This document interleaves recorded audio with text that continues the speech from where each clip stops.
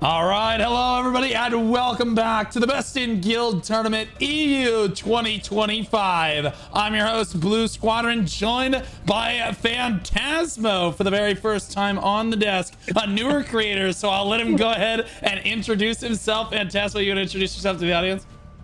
What is good? It's Phantasmo, by the way.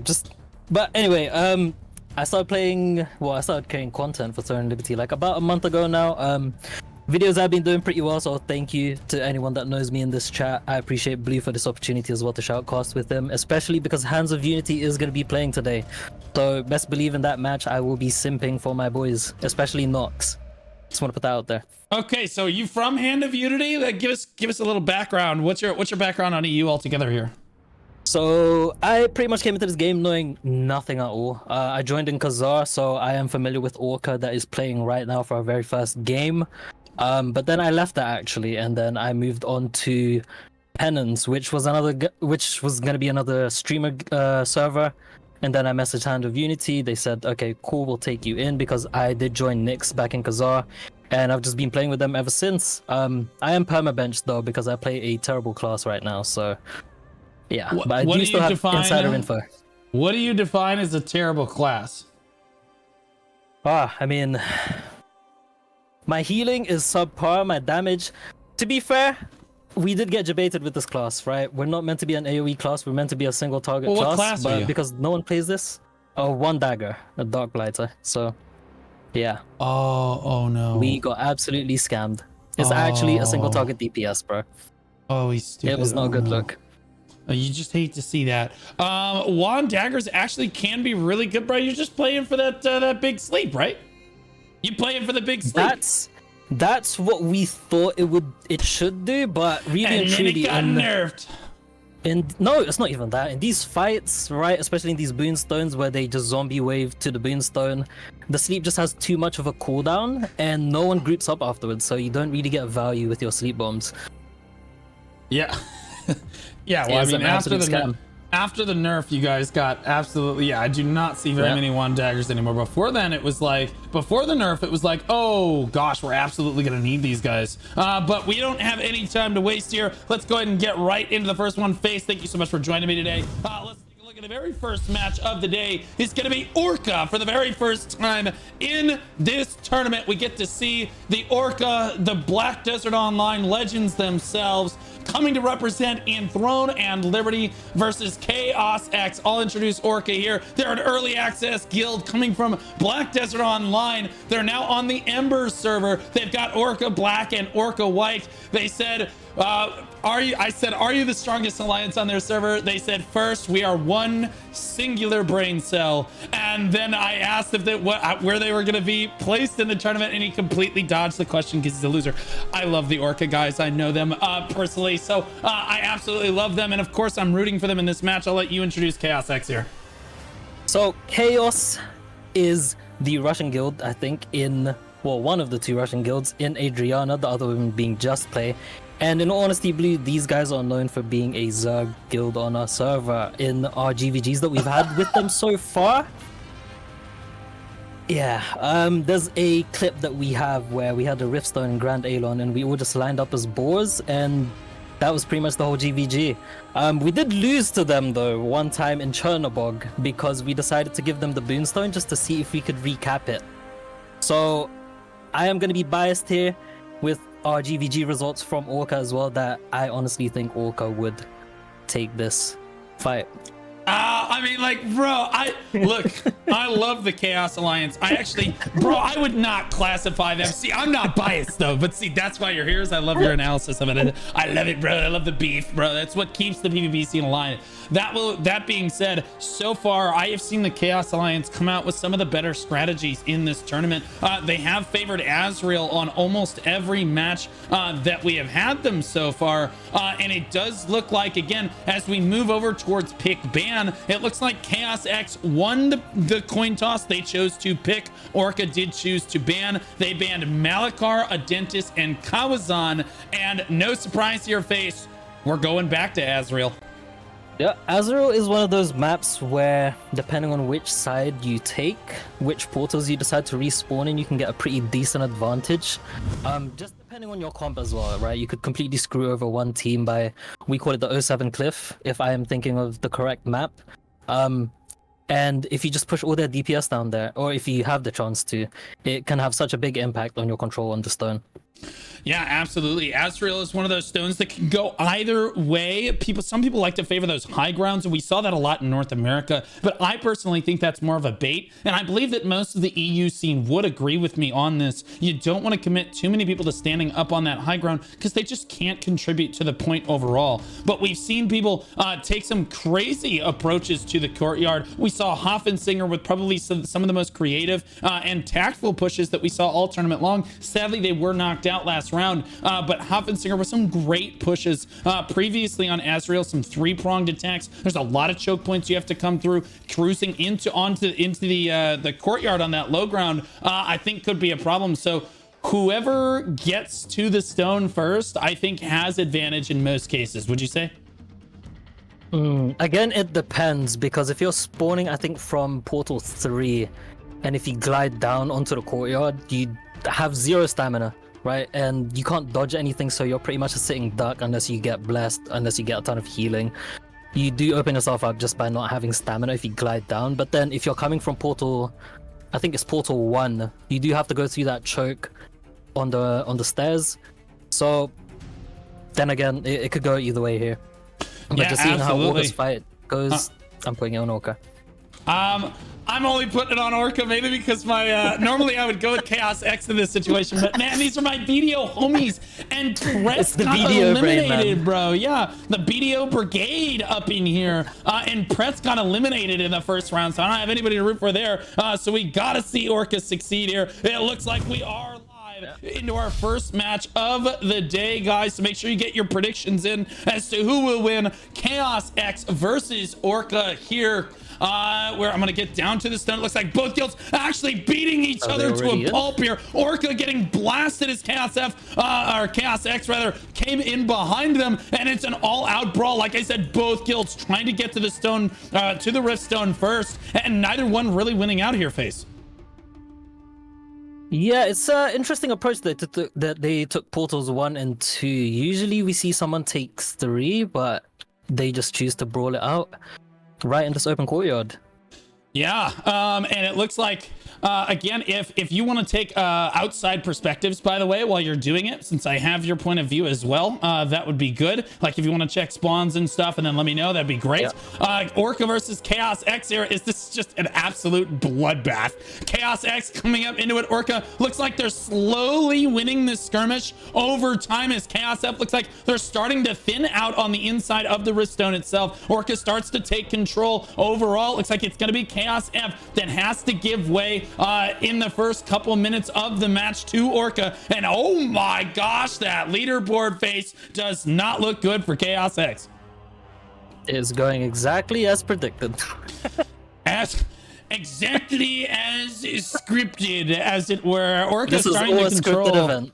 Yeah, Orca's starting to control this choke point here, and that controlling chokes in Throne and Liberty really comes down to how many tornadoes you have with how much AoE you have in that choke. So again, just how many bow users do you have on standby ready to go here, and Chaos knows it as they get pushed out here. Most of Orca having to stay inside, but one static actually brave enough to dive into the Chaos X ball and actually doing a great job of it at that, completely disrupting the Chaos regroups out here. It looks like the majority of Chaos has not regrouped down here. These look like actually the stragglers, as this one Orca static group struggles to clean up what's left here. It looks like Chaos looking for other approaches into the rift stone here. Chaos coming down from the stairs this time. Yeah, coming down from the stairs this time. That's not necessarily what you want to see from these guilds. Is spawning up at that dreaded spawn point 3, as we've said so many times, is such a disadvantage up there. You see Tiomi from Orca doing his best to try to stay on that high ground. It does make you the center of attention up here, but it also means that you have more damage than everyone else does as well on that high ground.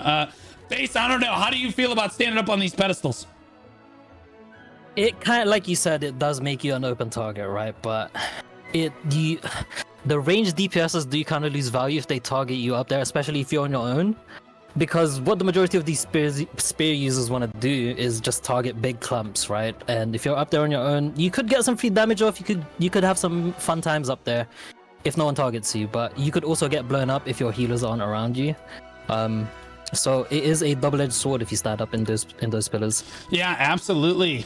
Looks like Orca again securing full control of the Riftstone at this point. Chaos F on the back foot and pedaling back now. Again, Chaos X supposed to be the strongest guild in their alliance on this one, and they are getting beaten back by Orca. And again, this is no surprise to me. Orca was extremely strong in Black Desert Online, one of the stronger guilds that we saw actually on EU. And I know that these aren't necessarily all BDO boys, but a decent amount of these names I actually do recognize here. And they're absolutely beating down Chaos X right now, though Chaos X has taken control of the lower courtyard here as they stage up yet another push, but you can see their health bars just can't stay healthy enough. Orca just targeting down all of their priority targets. The DPS and the healers are just getting absolutely eviscerated while the tanks go almost just untouched. Face. Just a quick little point on Orca. They did merge over with Nyx, so there are a couple Nyx members, I think, playing on this roster right now. Because Nyx did disband in TNL and Orca picked up a couple of their members. I think Hammy is in here. He is an SNS1, I believe. And yeah, he was originally absolutely. from Nyx. Yeah, absolutely. That is tale as old as time. That is how guilds, that is the ebb and flow of the PvP scene. A guild only dies when the leadership core says, we don't want to do it anymore. And eventually, you know, you end up merging into another guild. And I will say, in my history, merges almost never go well. But hey, it could go well here. You know, when you have big merges of people moving into each other, it very rarely works out in that regard. So I wish the best for Orca there. But it does look like it's working out for them here. Orca does get the cap down. They have 36 people planted on the point right now, but Chaos X no slouch here with 25 people with their boots planted on the point. The problem is Chaos X has Orca absolutely does have 47 though, or 42 right now. Yeah, so the biggest problem here is that Chaos X is spawning at the far spawn point. We've said this many times. Any guild that spawns at that upper spawn is just automatically going to lose out in the fight, and that's exactly what's happening and a lot of Chaos X is here. gliding down. So when they come down, they have no stamina, so they are just open to get jumped on.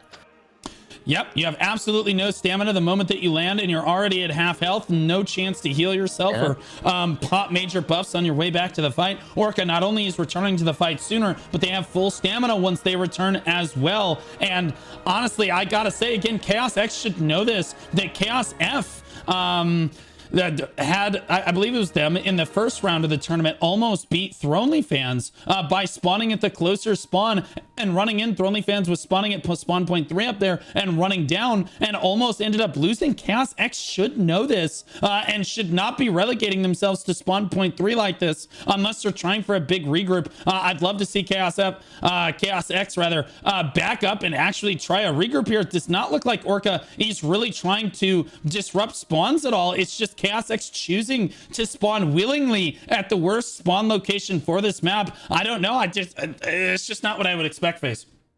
I do see some of them trickling in from spawn point 1. I don't know if that's miscommunication with their shot caller, but they could get picked off because Orca does have some members over here watching the ramp, but they seem to have gone in quite easily, you go over there and check that spawn point for us. I'll take a look at this match that's going on here. Chaos X really struggling right now. They do have 31 people on the point, though. To their credit, they are skirmishing quite well. Their front line is holding up very strong here. It's their healers and DPS that are struggling hard to try to stand tall on this point right now, and that's the biggest problem as a ranged player. Is you have to be able to dictate for yourself when you can actually step up onto the point, sacrifice that positioning for the betterment of the team. Because yes, when you step up onto the point, it makes you more vulnerable. You have to trust in your team, trust in your healers, trust in your tanks to make sure that you're going to be okay. I do see Oogie Man on the other side. That is a household brand name for League of Legends is Oogie over there. An absolutely legendary player on the EU VDO scene. So good to see him representing his guild here. It does look like Orca takes solid control of the Riftstone at this time, but Chaos X with their first cap on it, and they do have 36 people on the point face. Yeah, I just wanted to mention as well, actually, like the early caps kinda don't matter as much if they're able to get bodies onto the point, right? Because they can hold it out until later on and then try and cap it again, or just keep it at a good percentage and then fully cap it if they can. If Chaos can get more bodies on the point than Orca, they could just leave it at like 60-70% until like 6 minutes and then body pilot. Yeah, I want to point out that the leaderboard looks very Orca favored, but that is what you expect when you saw Chaos X spawning where they were initially. When you have the Orca members basically fighting twice as long, effectively twice as long as the Chaos members, because they're spawning half as close. When they die, they're able to run back. That means they're just in combat longer. You absolutely expect them to get more kills. You absolutely expect them to have more damage tanked, more damage healed, etc. So you expect Orca to be dominating the leaderboard at this point. I don't think it really tells the full story of how close this matchup actually is until Chaos starts to fight on the low ground here, and they finally do fight on the low ground, but unfortunately, again, they're still flying back from that 0.3. So again, they did have a big swell right there, and they had more people than Orca for a little while, but Orca is just eventually going to overwhelm them because they have the more intelligent spawn. I'm not entirely certain. Chaos X should know why. I mean, they chose Azrael. They chose this. They should know. Chaos F has also demonstrated that their shot caller, their guild understands that you should be spawning at the lower spawn. Sadly, I don't see Chaos X with that mastery here. So they had an opportunity there to really bring it back on Orca. They were starting to gain contribution back. They had a bunch of people on the point, and that door just got shut in their face because, again, Orca can just spawn half the distance to the Riftstone and just run immediately back. Even if Orca does lose out on any sort of open field skirmish, they're absolutely just going to win the tempo war. Yeah, in the last 2 minutes or so, Chaos is coming back from Portal 1, and there is a static. Well, they're not here now, but there was a static of Orca just picking off the half HP members of Chaos, completely stopping them at the stairs. So that is why they haven't been able to resupply as easily, and they are slowly trickling in from Portal 3 now, with quite a few members still coming in from Portal 1. So but again, Hi-Fi here with Misty, my Toko just holding off this ramp and just stopping the Chaos members from resupplying, basically. Absolutely, yeah. Thank you for that insight. And I'll be honest with you again, if you chose Azrael, you should be ready for them. You should know that they're going to try to camp your spawn with one static. So you should have one static dedicated to disrupting their static as well, if that makes sense. Like, just because one static is disrupting your respawns does not mean that you should just completely give up the spawn. It means that you need to adjust your level of play and try to get more people to respond to what Orca is doing. In this case, Orca has an extra static trying to disrupt your spawn. Just commit one of your statics to disrupting their static and you should be just fine. In this case, Chaos X does get another cap down on the point, but they only have 30 boots on the point right now. And again, you still see these people flying in from 0.3. You just don't want to see that. They just don't have the stamina once they land. Exactly. That you land with no stamina, half health, and these people are just getting slaughtered. They land in the Alamo, and Orca basically just starts overwhelming them. Like, you can't tell me from Chaos X perspective, oh, we can't spawn from the low ground because they've got a static camping our spawn. Yeah, commit one of your better statics to stopping them from doing that, and you'll be just fine. You have to spawn at that lower location, or you have zero hope of winning the match. You cannot win this. Look at this. They have 34 people on the point, which I think is very admirable for Chaos X right now. I think they are actually winning this small scale skirmish, and Orca is just sprinting back, and they just win out in the tempo war. They shut the door on Chaos X one more time. 34 people on the point is nothing to scoff at, Face. Yeah, the best point here about Orca is that they're actually not killing Chaos right at the spawn. They wait for them to get all the way to the stairs to kill them.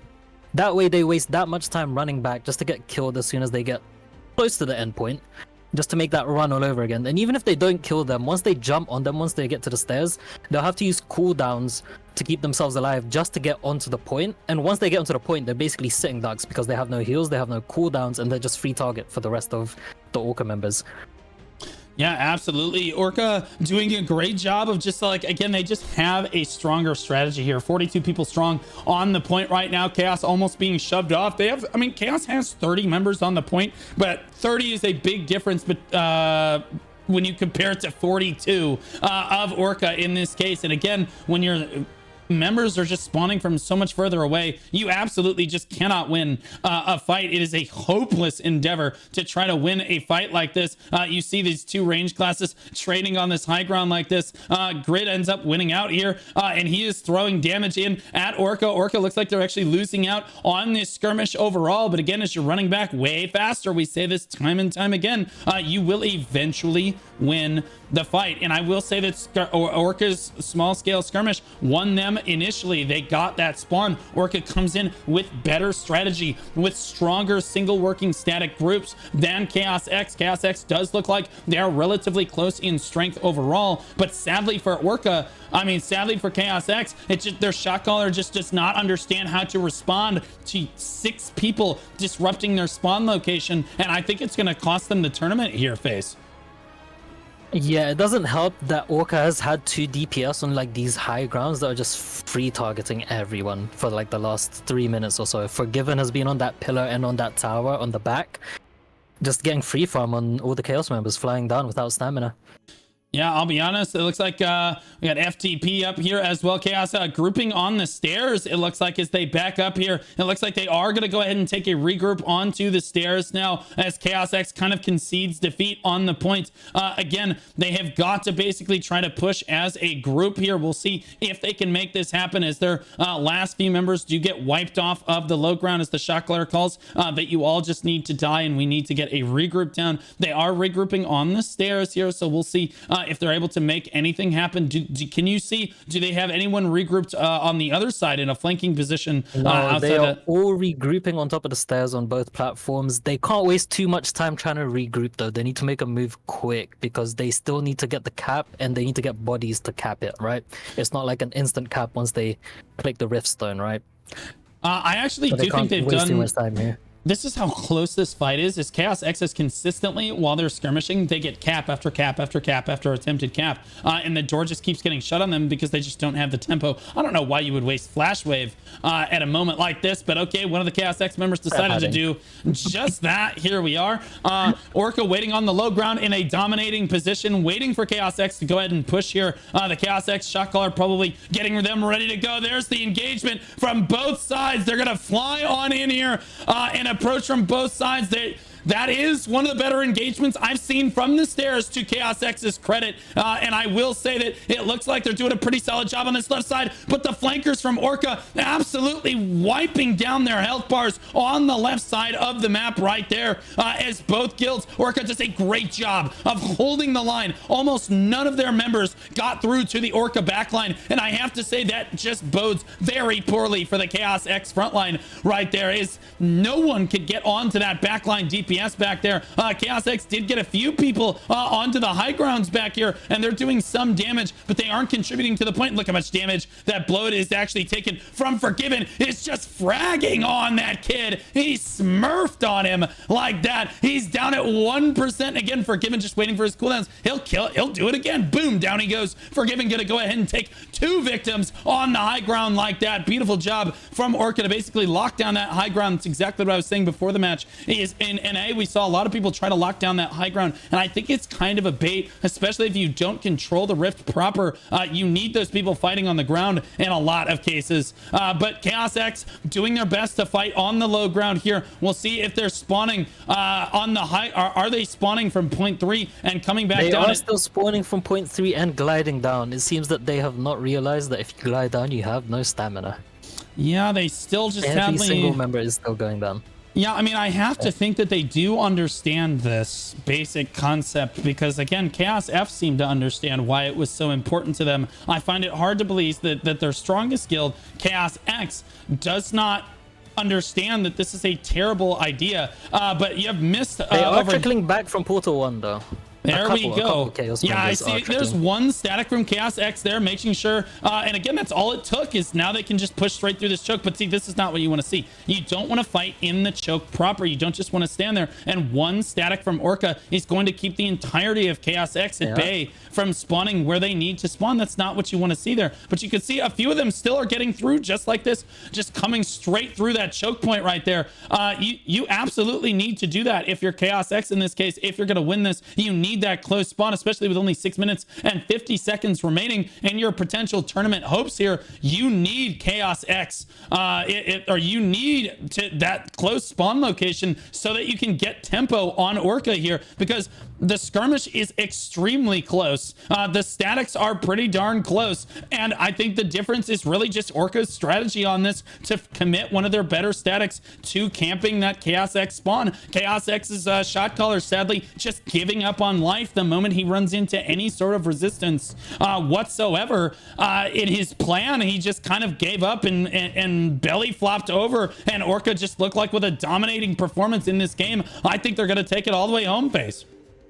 Yeah, I actually think that is what's going to happen here. Hi-Fi's group on the stairs, along with Misty, has done a great job at disrupting the respawns from Chaos X and just completely taking away all their cooldowns once they get into the meat of the fight, making them completely useless. Yeah, absolutely. I love your perspective over there. You can see exactly what's going on over at the spawns. It tells a whole nother story as to what is going on in the fight proper here. As again, Chaos X just refusing to spawn at the correct location and just getting out skirmished, outplayed, out macroed on just an individual level. It looks like they are going to move on to the next round of this tournament. And I got to say, like, compositionally, I do think that these guilds are actually relatively evenly matched. There's the Chicken San as well. That is another legendary BDO name as well. I didn't see him until this moment right here. So I love seeing a lot of the Orca members. He got healed back to full health right there. W healers right there, trying to keep basically everybody on Orca as healthy as they can. But a few of their health bars are running out too little too late. Chaos X, again, doing a pretty solid job of skirmishing them overall. I think the target acquisition from Chaos X looks good. I think the players from Chaos X look good. I do think it's their strategy coming in. This is Azrael. Almost every single Chaos guild fought on Azrael in this tournament, if I remember, if memory serves proper. And they've all now lost on Azrael. And in this Chaos X, I think, just outplayed itself, Face. Yeah, I definitely think the split respawns did definitely grief them there, because, I mean, they trickle in one by one or like in groups of 2 from Portal 1 just to get picked off by Hi-Fi's group. And that essentially just griefs the rest of the guild coming in from Portal 3, gliding down without stamina, like I said. Yeah, so absolutely. They are completely drained of all resources as soon as they get into the platform. Yes, they did. Yes, they absolutely are. But you know what? They said, screw it. We're going to take it anyway. Azuk looks like he's going to try to go for a camp on the rift here. Yep, there he goes. He throws down a circle of healing. That's an SNS one right there. He's going to go for it. It looks like they're going to come back to try to stop him. But, nah, we're good. We got that. We're fine. He gets that camp off as a solo bolo right there, as they say in the business. Azuk actually getting that cap down on the behalf of Chaos X. Probably their last attempted cap of the rift here. They will absolutely come in and try to make something happen as a guild, but you can see at least 10 members of Chaos X standing outside the point. You don't like to see that. Everything is bad out here. Yes, well, it would be better if you stepped up and caught onto the point. There we go. 28-40 though, again, as Orca just out tempos Chaos X, and I expect this from a guild that is custom to large scale PvP. In a game like Black Desert, it's tempo, tempo. Orca came in prepared. They came in with their strategy, and they knew exactly how to execute it. They understand the value of recovery centers. They understood the value of that in BDO. Now they understand the value of being able to respawn and get back to the fight just that much faster than your opponent. Even if you are equal in strength, even if you're technically even weaker in strength, it will not matter, because you are just smarter than your opponent. IQ great, the IQ of Orca greater than the IQ of Chaos X here, Face. Yeah, again, like, Forgiven was just standing on top of that pillar for the longest time. Yoku right now on top of that tower, just getting free damage on all the Chaos members here. They're going untouched, and they can't really contest it. So if their DPS is able to get that much free damage, then there is no way they're going to win the fight around the Boonstone. Yeah, 2.5 minutes left on the clock. It looks like the last cap of the match potentially for Chaos X. Our last actual attempt here is being snuffed right out by Orca, as they have 40 people on the rift, and that percentage is falling oh so quickly. Chaos really struggling to get their footing in this match, and I'll be honest with you, I do think that they are much stronger than they actually let on here. I know that you call them a Zerg guild, but honestly, what we're seeing here is Orca still at times struggling to keep more people on the Riftstone than their opponent, despite the fact that they're spawning and running back basically twice as quickly. That should be telling for you is that Chaos X can absolutely win some of these engagements. They absolutely can win the open field skirmish most of the time. Yes, obviously the statics, the open field engagements are going to Orca in most engagements. However, Chaos X showed life here. I think that it is a lot closer than Orca let on, mainly because Orca just outplayed them on a macro level, in addition to also having better statics in the field. I think that they're just the better guild here, and the better guild is going to win, which is not necessarily what you always see. Well, the stronger guild does not necessarily always win. It's the smarter guild that will almost always win in this tournament so far. And it does look like it is going to be Orca as we tick down to the final minute of this one. Chaos X just doing their best to get what kills they can face. Yeah, I was gonna say in regards to Chaos being a Zerg guild, I actually think they're not bad when it comes to smaller scale static like 6v6 PvP, because we have encountered them in Sorodoma Island at nighttime, and their players aren't that bad on their own, right? But I think it becomes to their detriment when they play in large groups, right? It could be a shot caller diff, I don't know, but oh, it's absolutely, there's a shot caller diff here. No question, there is a shot caller diff here. When you have two guilds that are this close in overall composition, they're this close in overall strength, and you see one just absolutely dominate the other, the difference really does come down to the leadership core in this situation. Philip is literally bouncing around as an orange with 24 seconds to go, and that is what we expect out of our EU PvP scene, is absolute talk the entire time. There goes Osku, the terrorist, Osku rolling up from the agency himself. Osku, the man, the myth, the legend, the man who felt he was too toxic for the EU Arena of Solar League in BDO, just rolling around as an orange at the end of this one. It is all Orca on the leaderboards. 2.89 million damage from Siada. Oogie Main who down at 2.8. I almost couldn't see him all the way down there at number 2. What a complete loser. But you do see that Bo Staff actually winning out over Spear Dagger in this matchup. Bo Staff. That's number 1, 2, and 3 in the matchup.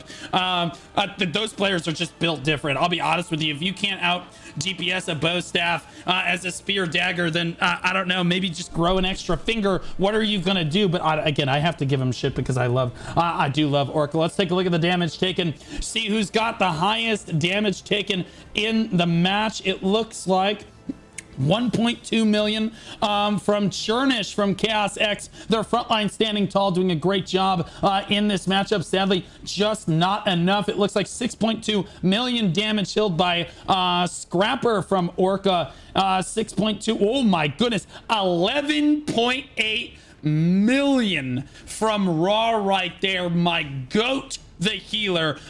Big shout out to Astrades, who also had 8.4 million as well. But Raw, the strongest healer in the lobby. It's not even close. Holy moly, that was a little more one-sided than I think we thought it was going to be, Face.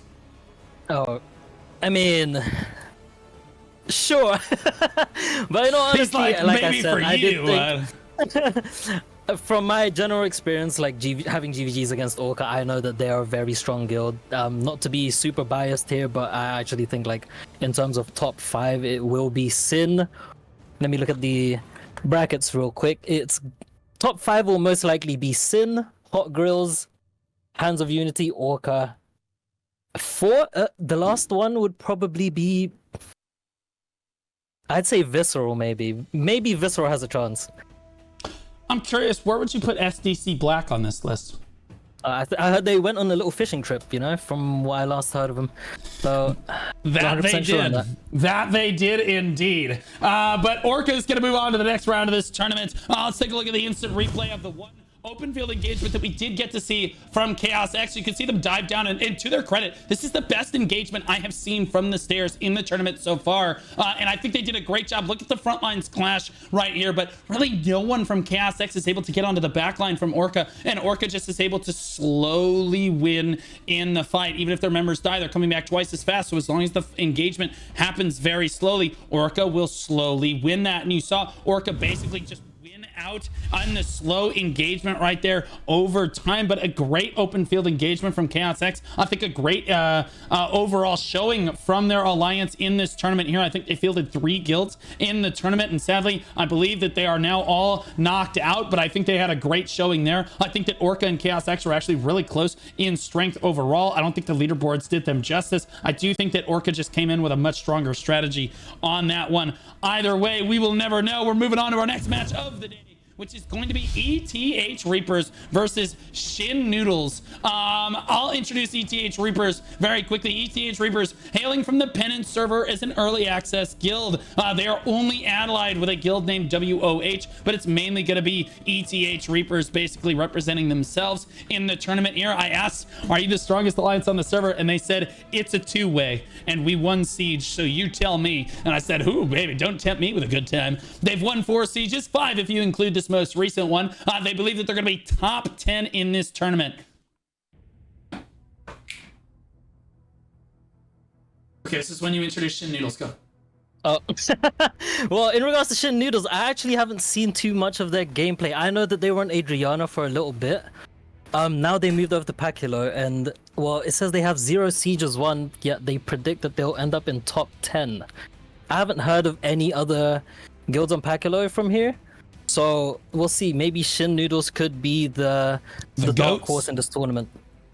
Yeah, the goats. Yeah, they could. Yeah, completely roll over ETH Reapers. Who knows? They absolutely could. I'll be honest with you, Shin. The funny thing is, on their forum, they were like, "We're the only people. We don't need an alliance. We're like the Giga Chads. We're alphas. We don't believe in alliances." And then I put that on their card, and then everybody in chat was like, "They're in a 4-guild alliance, Blue." I'm like, "Okay, all right. Well, what do you want me to do, bro?" That's how they filled out the card. Okay, they've not won any sieges so far, but I'll be honest with you, at this stage, does it really matter if you've won sieges? Yes, it absolutely does.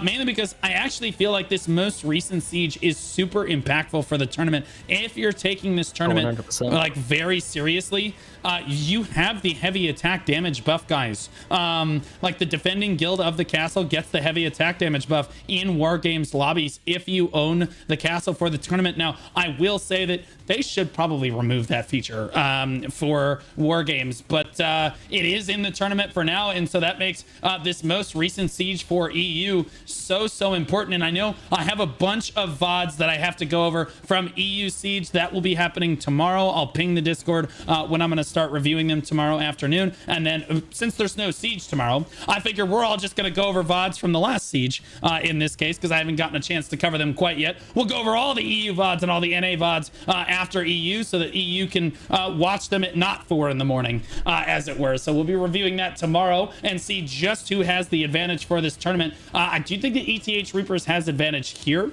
Yes, it could represent that they have more gear, that they've won so many sieges like this, but I think that gear is, for the most part, kind of standardized, except for maybe Arc Boss weapons. But even still, a lot of people just pay to win the Arc Boss weapons anyway. So, like, aside from Arc Boss weapons, Shin Noodles should be able to stand up in gear to ETH Reapers, despite being a lesser-known guild. I would also say that Siege right now is kind of irrelevant outside of that heavy attack chance that you mentioned, right? That is the biggest buff that you can get from winning Siege. But in terms of Lucent rewards, I don't know about you in NA, but in EU, we're all broke boys out here, so we get like, what, 10 Lucent per Siege? So I don't think Siege pretty much makes that big of a difference in terms of gear gains. Wait, you guys only get 10 Lucent per siege? Yeah, we are down bad over here in EU, man. On God, it's just like this in Black Desert. No one in EU ever sells outfits on the central marketplace in Black Desert for EU. And NA, we're buying outfits off the market every single day, bro. We're just sniping outfits. It is what it is, bro. If you're broke, boy, just say so. Watching Choice's streams, him just sniping outfits all day, every day. I'm like, wow, we don't get that in EU. Yeah, you're mad. Yeah, you're bad. It is what it is, boys. ETH Reapers, guys, versus Shin Noodles. Make sure you get your predictions in. What's your prediction for this one, Vase? Like I said, I don't know much about Shin Noodles, so this could be a very exciting match right now, just because of, you know, Shin Noodles anonymity, I'd say, right? They could be the dark horse of this tournament and completely run over ETH Reapers, but that does mean they have to go up against Orca in the next round, so... Yeah, absolutely. We're going to see here. It does look like as we look at pick ban, it's going to be Talus, Adentis, and Kawazan, which was banned by ETH Reapers. Shin Noodles did win the coin toss and chose to choose. They chose Morokai, which is so exciting. Morokai is one of my favorite rift stones to watch, and I think that the audience also loves watching Morokai as well, because you have a high ground dynamic, you have a low ground dynamic, the zone is relatively small, and then you have spawn points that are basically really close as well, so it keeps the fight close, and I think it is one of the more even maps that you see in Throne and Liberty. As far as rift stones go, it's nothing like Malachar. Yeah, I honestly think spawn camping in this map plays such a big role just because of how close the spawn points are to the Boonstone. So depending on whether they have statics to deal with spawn camping here, that could make or break this GVG. Yeah, absolutely. As we get into this one, sadly, the spectators spawn in Narnia for the War Games. So we have to run basically all the way over to the Rift, which means we're going to miss a little bit of the early combat here.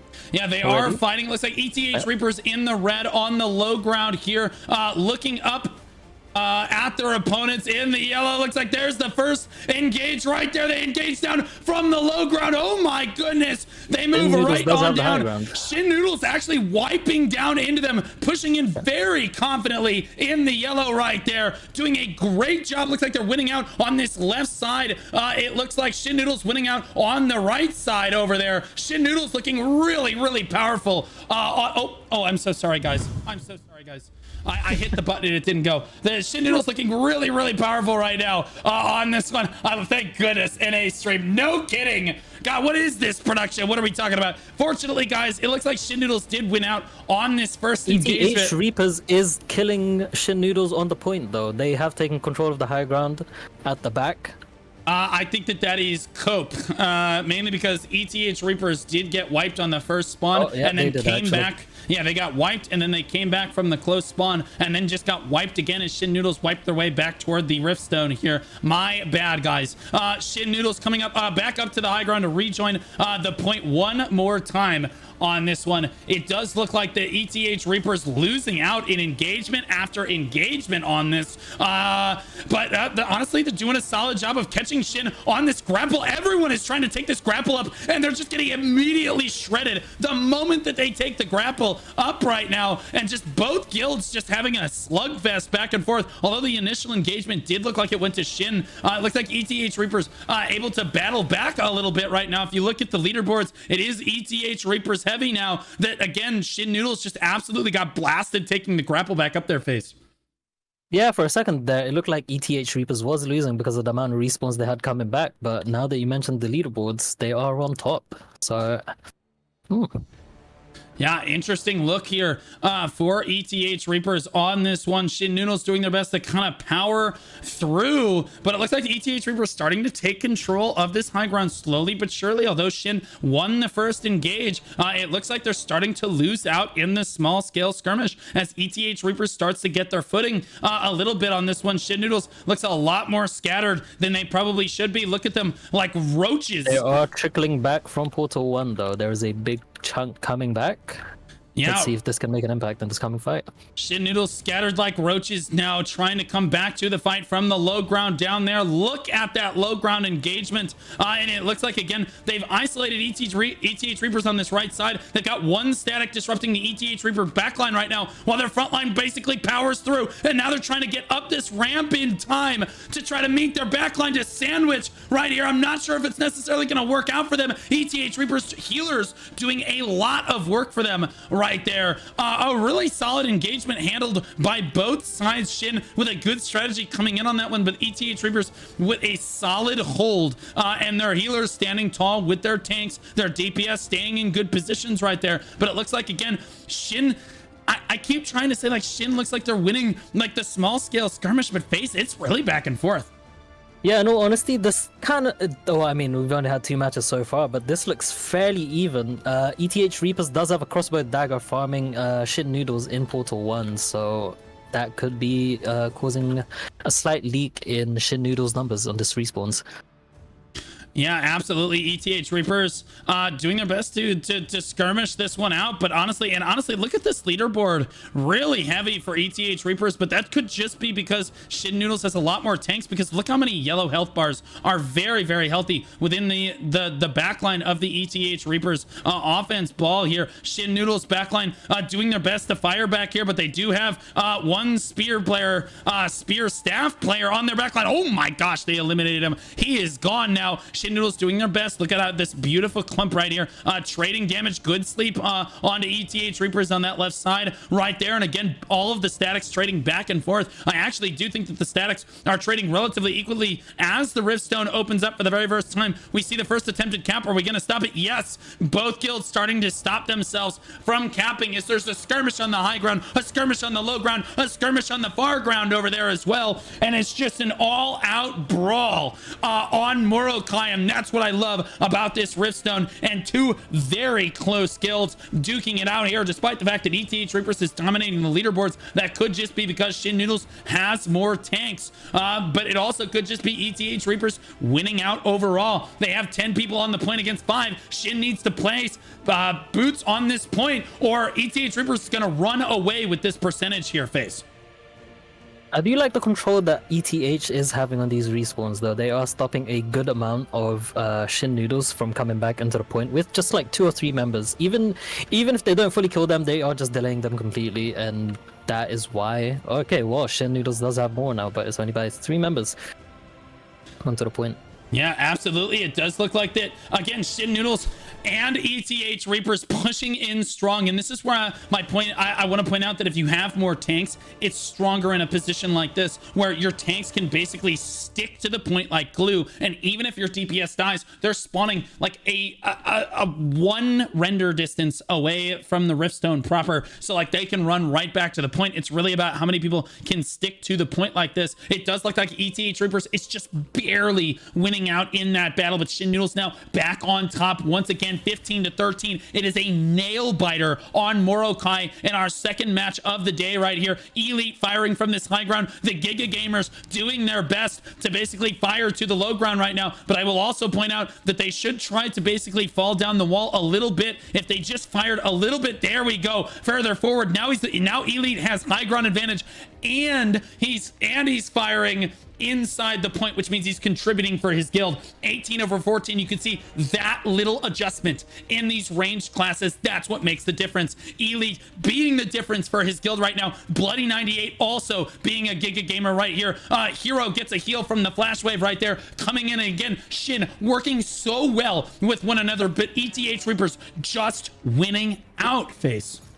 This is actually super close as well. And in terms of guild compositions, I am seeing a fair amount of staff daggers on both teams, right? So they do need to be careful of each other when clumping this much onto the Boonstone, because like heal reductions from staff daggers combined with the massive AoE burst that can come from spear daggers, like that could be a recipe for disaster if they're all clumped up, like you mentioned right here on this Boonstone. Yeah, they're all clumped up on this right side. You'll see the ETH Reapers starting to get the better of that fight, but then again, Shin Noodles spawning from that really close spawn location, running back in, keeping it really close, but ETH Reapers with consistently more people on the Riftstone. They're just killing Shin Noodles more frequently than Shin Noodles is killing ETH Reapers, and that is making all the difference right now. If you look at the leaderboards, it is a lot of ETH Reapers looking in here with some Shin Noodles sprinkled in here or there, but they are doing their best. 33 people from ETH Reapers on the point right now, and when you have twice as many people on the point as your opponent, the percentage actually climbs 2 times as fast, and you saw it rocket up right there as Shin Noodles finally gets their grasp back onto the Riftstone. They've got 20 now to 23. They're still losing out, but not by as much, Face. Yeah, it is, in my experience as well, in this map, the high ground is kind of a bait, because as you can see right now, the flash waves being shot from the bow staffs on this high ground. The way flash wave works, from what I've gathered, is that terrain can screw it up, right? You don't get all the hits on your flash wave, so being on the high ground and shooting off your flash wave from there is not a good idea. Oh, yeah, exactly. Yeah, Flashwave. I don't know how you miss a skill that is the size of an interstate, but some of these bow users absolutely find a way to manage with low IQ. It is what it is. ETH Reapers slamming the door on Shin Noodles right there. Shin Noodles unable to even get a percentage point. By the time that ETH Reapers had capped the rift, Shin Noodles had already been shut out.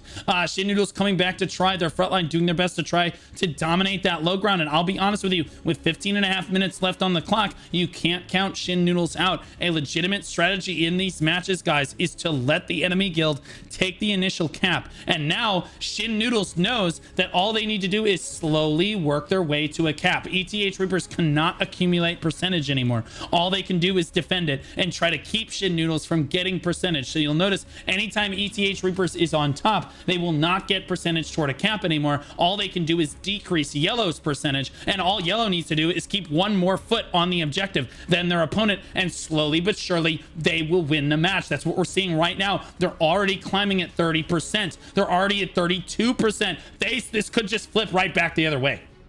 Yeah, with that mentioned, what Shin is doing here is kind of good in that they could keep it here for a while, right? They don't need to fully cap it. They could just let it sit around like 30% up until like, what, let's say 8 or 9 minutes, and then just full send their bodies onto the stone to cap it slowly. And then by the time they cap it, ETH won't have enough time to retake it from them, right?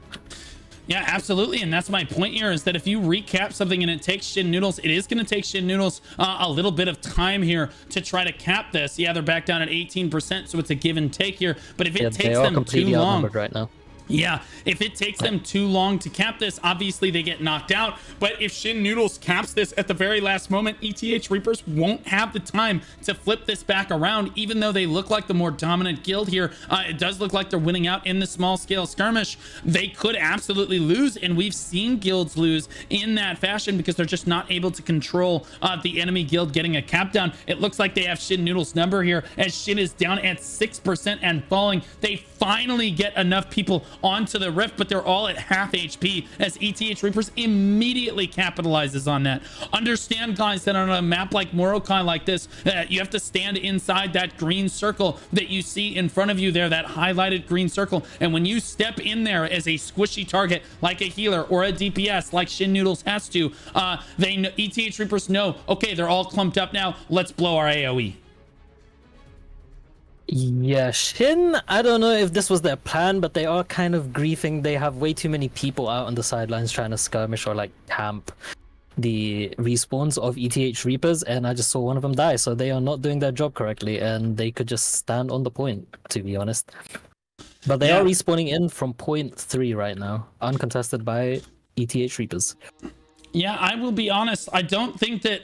I mean, spawn camping is kind of difficult to pull off because the spawn is so close on this match. Spawn point 1 is right over the rift, and spawn point 2 and 3 are also very close, so it's really tough. Like, if you commit a static to spawn point 1, then they just spawn at spawn point 2, and they're back here basically just as quickly. So it's very difficult to get any sort of spawn camping done here. Shin Noodles actually with a dominant number of people on the point right now. We'll see if they can get this cap off. They do get it off, and you can see they have 20 on over 11. Look at that percentage shoot up as ETH Reapers caught unprepared for this one. As their percentage shoots up right now, ETH Reapers needs to scramble to get people onto the point. But again, with twice as many people on the point, Shin for even a moment jumps up to 26% now and climbing on this one. And they have a dominant number of people. But again, whenever you see them pile boots onto the point, you should expect some big flash waves, some big tornadoes, some big AoEs to come in on the side of ETH Reapers and shut down the Shin Noodles squad.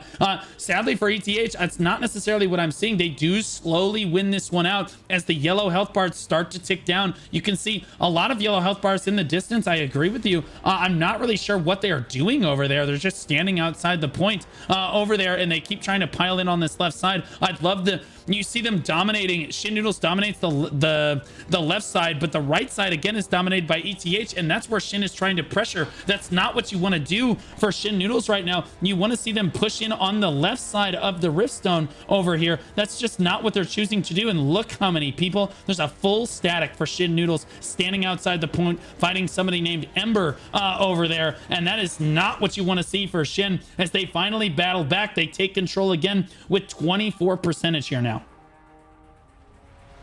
Yeah, again with the party comp, they should, ideally, they should have the equal opportunity to blow each other up, right? With the amount of staves and spears that they have on both sides. But it just keeps going in favor of ETH Reapers. So is ETH Reapers the more dominant guild here right now? They absolutely are in this case. Again, I think that Shin Noodles really struggling to keep people on the point right now. Every time they keep clumping up on this right side over here, and I'm not really sure why they're doing that, because they just get blendered every time. They need to spread out over onto that left side. There's a little bit more room to move around, and they clearly are skirmishing better on that left side, but they keep insisting. You got Feltas in there, Psycho Ninja, Kenzo, they're all gonna go down, mainly to the AoE from ETH Reapers. That's just not what you want to see. I'm not sure why they keep diving into the same point like that and still losing, but again, that's ETH Reapers just understanding the map and really just getting in on that more effectively. Keep in mind, Shin Noodles did choose this map, and so they feel very strong here. This should be home field advantage for them.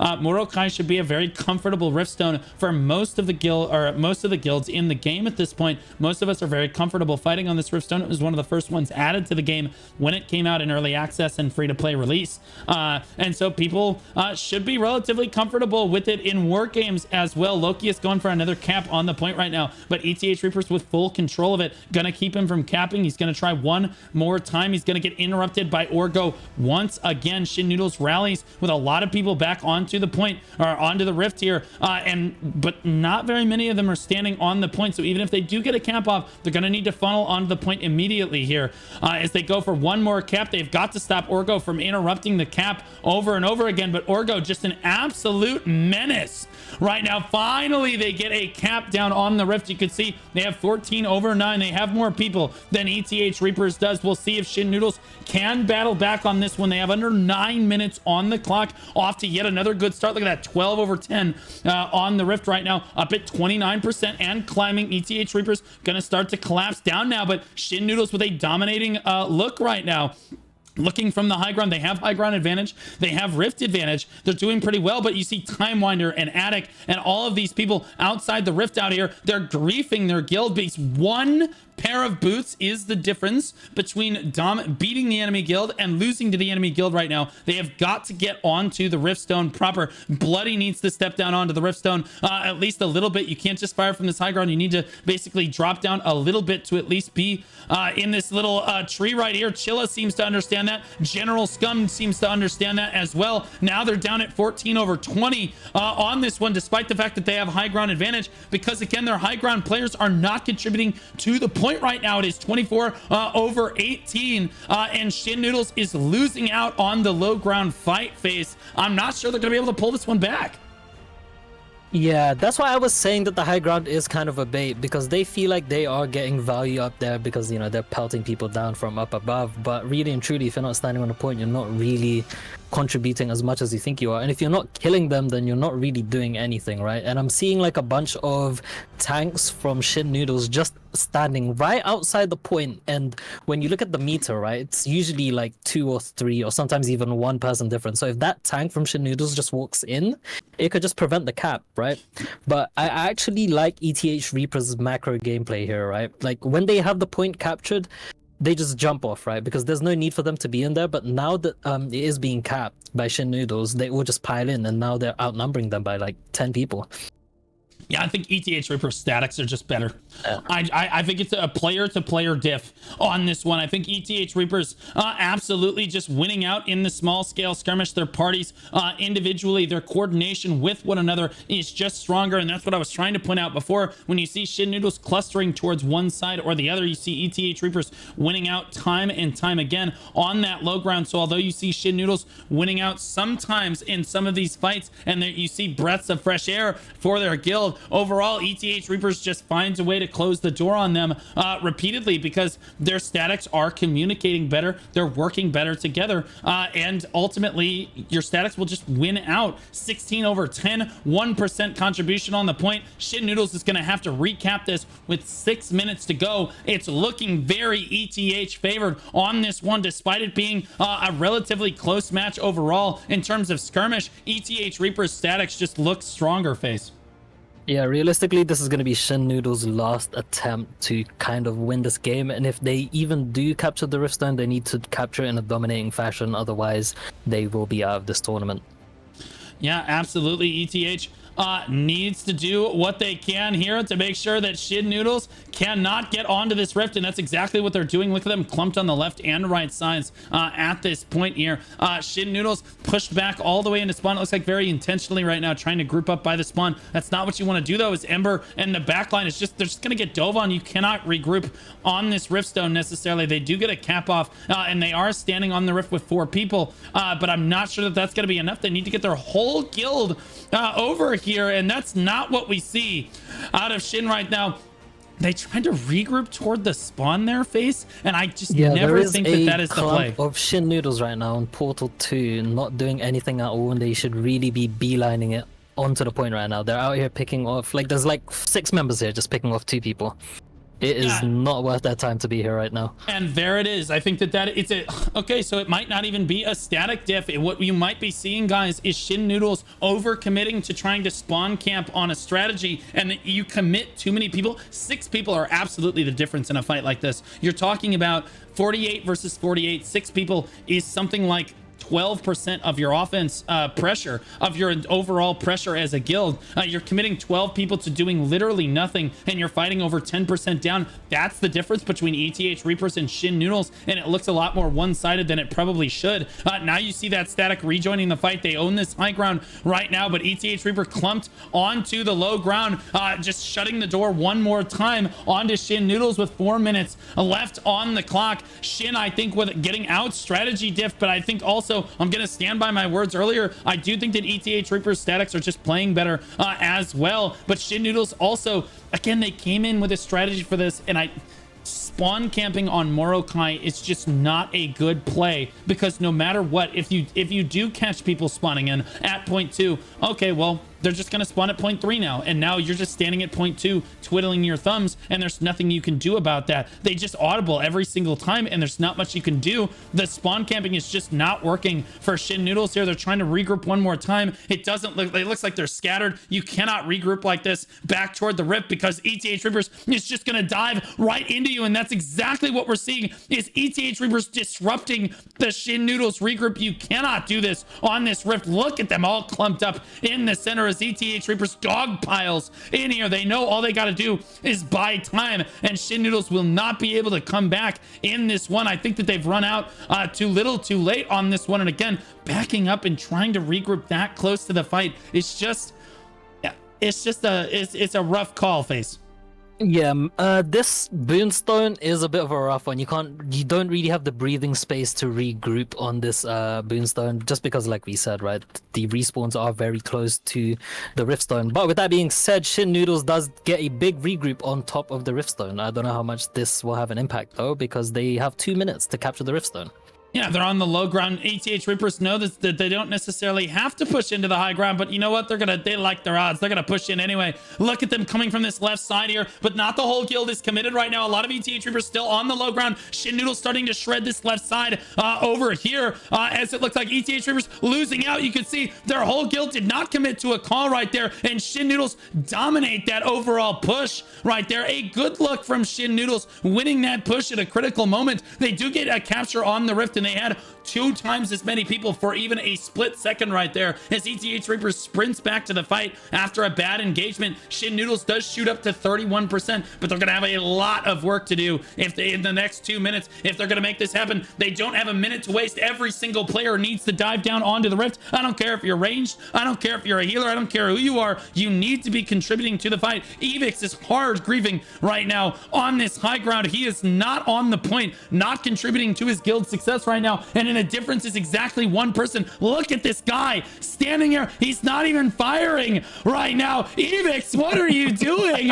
Oh my gosh. on the low ground. Look at the rest of Shin Noodles doing their best to win this one, but you can see Evix basically just running back and forth, not contributing anything, not firing, not tanking, not on the point, doing nothing contributing to his guild. He might be a planted agent by ETH Reapers right there.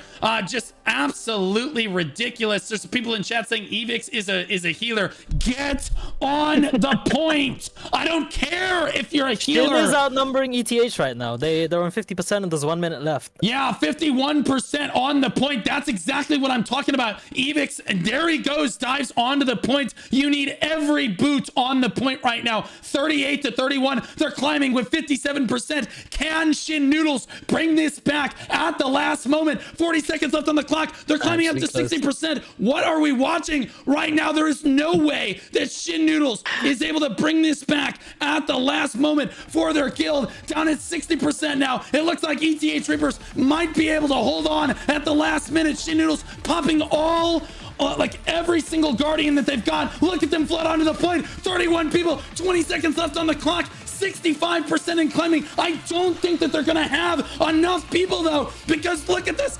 ETH is getting wiped. Wait, 37%. They've got 2 times as many. I don't think they have enough people. 5 seconds, 4, 3, it's not going to be enough time. Shin Noodles does not have enough time, but oh my goodness, they tried to rally on that push. Unbelievable, and that is exactly what I'm talking about. Every member of Shin Noodles did everything they could, but they waited just too long to commit there. Evix, again, and I don't want to single out necessarily just one guy, but people like him were the reason that Shin Noodles did not have the time to cap that point at the end there. If Evix and the other players had stepped onto the rift when they were supposed to, they would have gotten more percentage there, and every single second matters. They could absolutely have flipped that. A huge blunder from some of the members of their guild. Absolutely tragic to see. Nyrlin, 3.3 million damage done on a spear dagger. No shocker there. Massive amount of damage. Highest kills in the lobby as well. Let's take a look at the damage taken. See who's got the highest damage taken in the lobby. It looks like 1.4 million, 1.6 million from Zebius right there. 1.6 million from Zebius.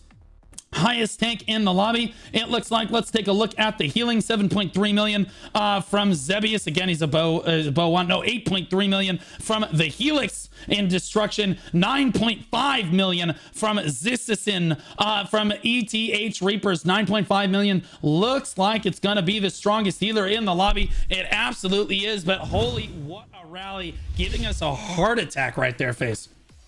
Yeah, in my personal experience in all these GVGs as well, that honestly looks very much like a short caller diff, right? Because at the very end, you could see that Shin Noodles did have the numbers. They did have the power to overpower ETH right at the very end, right? They had like 10, 11 more people at the very end there. If only they did that like 2-3 minutes earlier, they would have actually won this and took ETH Reapers out. But there were way too many members of Shin Noodles just running around the spawn points, right? Trying to pick people off. Like, you don't need 6 people to kill off one guy at half HP. That is like a lot of wasted resources that they could have thrown on the point to get the cap a lot sooner. Yeah, absolutely. Dang, dude, like every second matters, and that shows you. That's why I'm being critical of the individual play of 1 or 2 players. Is again, you are the difference, guys. That's the thing about large scale PvP, is you have to understand that you as a player, you matter, and what you do matters. You can't just run around outside the point. It's not just that one player doing that. It was a lot of players doing that for Shin Noodles, and had they all committed to the point even 10-15 seconds sooner, they win that match.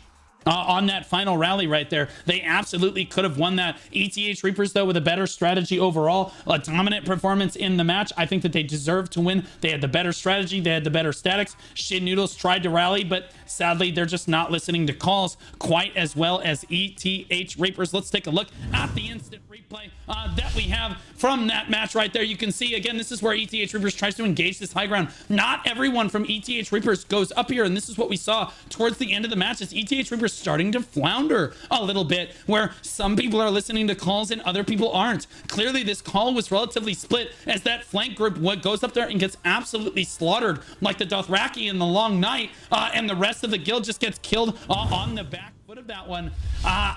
Again, it just goes to show you that Shin Noodles absolutely could have won that fight. But Face, it is what it is. ETH Reapers moves on to live another day. Up next, we have KDS RED versus Failure. KDS RED with a great showing in the first round of this tournament. Looks like they're from a free-to-play guild from the Starfall server. They're the strongest guild in their alliance, with Hacienda, Most Hated, and KDS Gray. Strongest alliance on the servers, but but they've only won one siege. The prediction for the tournament is top 5 to 10. I'll let you introduce Failure.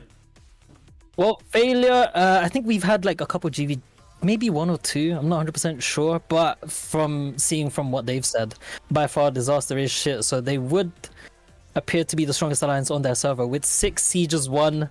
Prediction being first though, I don't know about that, man. Shin is in this tournament, but I respect the optimism, so big respects to Failure. And with chat right now saying KDS on top, KDS seems to be the favorites over here. I will say this, that I don't know if KDS is going to be on top for this one, because I hate to bring this up, but I would kick people for this. So evidently there is a conflict arc boss going on right now, and some of their members are boycotting going to the tournament because they feel that a 0.01% chance on an arc boss weapon is more important than showing up to the tournament, their tournament match on time, which is absolutely incredible. So KDS RED is actually, KDS RED is actually going into this at 45 versus 48 because their players are actually refusing to show up to the match on time. I'll be honest, I would be kicking people face.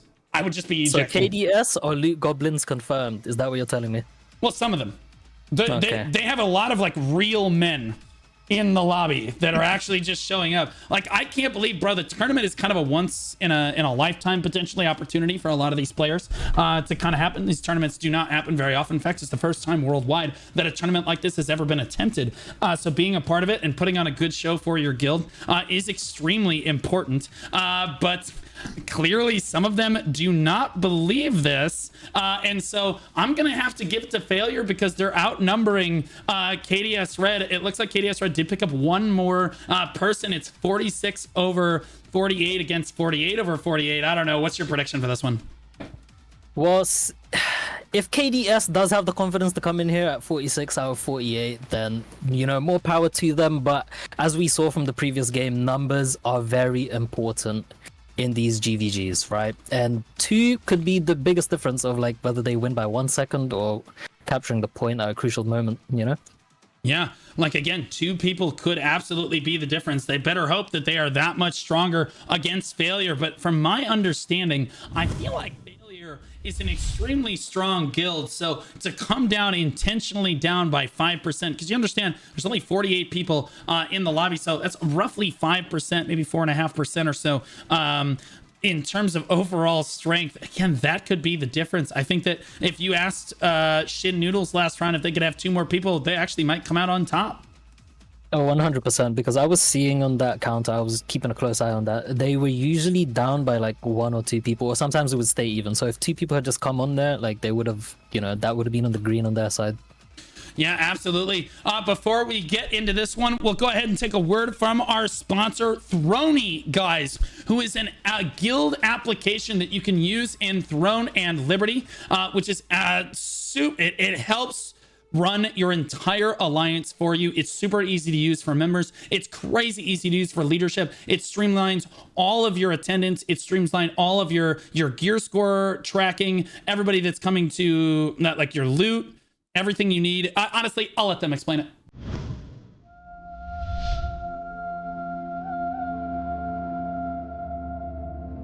Automate your guild and alliance management with our new Discord bot. Easily integrate member profiles into the Throny ecosystem with just 1 image upload. Simple, efficient, and seamless. Automate attendance tracking with custom server events. Create static war parties with our war party dashboard and distribute loot fairly with our intuitive DKP system. Post items, manage requests, and track points all in one place. It's loot distribution made easy. You get a sneak peek at our upcoming dynamic events feature, a sign-up sheet, that automatically integrates a user profile to give you the composition. Learn more about your guild with our detailed statistics of your members with a simple command. Plus, stay on top of member updates with our handy/remind command. Don't let guild management hold you back. Throny is the ultimate tool for Throny Liberty players who want to stay ahead of the game. Invite Throny to your server today and take your guild to new heights. Right on, and a big appreciative to Throny for sponsoring the tournament and helping out with big events like this and helping kind of handle that prize pool on their end. There again, guys, it's a super effective application at managing your alliance. All the members have to do is they just take a snip of their gear and they paste it into the bot with a command, and the bot literally pulls everything from them. Every stat from the picture is pulled and uploaded, and they are automatically added to your alliance on the back end. Only one guild has to buy the subscription, and then all 4 guilds have access to Throny on the back end. It helps you organize your alliance better. You can also manage attendance with it. You can do exclamation point attendance with it, and it'll automatically mark down who is in the Discord call at what time, so you don't have to do these annoying Discord screenshots and then tally who's at every boss. Like, it's worth every minute of management on that. Remember, guys, code Blue Squadron will give you 15% off, I believe, of your first 3 months of Throny. Again, big shout out to them for sponsoring the tournament here. We also have Icon Digital sponsoring them, but we'll hear from them a little bit later as we're getting ready to get into this one.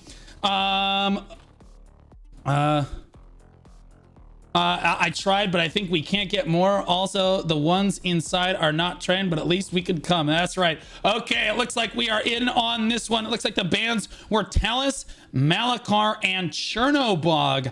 And the choice was Grand Alon Riftstone on this one. So, guys, we are going to be seeing Grand Alon, which is a little bit of a rough Riftstone if you're playing from behind. I'm not sure if I have my boy Face. Are you back with us now? I am 100% here. Okay, so we are running back over to the point right now. Sadly, we have not gone to the live screen yet, mainly because it spawns us in Narnia. I will go ahead and show everybody. It spawns us in Narnia, and we have to try to get over to the Rift as quickly as we can as spectators. I'm not sure why the spectators spawn in random locations instead of just spawning on the Riftstone proper, but hey, what are you gonna do? It could be bugged, but KDS already seems to have been wiped. They are all running back from Portal 2 with half HP. KDS doing their best to basically run back right now. Failure in a dominating position on the Riftstone proper, and oh my goodness, it looks like the Alamo up here. Failure, ooh boy. Oh, it is not looking good for KDS. Maybe those 2 people they needed. Oh boy. KDS Red in a world of hurt right now, and Failure doing their best to basically push them all the way off the Riftstone right now. Failure, oh my gosh, in a very dominant position. I didn't realize they were this strong necessarily, but they did get a bye in the first round of the tournament for a reason, so I knew that they were at least a bit strong here. KDS Red trying to fight at them from the low ground here. Firing into a high ground position is not necessarily what you want to do, but they're actually doing a pretty solid job of trying to put damage onto the Failure members on this high ground. Failure having to cluster back onto the Rift, allowing KDS Red a moment to try to dive into the Riftstone proper there, but most of KDS Red getting disrupted on that low ground face. There is a bit of elite coming in from KDS Red, but they are getting onto the point at half HP, while the biggest clump I've ever seen of Failure is just shitting on them on the point. So yeah, a little bit of a rough position for KDS Red and Failure. Are you familiar with who Failure is as a guild? Not 100%, no. Okay, so like compositionally, I'm wondering if they're just running a stronger composition or if their statics are just that much stronger. I can't imagine that this is just a gear diff, right? Yeah, seeing from what I can see right now from Failure, they are, well, I mean, Staff Dagger, not Staff Dagger, Spear Dagger is the meta right now, and I think that weapon is going to be absolutely disgusting here because every entrance onto this Boonstone is a choke, right? No matter what happens, KDS is gonna have to walk into a choke if they want to touch that Riftstone, right? So it is bad news for them. Yeah, so the problem with this Riftstone is the only real ways to approach it are through all of these little chokes, like he said. You've got this dais right here where the Riftstone basically sits proper, and basically the dominating guild sits on the Riftstone, and this is why this looks like a very one-sided fight. It makes fights even more one-sided, and that's why you don't see very many guilds choose it. There is a grapple point on this backside that you can see right here that Failure is covering with just a few members, but it's really kind of a difficult Riftstone to manage. You can fly down from the high ground over there and land on these high points, but you cannot do that in the War Games lobby, so you don't ever see that strategy used in the War Games lobby. It's almost impossible to get onto those high grounds there. Looks like KDS Red really struggling right now as the spears have collapsed down onto them. The front line from Failure has dove off the Riftstone and are now fighting KDS Red in the brush out here on the high ground. KDS did try to regroup here, but they got wiped by like 3 groups of Failure, so it is not looking good for KDS Red right now. Yeah, KDS on top of the respawn, doing their best to basically push Failure off to the best of their ability. KDS, I give them credit where credit is due. These are the men that showed up. Big shout out to all of the pussies in KDS Red who decided to go to an arc boss instead of fighting with the boys here. Yes, this is a little bit of a rough fight, but I'll be honest with you. I think it speaks volumes to say to yourself, I mean, they're basically pirate software in this situation. Also, honestly, they're only fangsing that situation. They just roached out completely. They all roached like Tyler 1 stood his ground, and the rest of KDS Red stood their ground, and the rest of them just roached out and said, nah, you're not worth our time. So the rest of KDS Red, I gotta give them credit here. They're fighting their hearts out, doing their best, putting on a good show for their guild here. And to all the pussies that went to the arc boss, I honestly would kick you from the guild. You don't deserve to be wearing the KDS banner. Please get the hell out of the guild. But Failure doing an exquisite job of out skirmishing them on this one. KDS Red trying to dive through to the point right now. Again, Failure taking that point, but again, 10 people on the point for KDS Red, and I'll be honest with you, absolute heroes doing what they can to try to fight their way back into this one and buy time for their team to try to dive through these these choke points here. And but 42 people on the point for Failure is a dominant position. We'll see if KDS Red can really make anything happen here. Obviously, they look like the weaker guild in this position, but honestly, I think from a shot caller perspective, you just try to have fun with this, try to approach it from multiple perspectives, try to pick off a few Failure here or there, catch Failure lacking, where they are going to get over aggressive here and dive out of the Riftstone because they're feeling very aggressive. And this is where you want to try to clamp down on Failure, because only half of Failure dove out here to really fight you in this field here. So you can fight half of Failure as KDS Red. No, you can't take their entire offense at the same time, but you can take half they of are them. getting flanked right now though by the rest of KDS, but Yeah. again, this is only half of Failure's guild, right? The other half is sitting on the Riftstone, so if half of Failure's guild can hold off all of KDS, then it is looking very rough. Well, I don't think that was all of KDS. I think that was about half of KDS versus about half of Failure there as they collapse down. And you look at the numbers there, Failure with more people here, and most of them, you see this backline firing from this high ground, is a brutal position to be in for KDS Red, because it allows their divers to get really aggressive on the low ground when they have that high ground support like that. So Failure in a dominant position. There's not much KDS Red can do when you stand in this field like this. I think that you should back up towards the spawn here and try to stay out of range of those high ground players on that left side, and that's exactly what they're doing.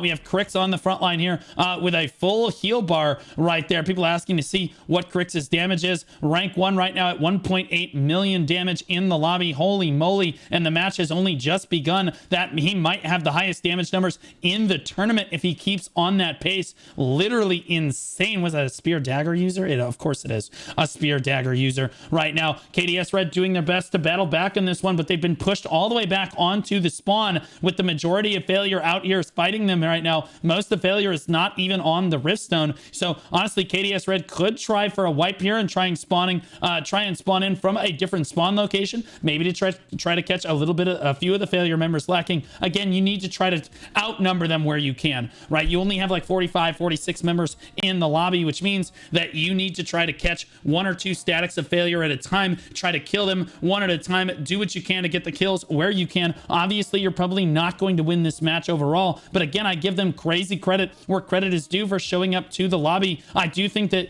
it is not in good PvP spirit or a good representation for your guild to go to an arc boss in the middle of a tournament like this where the rest of your guild is counting on you to show up. Yes, you're disadvantaged. Yes, you're the underdog, but I think it just shows you their commitment to the guild versus their commitment to themselves. They're just selfish players, man. It's just, I'm sorry, Face. I have no respect for it.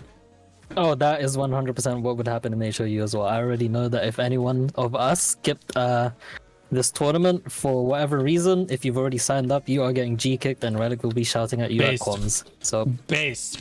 Yeah, I know. And the player's perspective, well, we were going to lose anyway. And that is not the perspective that you want to hear. What the people that you want in your guild are the people that have shown up for KDS Red. You want the people who, are we going to lose?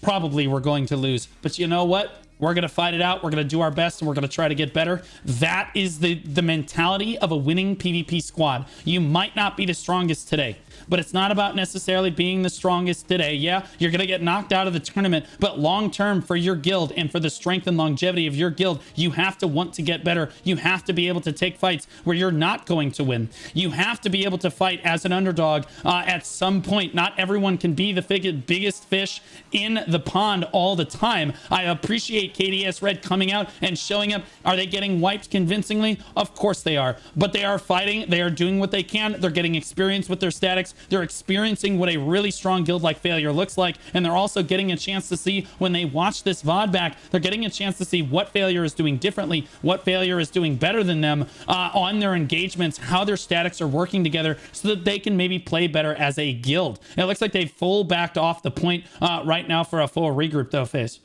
I think they are going for a full regroup. I think they are back in point 3. I think there was a shot calling call being made there to go for the big they are coming in from portal 2 actually. They're going up the ramp right now. They're making a big push onto Failure here. Let's see if it works out for them. Yeah, Failure static though. Look at them coming on this back line. This is a crazy flank, and this is just one static. Look how tight this static is actually playing with one another. This is such excellent PvP play right here. You could see that static was basically in comms with one another, stacked right on top of each other, basically focusing down one target at a time, calling out the individual targets that they're on. Every DPS locks onto that target, wipes that target, and then they're on to the next one. Just a flawless play coming out of Failure on that one as KDS tries to push up that ramp. Credit where credit is due to the shot caller to back up and regroup like that. Again, you shouldn't just try to skirmish this on repeat, in my opinion, if you're KDS Red. It will be demoralizing for your squad. You should back up and try to regroup just like that. And again, they've tried it again. This is good. They're getting dove on by Failure, but this time they don't have anyone in their back line. It's just their front line getting eaten apart. Look at their front line just falling over just like that. And it's Failure in a front-to-back team fight, basically just winning out. Nazi on the high ground up here, just basically just blasting through the back line of KDS Red there as Failure just looks really, really strong and dominant in this matchup phase. I actually think KDS could benefit as well from sending maybe 1 or 2 statics to take the grappling hook while they fight off Failure on the other side of the ramp, right? Just to see if they can get that angle and get the potential flank. But it just seems like Failure is completely wiping the front line of KDS before they even have the chance to do that. Yeah, look at that KDS, right? Actually, it's a fair amount of people firing from this high ground up here. This is a great position for them. Cordy actually diving onto them, though. They're right on top of it. Look, they're just not going to let them fire for very long. There's Laminated Heals. That's all one static right there. They are not going to let KDS Red have an inch on this one. And again, this is what I'm talking about. KDS Red gets an inch. One of their statics sees an opportunity here. It immediately you see the Failure statics collapse right down onto it. You see how quickly these statics actually respond to what is going on in this fight. And that's not necessarily a shot caller diff. That's just individual static communication to recognize that that is not a good position to let KDS Red actually hold there and immediately capitalize on it. Is very good communication to see out of your individual statics for Failure. I think they might be one of the favorites to win the tournament, despite the fact that their members are in chat trying to play it down like they're a PvE guild. There is no such thing in Throne and Liberty. There are only fishing guilds like SDC Black, and then there are PvP guilds that are made of men, like Failure and KDS Red here. I was gonna say, yeah, like regardless of KDS, only pulling 46 members and having some of their members go to the Arc Boss, at least they didn't plan a fishing trip in the middle of this tournament. Yeah, 100% absolutely true. Again, KDS Red showing up 46 out of 48 is not a number to scoff at, and I appreciate them showing up for their match like this. And again, they're backing up, they're trying different things. I'll give their shot caller credit. That is someone that I would want to follow. Again, if they're not just running in and immediately dying on repeat like this. Yes, there is a little bit of that, but there's always going to be a little bit of that by nature of large-scale PvP in Throne of Liberty. They're backing up, they're trying different things, they're trying different approaches, they're trying different spawns. They've tried different things 3 or 4 or 5 times already, which is more than we can say for a lot of the other guilds that entered the tournament so far, where they basically just ran it down the entire match. The definition of insanity is trying the same thing over and over and over again and expecting a different result. That's not what we're seeing from KDS Red here. Yeah, they are able to get a couple more bodies onto the Riftstone here, but again, they are just getting wiped by failure. It's a hard one to call, right? Because I've played in this Riftstone as well, and basically whoever gets control of the Riftstone can hold it off pretty easily, especially now. Like, I think the last time we played this was before Spear was in the game, right? But even then we could hold it off with staves and bows, but now it's Spear again. Like, the dominance of Spear in these small narrow chokes is just absolutely crazy, and we can see that in the scoreboard from failure, with the top 4 of their DPSs being spear users. There is a spear staff there. That is something we rarely see, but maybe staff is actually back. Who knows? What do you mean back? Bow staff is the second best probably DPS combo in the game right now. Bow staff is goated, bro. What are we talking about? We have a little meme going on in HOU that staff is actually a broken weapon because Bellendir is actually a terrible staff in regards to these small scale, I guess, GVGs. Yeah, it's not the best. Tublick is actually kind of better. Tublick or Talus. I will be honest with you. From staff users. Okay, do you want my honest opinion? Sure. I don't think anyone gives a shit about small scale GVGs. You itemize for Siege, you itemize for Boon and Riftstones. Like, no one cares about small scale GVGs. Bellendir Staff is a fantastic weapon for the large scale PvP in this game. And you're right, you're not going to get as much value out of it in a small scale situation, but that's not what you itemize for, in my opinion, in this game. I think that you have to itemize for the large scale PvP that actually matters here. Here's KDS Red actually trying to make it a dive onto the Riftstone right here. Doing their best. Spid catching strays in my chat. Is Spid a part of KDS Red or something? I saw that too. Is Spid a part of KDS Red? Oh, wait. No, wait, didn't Spid say that Failure was going to lose this match? Wait, he did say that. Oh, Spid. Oh, sweet summer child. Oh, that is true. Spid said that Failure was going to get knocked out immediately, and it wasn't even going to be close. And that they were a PvE guild. Now it all makes sense. So Failure, oh yeah, okay, so Spid gonna get absolutely Baja blasted, especially if he comes back to shoutcast any of the later rounds of the tournament. I cannot wait to see what the chat has to say about him there. That's okay. If you mess up for even a second, chat will be on you. I messed up one scene earlier, chat's like, NA production, lol. I'm like, bro, send help, man. What are we doing? I am one guy, all right? I'm doing my best.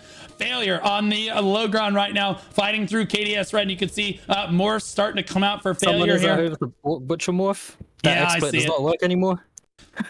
Yeah, the Orc Butcher morph. Well, he's not trying to spam it, though. He's literally just running around as an Orc Butcher right now, doing his best to run down some of the members of KDS Red in the morph right there. And again, they're not taking it too seriously here. And you love to see that KDS Red isn't also taking it too seriously. They're just doing what they can, playing together, getting the experience, showing up, and doing their job. And I just want to point out that that is what makes good PvP scenes. That is what makes fun PvP scenes, are guilds that will show up even if they know if it's a disadvantaged fight.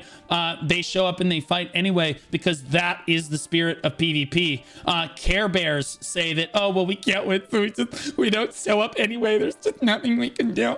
But real men show up and they fight their way through it anyway. It's good to see that from KDS Red here, as their frontline actually doing a great job. Look, they're actually attempting to cap the point right now, but Eagle jumps right on it and is mowing them down the front line, doing what they can, but the staff users absolutely blasting down the front line from KDS Red on this one. And again, usually in order to blast down a tank, you have to first hit him with a few of the staff skills in order to break that block, in order to make that guy a little bit less tanky, deny the healing on the SNS wands, as it were, and then you just start bursting him down with the rest of your spear damage and whatnot, and it works. But honestly, Failure seems to have that number there.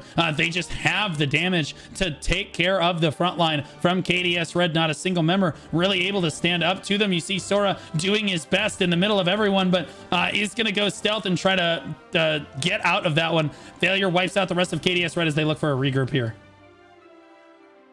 Yeah, the tanks of KDS are doing a good job at getting onto the point, but it's the backline that they kind of have to peel for and keep alive to support them once they get in, right? I think that is the main issue they're struggling with it right now.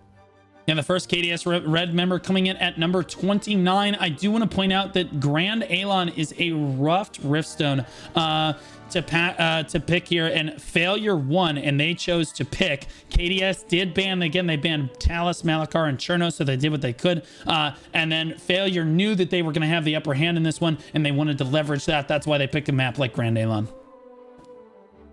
Yeah, especially with the composition, like I said, Spear being absolutely busted. They also have a couple crossbows from what I'm seeing to help pick out those stragglers off in the sides. I think they have a couple crossbows. I think it's only one, actually. I may be trolling myself. Good guilds don't run crossbows, let's be honest. That is true. I'm just being honest, bro. I don't be that guy. I know there's some crossbow users in the chat. I can make it work. Maybe you have 1 or 2 or 3 crossbows in your composition. If they're absolute Giga Chads and they can somehow find a way to make it work, absolutely. If you're a Giga gamer, you can make that work. But in the current metagame, it is really rough to make a crossbow work against guilds that know what they are doing in this position. It's just really easy to counter, but I think that crossbow makes a big comeback in tier 2, if I'm not wrong. Isn't that correct? With spin crossbow, I know we have a few spin enthusiasts in Hands of Unity. Calyx is looking very much forward to tier 2 when it comes out because of the Cordy crossbow. There is kind of a really stupid interaction from what we've seen so far in the Korean footage that SNS crossbow is actually disgusting. So I don't know how that will go. Maybe crossbow dagger is out the window and everyone just goes crossbow SNS. Me being my, one dagger enjoyer, I heard we are completely outshunned by SNS wand. So who knows? Maybe SNS is the angle for tier 2. Yeah, absolutely. KDS Red showing up here, trying to dive in. SNS crossbow, I guess, could be good on paper. You're already in melee range. You've got the tankiness of SNS, and then you've got the crossbow there for your big damage. You can basically just walk in and get those big spins off. But I don't really know how well it's going to work in tier 1. In tier 2, that might actually work. I haven't done the analysis on it quite yet. KDS Red did actually get a cap off on the point right there, but sadly unable to get anything done right there as Failure shuts the door very quickly on them as we tick under the 4-minute mark on this one. Again, you got to give credit where credit is due. KDS Red showing serious amounts of spunk coming in. Their front line consistently trying to get caps on the Riftstone, not being too demoralized here. Their front line, their back line, their flankers fighting their hearts out right now, doing what they can, just having a good time with it. And Failure's having a good time with it as well. I know Crick's trying to pad his stats as much as he can. A lot of love for him in the chat. 4.2 million damage. He's going for the highest damage in the tournament, and I believe he should hit that marker, assuming he continues on this current path. I think 4.5 was the highest that we've seen so far. So with 3 minutes left on the clock, he should be able to get there, but we will see. KDS Red kind of just running in, trying to do what they can to skirmish at this point. Looks like they might try one more regroup before they finish here. Yeah, I know you already mentioned it, but yeah, Crix is actually putting up LeBron James numbers in this match. 122 kills, 284 assists, almost 4.3 million damage done in a GVG. Right, this isn't even siege. Like, normally you see those numbers in a siege, but this is done in the GVG, which is absolutely crazy. And here's the KDS Red rather engagement right here. Failure stops on the low ground. The iron wall from KDS I mean, from failure on the low ground right there, stopping most of the backline from KDS Red from targeting the more important members here, but Cord getting very low. They do actually kill a fair amount of the failure core right there on the low ground here. A lot of them getting really, really low, unable to get themselves healthy, and in the air right now is failure taking kind of a poor engage right there, and a decent amount of KDS members actually finding their way onto the Riftstone, sadly meeting another 25 members of failure once they get onto the dais. So the fighting on the low ground like that against the first half of failure went pretty reasonably well for KDS Red. You can see the skirmish on the low ground looking reasonable for KDS Red, but here come the failure respawns coming in and just out skirmishing them there, and then the rest of KDS Red getting wiped as they try to get the cap down on the point with only 1 minute and 45 seconds left on the clock. It looks like time is run out for KDS Red here in this tournament. They actually won the first round of the tournament against Error 404, doing a great job there, and then coming into this round fighting one of the favorites to win the tournament overall. A tough go in the second round like this, but again, I think the important thing to note here, Face, is that Spid has taken yet another L. What L has he taken this time around? Because he hates failure, and he said that they were going to lose this match and that they were a terrible PvE guild and they were going to get knocked out of the tournament immediately. You know what else he lost on the other day? You know what else he lost on the other day? What? He lost on Golf with Friends. It was a Sin GVG with Hands of Unity on Golf with Friends, and yeah, Spid came in, I think, 5th. So yeah. Absolutely tragic. Absolutely tragic. KDS Red bailing off the top of the dais right now. Failure in a dominating position, making an example of their first opponent in this tournament. Good fights to them. KDS Red, I think, coming out, I think, to the 46 members of KDS Red that did show up for the tournament, absolute giga chads. You love to see that. And again, they tried different things the whole match long, different spawn points, different pushes, different everything. And that's the kind of thing that you want to see from a guild. You can't always be the strongest guild or the biggest fish in the pond, but what's important is you show up, you try to get better, you try to fight it out, you try to do your best. That's what makes good PvPers. That's what makes an excellent PvP scene. To those members of KDS Red, they did amazing, and to the members that decided an arc boss would be more important than showing up and fighting with your friends, I do believe that there's a guild called OnlyFangs that you can join in hardcore WoW that I believe would be more appropriate for you PvE pussies. Okay, it looks like Crix at 4.9 million damage dealt, 136 kills, probably the best DPS players that we've seen in the tournament so far. 136 kills, I think, is the highest that we've seen for sure, and again, the highest damage for sure at 4.9 million damage, but only 19k damage healed. Kind of an L on his just L Crix, honestly. Yeah, slacking on the amount healed right there, but I kid. But if we look over at damage tanked, looks like we see 1.3 million from KDS Red, Elandil, and again, the front line doing what they can. 1.5 million for Karma from KDS Red as well, so doing a great job of tanking on that one. Let's see who had the most healing in the lobby. 8.4 million from Melina in failure. Looks like that's going to be the highest. 8.4 million at the highest right there. Melina, the best healer in the lobby. Failure taking that one convincingly, but I think it's great for KDS Red to show up and get that experience. Yeah, I was gonna say I appreciate KDS for actually showing up despite some of their members just pulling up to the arc boss instead. That has to be a giant morale loss for KDS. I am expecting potentially a roster reshuffle after today's events. I don't know what's going to happen in their guild comms after this, but it cannot be looking good if their members are willing to abandon a tournament like this for a chance to gamble on Arc Boss drop. Yeah, I'll just be honest. I just think it looks bad from a member perspective. You just, being in a PvP guild, it's about putting other people first, right? Of course, you want to frag out. You want to show how good you are at PvP. That's what it's all about. To be clear, there is no reason to PvP if other people can't see how good you are. That's why tournaments like this are good, because everyone can see how good people like Crix are, right? Like you can't demonstrate how good you are necessarily at an arc boss. Sure, yeah, you can circle jerk about it, but it's just not what PvP is ultimately about. You need tournaments like this to kind of showcase things like that. And I think that real PvPers like to show up to events like this. And again, if you're selfish enough to say it's about me, it's not about the guild, I really do think that you shouldn't be in a PvP guild. I think that the SDC Black is probably recruiting. Yeah, with that being said as well, right? Like, this game is very guild and like group oriented, and in all honesty, arc boss weapons are useless if they are on a terrible player, right? If a player isn't willing to play with their guild, yep, and they have an arc boss weapon, the arc boss weapon isn't going to do anything, right? They will not get the maximum potential out of it.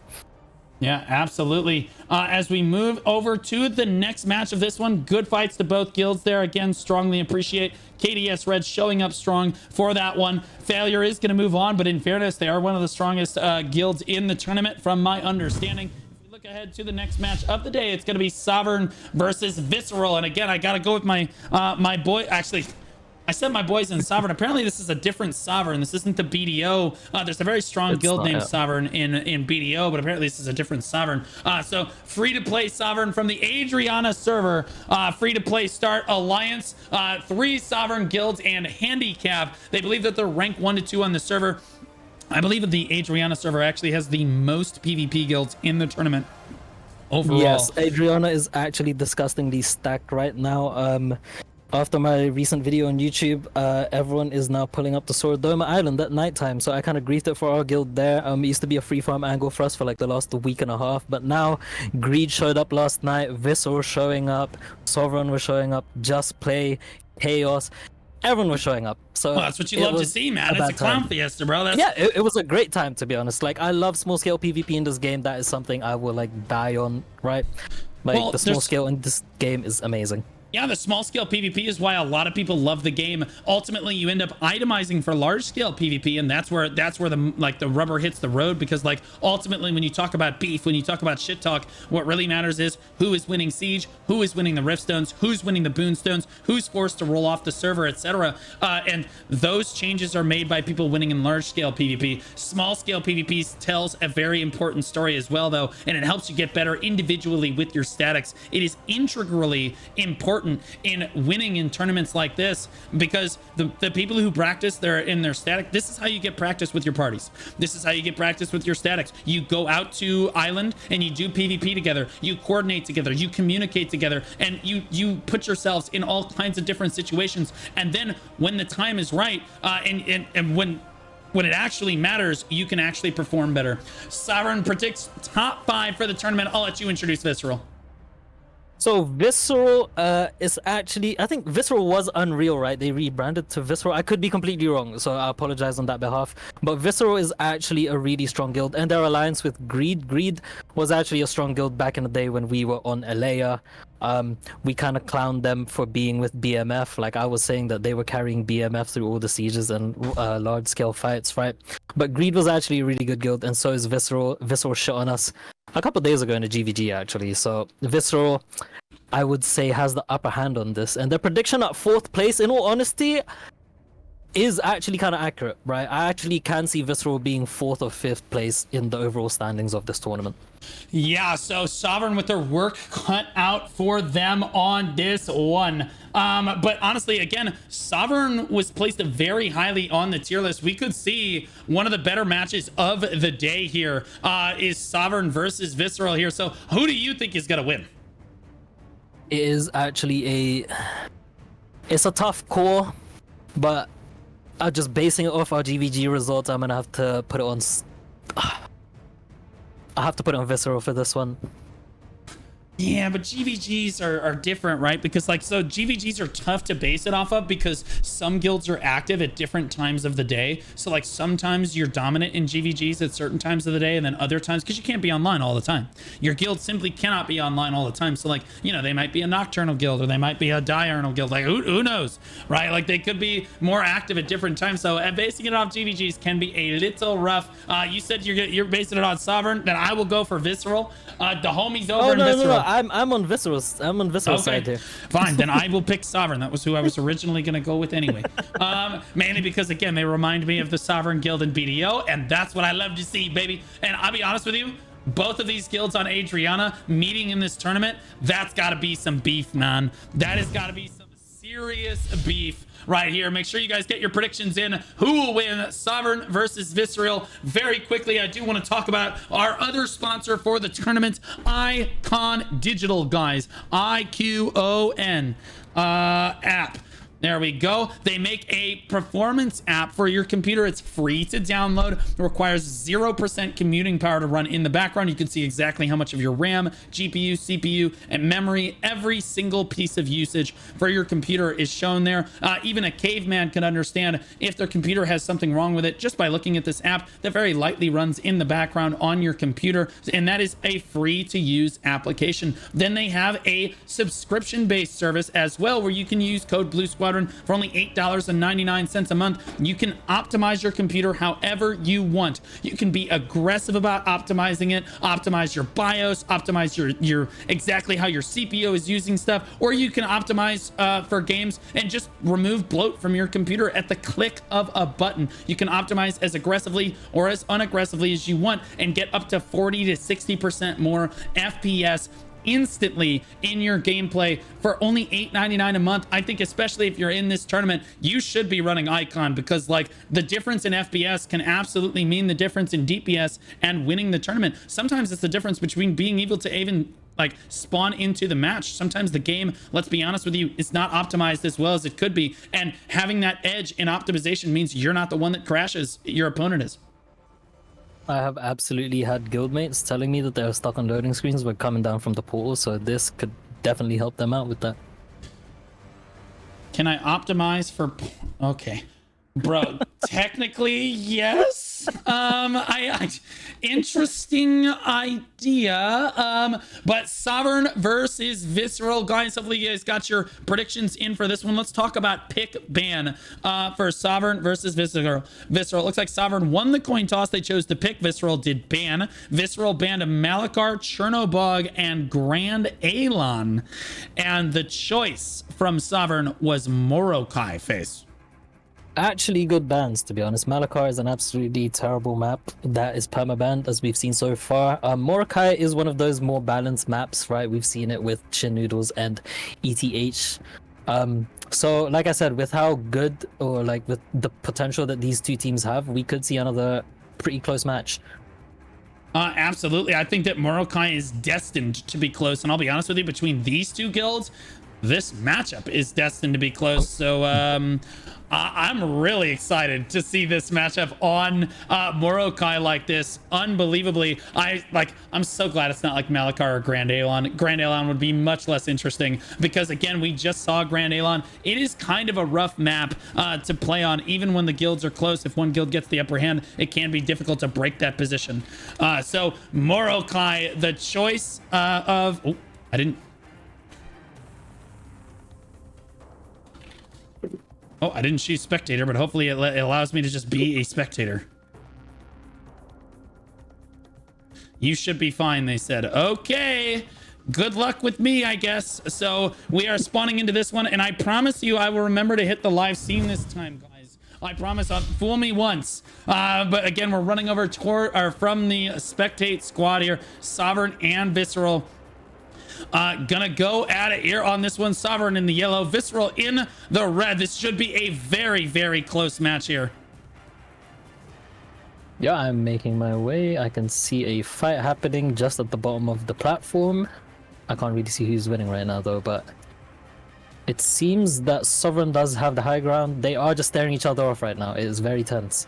Yeah, so they're staring each other off. It looks like I got here just in time for this one. If you want to stand on the high ground up there, I will stand on the low ground and catch the Visceral perspective on this one. You see Visceral on this left side, Sovereign on the right side. It's going to come down to this choke point right here. It looks like Visceral's going to approach from both sides, although I'll be honest with you. If I'm Visceral in this case, do not take the bait. I would stay on the low ground, and I would just wait, let Sovereign come to you. You actually have advantage here because you can just cap the point at any point. It's Sovereign that kind of has to come to you here. Sovereign does have high ground advantage, but you can stand on this side of the rift. Sovereign ultimately does have to drop down that cliff to really do anything. And if you look at it from the Sovereign perspective, I think they know that Visceral would have to push up 2 choke points on this right and left side here. Sovereign getting a little antsy, coming down on this left side here. Grunso gonna move back up the ramp. Doesn't want to be the first one, and then engages. Yari standing up here, looks for a pull on that tank. Not gonna find anything initially here, as both guilds in a tense situation, squaring off against one another like this. Ooh, man. There's a little skirmish happening on in the back around Portal 3. Okay, let's take a look at that from your perspective here. Let's just look like Sovereign is skirmishing. It seems like these are latecomers. No, I think that Visceral very intentionally spawned in behind Sovereign. It looks like they were probably going to try to take the grapple up behind Sovereign when the engage actually happened, but they got snuffed out. Good scouting by Sovereign. And again, this shows you 2 very high-level guilds. Both of them know we don't have to engage this. We do not need to slam into them right now. We don't need to sacrifice our position. In my opinion, the advantage is going to go to whichever guild decides to chill here and wait. But honestly, Visceral looks like they're gonna take it. They're gonna go from both sides of this one as we engage up the ramp on both ends. It's very difficult to see exactly what's gonna go on. I'm gonna go ahead and pick the left perspective here. Visceral split right now. Sovereign doing their best. Their healers standing in the middle trying to heal everyone desperately. The healing circles going down on both sides. Sovereign looks like they're gonna win out on this left side over towards the tent. On the right side, it's looking like Sovereign might win out as well. Too many Visceral members standing on the low ground, not helping right there. And you can see the backline from Sovereign pretty uncontested. Only 1 or 2 members of Visceral able to disrupt that. It does look like the Visceral respawns have come back, and now it looks like again they're fighting Sovereign on the high ground, but it looks like Sovereign was able to hold that position, which is a good sign for Sovereign face. Yeah, they are taking control of this upper platform, but like I said earlier, this could just be a giant bait, right? But as of right now, in terms of early game pressure, Sovereign does have it against Visceral. Visceral is very split right now. They are pouring back in from Portal 1, and they seem to be fighting mainly on this ramp up here on the right-hand side.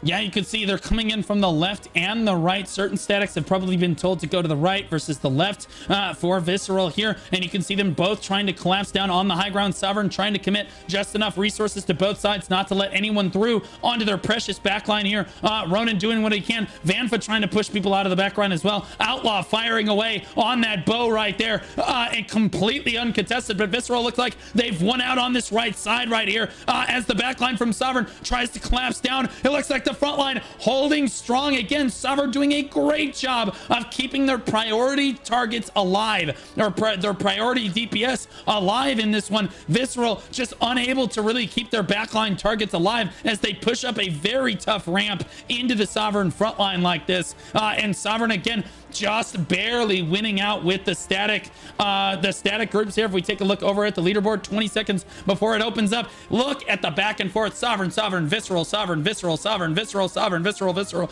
It's back and forth on this one. It could go either way, despite the fact that Sovereign is shot calling this better. Sovereign's strategy is better. I do think that again, advantage went to Sovereign there because they sat and waited. It's Visceral that has to funnel themselves into choke points there, which I think made Visceral look a little bad. Sovereign categorically just had an advantage into that fight. Herbie's drops to the low ground. Sovereign should not be able to cap this. Visceral has control of the low ground. They should cap. Oh my gosh, huge blunder from Visceral to let Sovereign cap that right there, but smart to try to cap it on his side. Herbie's now trying to keep Kim Taro from capping, but again, the low ground has advantage. He gets the cap off as well. Both guilds getting immediate caps down. The tanks pulling down Sovereign onto the low ground to look for picks right now, and it looks like Visceral has 9 people on the point, which is over twice as many as Sovereign, which only has 1 person on the point. Sovereign, too many people committed to this high ground, and this is exactly what I was talking about, is that Visceral has control of the low ground. All they really need to do is let Sovereign come to them. Sovereign has already had the door shut on them, so although they are winning this fight, this skirmish, they're winning this high ground skirmish, it's 4-2. Look at the contribution on the point right now, Face. 60% now for Visceral, playing the objective better. Yeah, like I said earlier, Sovereign is getting baited by this high ground, thinking that just by having this, they have the upper ground, but really and truly, you want to be down below because all your skills are going to have much higher impact, especially flash waves, right? If you're shooting flash waves on a terrain above, it's not gonna get its like maximum effect. Like you will miss some hits even on your allies if you shoot it down. Yeah, absolutely. Visceral, again, just playing this better. 6/4. They're just keeping one set of boots on the point more than their opponent. And they're just making sure they're forcing Sovereign to respond to what they are doing. This is perfect play from Visceral on Morokai like this. I love to see guilds doing this. And so often, many other guilds get caught up in the chaos of the Riftstone. But Visceral just playing it absolutely perfectly, baiting Sovereign. Now Sovereign, you see, they're the ones that have to dive down onto the low ground, force Sovereign to commit into you, then flash wave them into oblivion. And that's what you're seeing right here. All of the Sovereign health bars getting really low and just getting wiped off the point, and Visceral winning the overall engage on the low ground despite all of the high ground advantage for Sovereign. They just don't want to commit onto the low ground. Visceral can step on and off the point at will. It's Sovereign's backline that really just does not want to sacrifice the high ground position. Visceral's frontline can stand up to this all day long, and they're at 93% on the cap, just 14-10,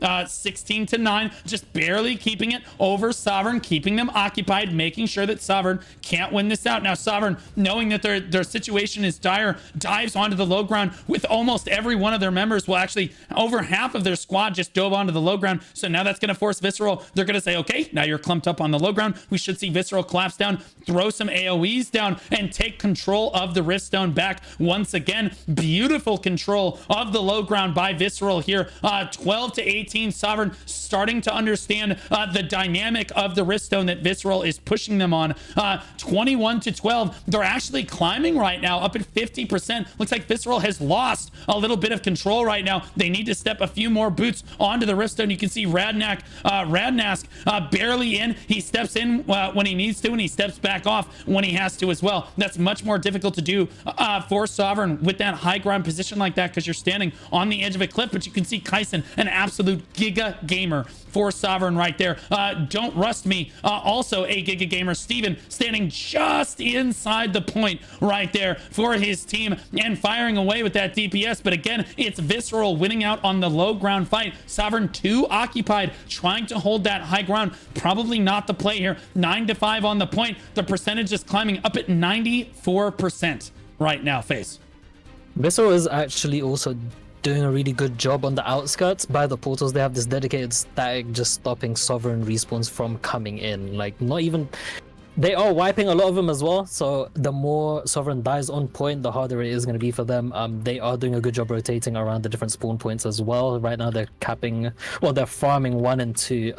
So Sovereign really does need to go towards 3 if they want to regain ground here, especially because they have the high ground, right? If you come in from 3, you have direct access to that. I don't see why they're choosing to spawn at 1. Surely there's like miscommunication here. They should be saying that there is a stack farming them at portal 1, because right now they are coming down into a blender and it is not looking good. Yeah, absolutely. It does look like that Visceral controlling this low ground right now, 93% and climbing right now. Sovereign battled back. They got up to 65%. But and again, Visceral actually struggling to close the gap here. Only 5% left on the cap, and they just can't win as Sovereign starts to understand the give and take as they move down from the high ground and dive onto the point. The desperation sets in. 99% Visceral. Looks like they are going to take the first Riftstone on this one. 15 minutes on the clock. No, Sovereign battles right back one more time. It is so back and forth. Sovereign climbs up to 74% against 95%. I think any shot caller in their good any shot caller is probably going to ask to hand this one away and start from scratch and say, okay, we'll just battle this one back. But Sovereign not willing to give an inch right now. It looks like Sovereign battling through right now, completely conceding control of the high ground and just diving onto the point as they dive over the top of Visceral for the first time in this match. It looks like it might be Sovereign that takes control of the Rift for the first time. It is neck and neck within 1%. Both guilds at 90%. Visceral controls the low ground. Sovereign coming in from that high ground advantage. Both guilds committing just one more person to the point than their opponent. It's Visceral one more time, shooting up to 97%. Here comes Sovereign, gonna dive toward the point one more time. They barely make it in time. No, it's gonna be Visceral that will steal it away from Sovereign at the last moment, but it's gonna be on Visceral. I think that this absolutely could flip the other way, Face. I actually think that it was very much so intentional for Visceral to let Sovereign catch back up because they had so much leeway, right? They had that initial 80% cap point while Sovereign was on 2, so Sovereign needed to catch up with 60%, right? So Visceral let them have that just so that they can cap in the end. Because like I said, Sovereign is dying on the point and they are dying on the respawn portals. So at any point, Visceral could just tell their members to get on point and they would easily cap it. So that was more so to just waste time, just so they have to defend the point less, right? Yeah, absolutely. And again, I actually think that although Visceral got that first point right there, I do think that Sovereign will eventually get this cap off. Oh, they do get interrupted right there, but they have 13 minutes on the clock. I think if Sovereign takes their time, they absolutely can swing this back the other way and at the last moment cap this. But I think it's going to come down to, there's going to be a lot of strategy here.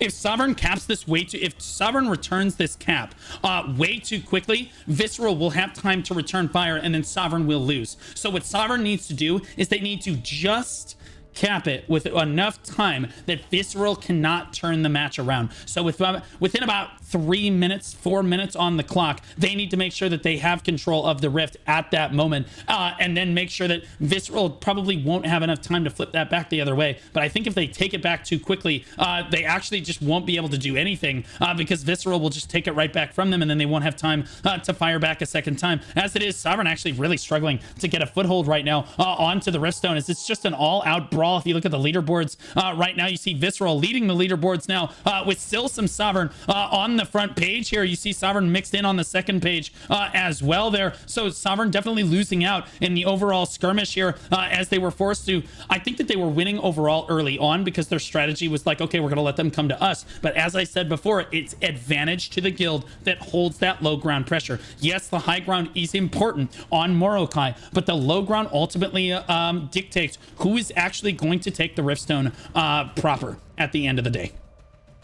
Yeah, I was gonna say that Visceral does seem like the more dominant guild as of right now, and just in terms of their control around the Riftstone. So, to be honest, like Sovereign would need a lot more, I guess, time. Like right now is a good time for them to cap because it gives them more time to push Visceral out of the Riftstone right now, right? Because, in all honesty, they're not having that much control. Right, we saw in that earlier cap, Visceral pretty much let them catch up just to take it from them, like right at the very last second. Right, I honestly think that was done on purpose just to kind of demoralize Sovereign a little bit. But let's see if Sovereign does manage to beat them out here and actually take control of this Riftstone to cap it just in time. I will be honest with you, I think Sovereign's doing a phenomenal job of just doing this slowly but surely. They have one more set of boots on the objective than their opponent. They're slowly creeping their way up. They've got 25%. They've still got a little under 11 minutes left on the clock, so they don't need to panic quite yet. As long as they continue to climb slowly but surely and they take control of it, with only a few minutes left remaining, Sovereign should be able to flip this back around and win this match despite not being ahead on the leaderboards. The leaderboards be damned. It's about which guild has the better strategy, which guild is working better together. And right now, it does look like that is, I'll be honest, Visceral did take the objective first and is managing to keep that percentage to a reasonable number. But with 10 minutes left on the clock, your opponent's at 27% cap. I would be sweating a little bit if I was Visceral. Yeah, Sovereign can definitely take this match if they play this right and just ease it in ever so slightly throughout as time goes by, right? Right now they are on 24%. They have, you know what, Visceral just has 10 more players on the point right now, so it is not looking good for them. They could just completely get decapped right now and they'll have to do the whole process all over again. But like I said, if they are able to get that control and slowly edge that all the way up and cap it at the very last minute, let's say with like 2 minutes remaining, Visceral would probably not have enough time to retake it from them. I'd love to see, if I'm the Sovereign shot caller right now, I'm gonna call an audible on where our boys are spawning around. It looks like Visceral has committed too many people to this high ground location right here. Sovereign's starting to get pushed off. That's why you're starting to see them lose control of the Riftstone proper. Their respawns coming back are getting hit on that grapple point now, as Visceral has kind of out skirmished them all the way back to that point. I would be immediately calling for a spawn at res point 1 and moving over here. Again, you just change the res point that you're coming from and audible on this one. They are going to save it at the last moment on this one. It looks like Disaster Death did take it on my server. They took the Azrael Riftstone. Good for them. Beautiful. I'm sure they're watching from home right now as they're watching the rest of the guilds left in this tournament here, who they might have to fight in the future. Sovereign doing their best right now to skirmish on this high ground, but again, losing control of the high ground means they need to pick a different spawn location to come through. Yes, they're getting control of the high ground once again, but again, the point belongs to Visceral, and they're keeping Sovereign down 16% and falling. Visceral is demonstrating a master class of how to defend the Morokai Riftstone. I mean, the way that they approached it, how they took the engagements, just how many people they were committing onto the objectives, which spaces they're choosing to control, which ones they're choosing to cede to their component, or their opponent rather, because honestly, that's large scale PvP. It is a give and take. You take your opponent can take some, you take some. That's just how it works. Visceral taking all the right fights that they have to take in this one, and honestly just winning out over Sovereign. Sovereign having to hard commit onto the Riftstone to save their cap, and then you can see their health bars get absolutely shredded right there by Visceral, and that's the problem when you see a big swell onto the Rift. Visceral starts to get a little excited because they come in with some big flash waves, and Sovereign just gets wiped straight off face. Yeah, Visceral is actually doing such a good job on the sidelines as well right now. If you look at Portals 3, like 3 of their members are holding off like the majority of Sovereign's respawns right now. So that's why, like, if they can't deal with these 3 players on these respawns, they need to choose a different respawn, because there's no way like 10 Sovereign members are getting held up by 4 Visceral. Yeah, that is a little rocky. Good. Yeah, you can see it on his screen right there. It looks like Sovereign is getting held up by like 3 or 4 Visceral, and that again is a masterclass. It's not an entire static, it's just 2 or 3 people disrupting that Sovereign regroup over and over again. Look at the chaos down there on the low ground in that second capture on your screen right there, guys. Just not what you want to see for Sovereign when you need everyone committing onto the point right now. There's 10 people for Visceral, and again, there's 7 for 4 now for Sovereign. It's 9. It's 4 against 9, as it were. Again, every single player matters, and too many Sovereign players are getting held up on that low ground down there.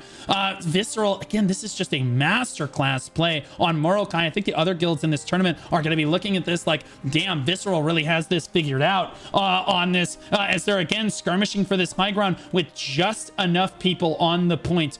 They commit just enough resources to that low ground while stalling Sovereign on this high ground up here. They absolutely are playing this perfectly. Sovereign does manage to get a few more people swelled onto the point to get a few more people through, but for how much longer? Visceral can just drop a few more people down there. Yeah, it seems that they are, I don't know why they're committing to this Portal 3 respawn. Like, 1 is looking so free, 2 is looking free as well. Like, the static is just being, yeah, like, this static is just putting work. These guys are the true MVPs. ULLR, Ziskov, Migatsu, Shield, Vefe, these guys are the true MVPs of this GVG, I'll be completely honest, because the amount of work they're able to put in just holding off all of Sovereign's respawns is absolutely insane. Here's a big swell of Sovereign onto the point right now, and this is what I'm talking about. Is this is really a precarious position to be in for Sovereign. Look at their health bars getting really low on that left side right there. The moment that you swell onto the point like that, it gives your opponent Visceral an opportunity, especially when they're spawning on that low ground and running right back. The flash waves just come through. Look at that right side. The 2 flash waves just obliterate the health bar of Canthe, and he had to run straight off. Xanthus needs to back up. Nikki Reefs needs to back up as well. They need to catch heals. They're just thinning out on that low ground. Visceral winning out, and that's exactly what I'm talking about. Visceral seems to understand the ebb and flow of large-scale PvP on Morokai like this. An absolute masterclass of holding that low ground and understanding that although the high ground is important, it is not more important than making sure that you control that respawn. That spawn point 1 is so important when you want to control this low ground like this, and it's helping them consistently hold this. Yes, they pushed Sovereign back onto the high ground. Sovereign's had some convincing pushes forward right now. They're swelling onto the point. Look at their health bars. Here comes Visceral stepping up. Here come the flash waves through. You can see them charging on Looney and Pody in the background right there. Boom! Coming across, and look at the health bars for Sovereign.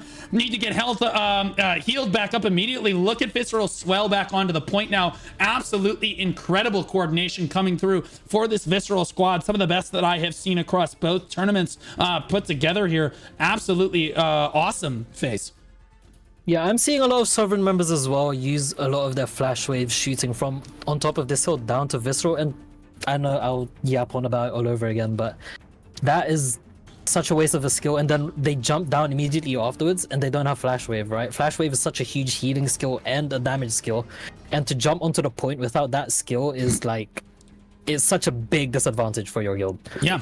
And with under 4 minutes left to go, with time remaining here, it is Sovereign with their backs against the wall at 42% contribution on the Riftstone. I'm not sure that they're going to have enough time. They do have enough time to pull this through if they rally right now, but they need to rally, and Visceral is just keeping them at bay. Every percent is a huge fight for them right now. Sovereign really struggling to get on top of the Rift in these crucial minutes of this one right here. But I promise you, it will only take, if Sovereign swells very hard with 30 to 40 people onto the point with Guardians, it will only take them under a minute to cap this Riftstone, maybe 30 seconds at most. That's what Visceral is working with here. They know this. You can see Sovereign swelling onto the low ground right now. They're over 50% right now. There's actually a chance they might win this. Yeah, 25 to 19. They start to swell onto the low ground at this point. I'm not sure if Visceral is necessarily going to be able to hold on. I've literally been talking them up the entire fight, but it looks like that Sovereign starts to battle back with 2.5 minutes left on the clock. It's 25 yellow to 27 red, and it's right back and forth. It is every single boot matters. Every single player matters at this point. Everyone trying to stand on the point for both guilds right now. All strategy is thrown out the window as both guilds just file onto the point. 62%, and Sovereign is trying to rally hard right now, Face. Yeah, it's actually a very scary situation for Visceral to put themselves in like this, being so close to the end of the game, and at 60%, it could very well swing to Sovereign if they manage to get a good kind of momentum going over here and just like wipe a good chunk of Visceral. They could actually win this. Sovereign is holding on right now, 65% and climbing. They have 2 minutes left on the clock. They absolutely have enough time to make this push work. Visceral really struggling to get all of that control working for them into the final minutes of this one. They're starting to panic. They're starting to fumble, and this is 69%. Can Visceral actually hold on to this one? 71%. It's Guardians all pop now for Sovereign, and they are pedal to the metal. They should see a big swell from Sovereign. 30 people on the point right now, and it's Visceral with counter Guardians pop now as well. Both guilds all out for the final minute and 30 seconds left. It looks like it's going to be Visceral pushing them back down. Sovereign getting thinned out. Really big engagement coming through for Visceral right there at a very critical moment. Almost a minute. There is a big regroup coming from Portal 3, so this could be the turn that they need. Here comes Sovereign with one more big swell. Can they make it happen? If you're a Sovereign fan, you need to hear these cheers. There's the swell. Look at the yellow health bars on the points. Can they make it happen? 70%, 59 seconds left on the clock, 70% and climbing on the contribution. Do they have enough time to make this work? Visceral sprinting back to the point right now. Not a single person cares about their life. Everyone just committing for their guild at this moment. That's what large-scale PvP is about. It's about selflessly diving for your guild, trusting that your friends will help you. 35 people for Visceral. Visceral's gonna win out on this one. It's Sovereign that gives the inch. Visceral with the control, start to finish here. Sovereign tried to swell, but it will be Visceral that takes it all the way home in a masterclass of how to play the Morokai Riftstone, especially in one of our closest matches of the day. Face, what an unbelievable finish. That was probably one of the best matches I've seen so far. Visceral, it almost looked sketchy at the very end. Almost looked very sketchy. It was a little sketchy, I'll be honest. They held out. They did, in fact, hold on. Visceral winning on the leaderboards, understanding the map just a little bit stronger than Sovereign. I'm telling you, the difference there is holding that low ground versus Sovereign trying to flood in from that high ground. It's just the difference, man. It's just the diff. They understood the matchups better. They understood how to disrupt the Sovereign regroups right when they needed to. Absolute masterclass play coming out from Visceral. They deserved that win. Sovereign with a great rally there at the end, though, showing how close these guilds actually are in strength. Hari rank 1 in damage, 76 defeats, or 76 kills, 3.4 million damage done. Let's take a look at the highest damage taken in the match. It looks like it's going to be 1.4 million from Erwin from Visceral. Looks like, no, 1.6 million from Solaria from Sovereign. Yeah, 1.6 million from Solaria, 1.67 million from Whis from Sovereign will take home the strongest tank in the lobby award. 8.1 million healing from Whis right there. And again, you see the healers actually having more damage tanked than their actual tanks. 8.4 million from Captain Jackie right there. I think he might just take it home on this one. Gosh, such good healers on both sides. 8.1, big shout out to KMC Pascal right there. Some great healing as well. Phenomenal play from both sides. What a match that just was. Yeah, I saw a bow dagger at rank 2. I thought I'd never see the day where that would be the case, but guys, is bow dagger actually top 2? Is bow back, guys? Is that the play? Is spear no not matter anymore? No, it's a player diff. Okay, that guy is just built different. Okay, don't be trying to tell me that they be top 2 right now on this one. A good fight to both teams. Honestly, again, that was some of the best control of the Mordecai Riftstone that I have ever seen from both sides. I think that Sovereign showed some serious promise there as well. But again, Visceral always just making sure that they're just barely on top, and I think that showed how close that matchup actually was.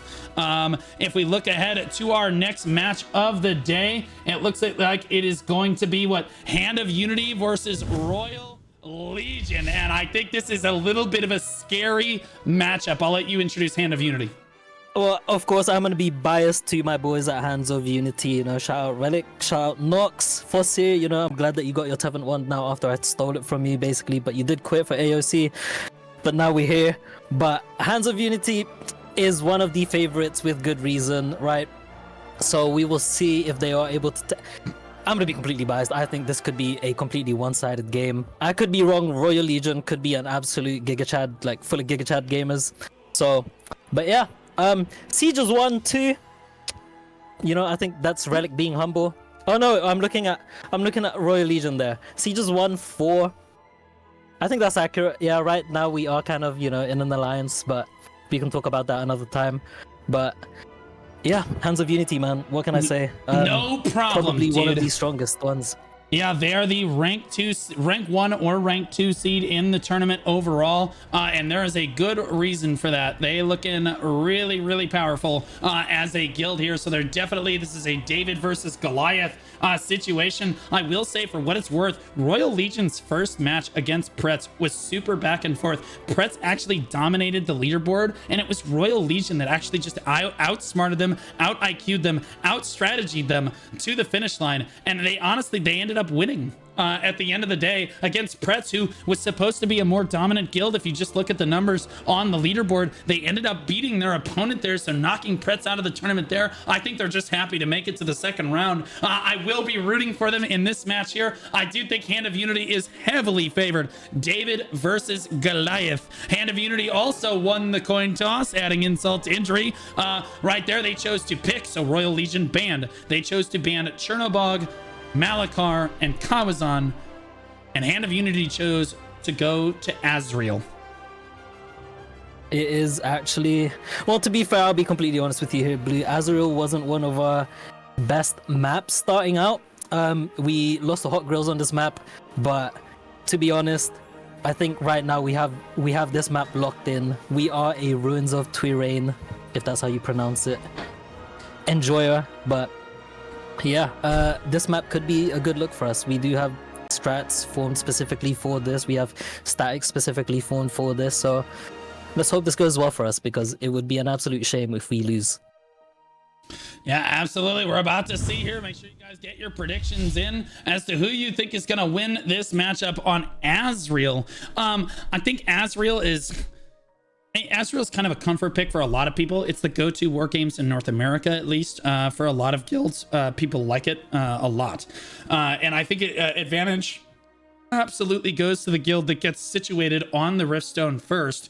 But I think that there's plenty of engage points that and respawn points. We talk about respawn point 3 every time. I sound like a broken record. You cannot seed respawn points 1 and 2. This is one of those maps where if you do, like, camping respawns is so important. It's such a powerful strategy because 2 of the respawns are so much more powerful and very close together. The 3rd respawn is really, really bad. It's really far away. So if you can force your opponent to spawn at that 3rd respawn and just keep disrupting their regroups, yeah, you could just win the match. So we have not seen guilds very reasonably react to having their spawns camped. I think it rattles a lot of people, it shakes a lot of people up, but I think that if you're a guild looking at Azrael, you need to have a static that is dedicated to either camping a respawn or preventing them from camping your respawn in this case. One more time right before we go into match, I do want to give a shout out to one of our sponsors, Icon Digital. Again guys, Icon Digital is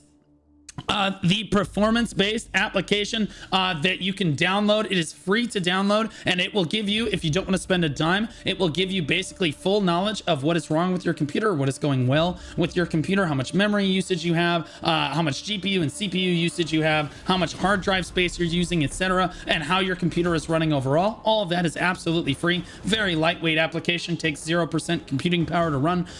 And then on top of that, if you want to use code Blue Squadron for $8.99 a month, you can optimize your computer to whatever game you want to play for 40 to 60% more FPS guaranteed overall. Like, it is unbelievable. I use it on both of my computers to remove bloatware, to help fix the BIOS, to optimize the CPU usage when I'm playing that particular game. It's absolutely worth every penny, and we appreciate them sponsoring tournaments like this because they make events like this possible for the Throne and Liberty community, for the game that we love so much, guys.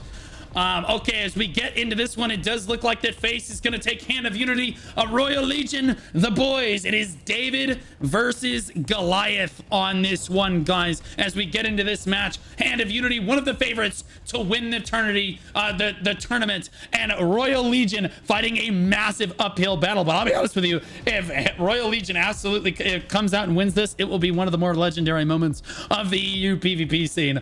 We're going to find out, though, as we are spawning in for the very first time on Azrael, one of our favorite Riftstones to go ahead and watch here, FaZe.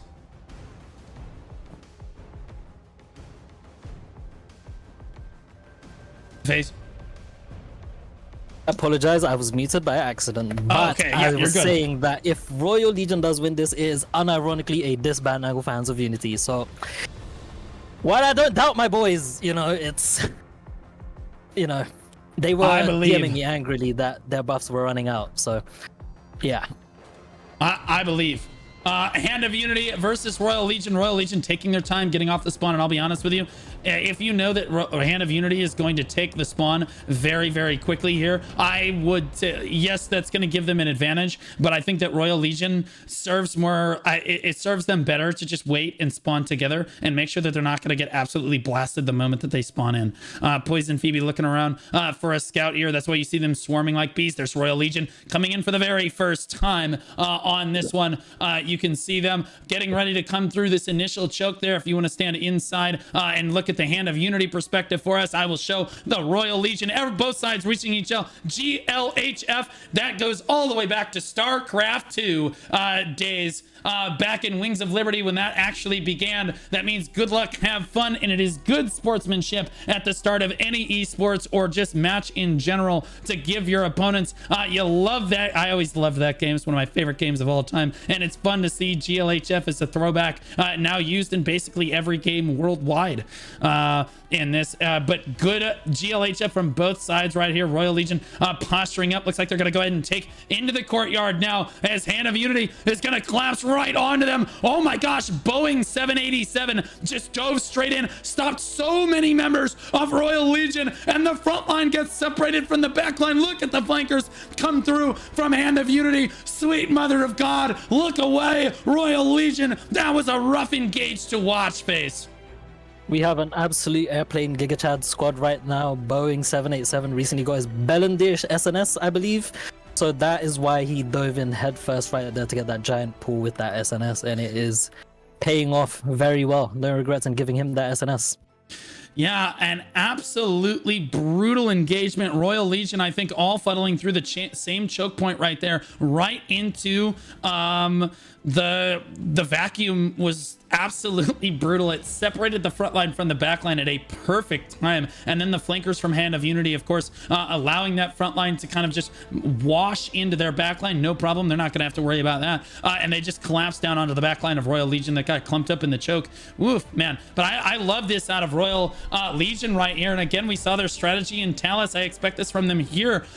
Their strategy on Talus was super good. They're trying different strategies here. Yeah, they lost the first engage pretty convincingly, but look at them back up and immediately regroup. There's no, oh, we're just going to sit here and fight them on the low ground. This is good shot calling right here. This is good leadership. Don't just sit there and fight them on the low ground for no reason. It's just a waste of time. Let's regroup. Let's try to find another angle on this. I actually don't see all of the Royal Legion members down here. You can see them coming out of that second choke. There's a couple of them regrouping on the left side as well. Yeah, coming out of that left choke there. Thank you for giving that perspective over there. It looks like they're coming from multiple angles on this one. Royal Legion keeping, oh my goodness, one Hand of Unity static coming up here. It looks like it's all the front line from Hand of Unity doing their best to just tank away right here. But it looks like they're gonna get killed for free on this one, and that's gonna embolden Royal Legion. They're gonna push down that static for no reason right there. Bad play by Hand of Unity. Yeah, getting a little bit too cocky right there, showing weakness, I think, to the other guilds in the tournament, saying that they're just a little bit too cocky. And if you can catch them with that, you can absolutely punish them. Royal Legion posturing up from two perspectives at once now, looking at the stairs, looking at the other choke point over there. Hand of Unity forced a little bit back into the corner. It looks like they're going to commit over onto this left side of the courtyard. Here comes Royal Legion down the stairs. Beautiful flank from Royal Legion right there. Excellent engagement from them, outplaying Hand of Unity right there. Even though Hand of Unity had the advantage on the low ground, Hand of Unity does look like they're winning out in the small scale skirmish, but that was a stronger engage, at least from Royal Legion. Now biding their time, they did manage to clump up in that choke. Hand of Unity all collapsed down, and Royal Legion got the flank that they wanted. There is a little skirmish going on in between portals 1 and 2. There is one stack from Hands of Unity just clearing out a little bit of the Royal Legion respawns here, just preventing them from coming back. Looks like Royal Legion backing off now to regroup one more time. You love to see this out of them. Again, you don't just want to sit there and skirmish forever. You do want to back up and try to regroup as you are able to. You want to try different perspectives. You want to try different pushes. And I will say, for what it's worth, Shin has to be watching this going, man, we're getting a lot of knowledge from Royal Legion right now to see how Hand of Unity plays on this map, to see the different statics that are actually strongest in that squad, which ones are going to overcommit, which people are a little bit too cocky, which people like how can we wrap on this, how can we approach this Hand of Unity squad to win on this one. So again, there's a lot of great knowledge being given out to the other guilds here, and I'm sure Hand of Unity doesn't necessarily appreciate that, as most of the other guilds in the tournament would have just basically run it down and gotten bulldozed the entire time. But again, look at Royal Legion. There's their flank squad on the high ground here, and Royal Legion running over to this left side as well. They're trying different sides of attack for this one, trying to catch Hand of Unity off balance. Big sleep on Hand of Unity right there in that choke point. Not gonna matter too much as Royal Legion starts to posture up in this choke. Hand of Unity rather will collapse down on them on the choke, and again there's the collapse from the stairs from Royal Legion. Another pretty solid engage coming out from Royal Legion, but sadly they just don't have the numbers overall to make this happen. Hand of Unity just winning out in that small scale skirmish. Yeah, it looks a little one-sided face. Yeah, realistically though, I do respect Royal Legion for finding these flank angles to kind of sandwich a small group of Hand of Unity members, but Hand of Unity also has another group behind that flank group from Royal Legion to flank their flank, so in the end it amounts to pretty much zero. Yeah, ultimately. Also, in regards to your comment about Shin, I have leaked way too many VODs for Shin to pretty much learn anything new anymore, so that might be my fault if we lose this tournament in the end, but I am willing to take responsibility for that. You heard him. He's a roach. He's an absolute rat on this one. It does look like Hand of Unity owns the Riftstone now. No surprise there, as Royal Legion is really struggling to get their foothold in this one. But I love the fact that they're trying. Oh my gosh, they're trying for a flight engage. They are going to catch Hand of Unity off balance here. Look how many of them are running back from the other side right now. They're going to go for it. I'd love to see a few of them land on the high ground. Oh my god, that guy missed. That guy missed. Two people people missed the high ground over there as they flew down, and the rest of Royal Legion gets slaughtered on the low ground here.